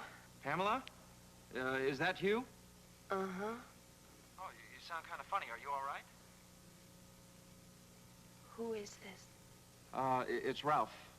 Hinckley, your fiancé. You sure you're all right? Oh, hi, honey. How was the party? Were you surprised? How did you like my surprise? Yes, it was very cute indeed. Listen, Pamela, I need you to do me a favor, and I'd like it to be done right away.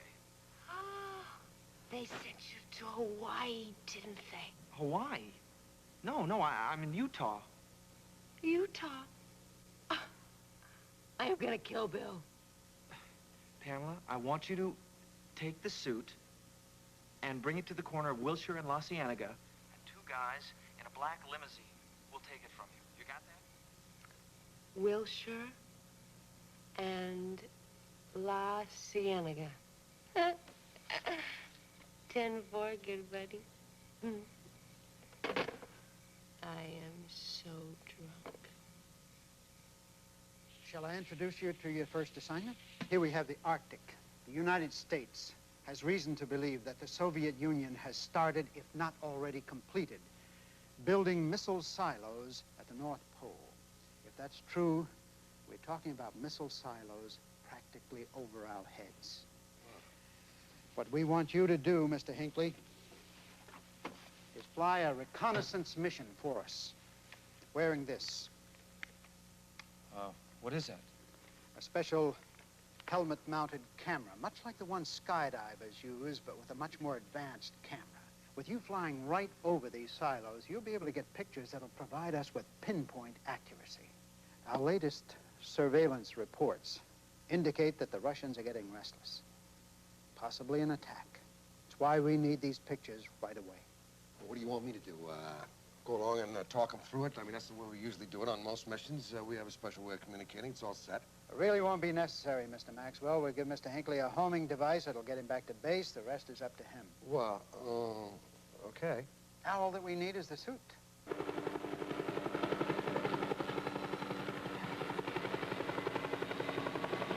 Yeah, I'd make this Jackson Sundown on a third. He's a mutter. I don't know.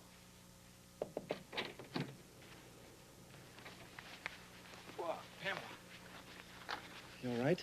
Ooh, the lights. Either turn them off or put that hood back on. How you doing, sweetie? Why don't you sit down over here? That's it? You got the suit? Gimme. What time is it? I need a cup of coffee. Boy, you look terrible. It's almost 5 a.m. I suspect Miss Davidson is suffering from wedding day jitters. Yeah. Thank you. I bet you hear this a lot. But you look just like Matthew Powers. Counselor, it is Matthew Powers. Bill and I are working right for the president. Yeah, no more sneaking around. They know about the suit and everything. We're finding a legitimate outfit here. I think I'm gonna be sick.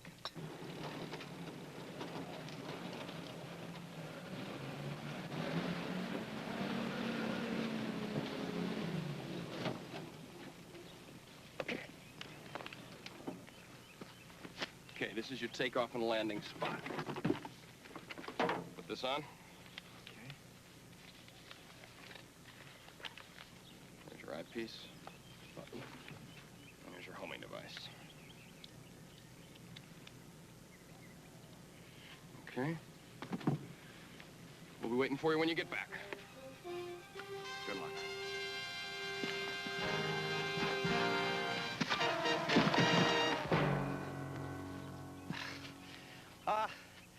Extra weight throws my center of gravity forward. I had the same problem in the beginning, but I think I got it under control now. See ya.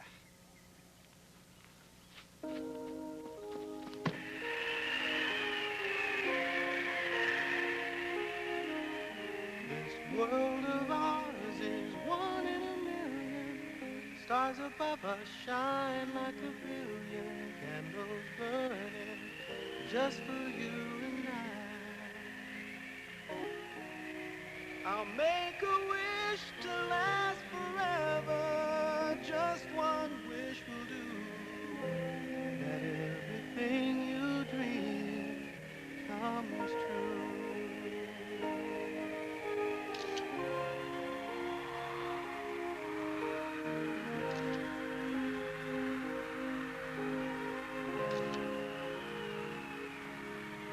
This love of ours comes once in a lifetime, clear and bright and warm as the sunshine, waking up a world that waits below.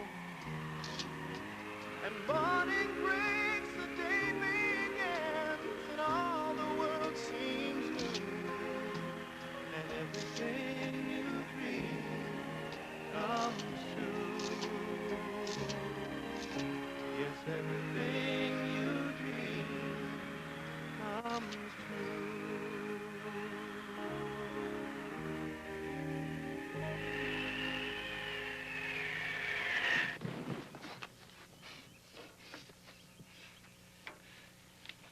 Done. Congratulations, Mr. Hinckley. You've served your country well, both you and Mr. Maxwell. The president will be pleased when I tell him that the mission was a success.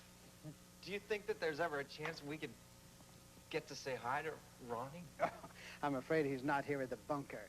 And unless I'm mistaken, you and Miss Davidson have a rather important function to attend at 7 o'clock tonight.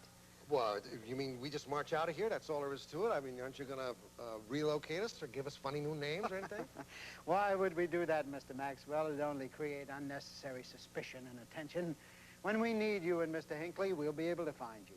And we'd hope that you'd all keep this a top secret, that you'd tell no one, or the mission will be scratched. Oh, if there's one thing we're good at, it's keeping this suit a secret. I hope you'll forgive me, but I still have to blindfold you for the return trip, since this is a top secret installation. The president prefers it that way. Well, I guess if the president wants it, it's his scenario. Thank you for your understanding, and most of all, for your help. Good day, and happy wedding.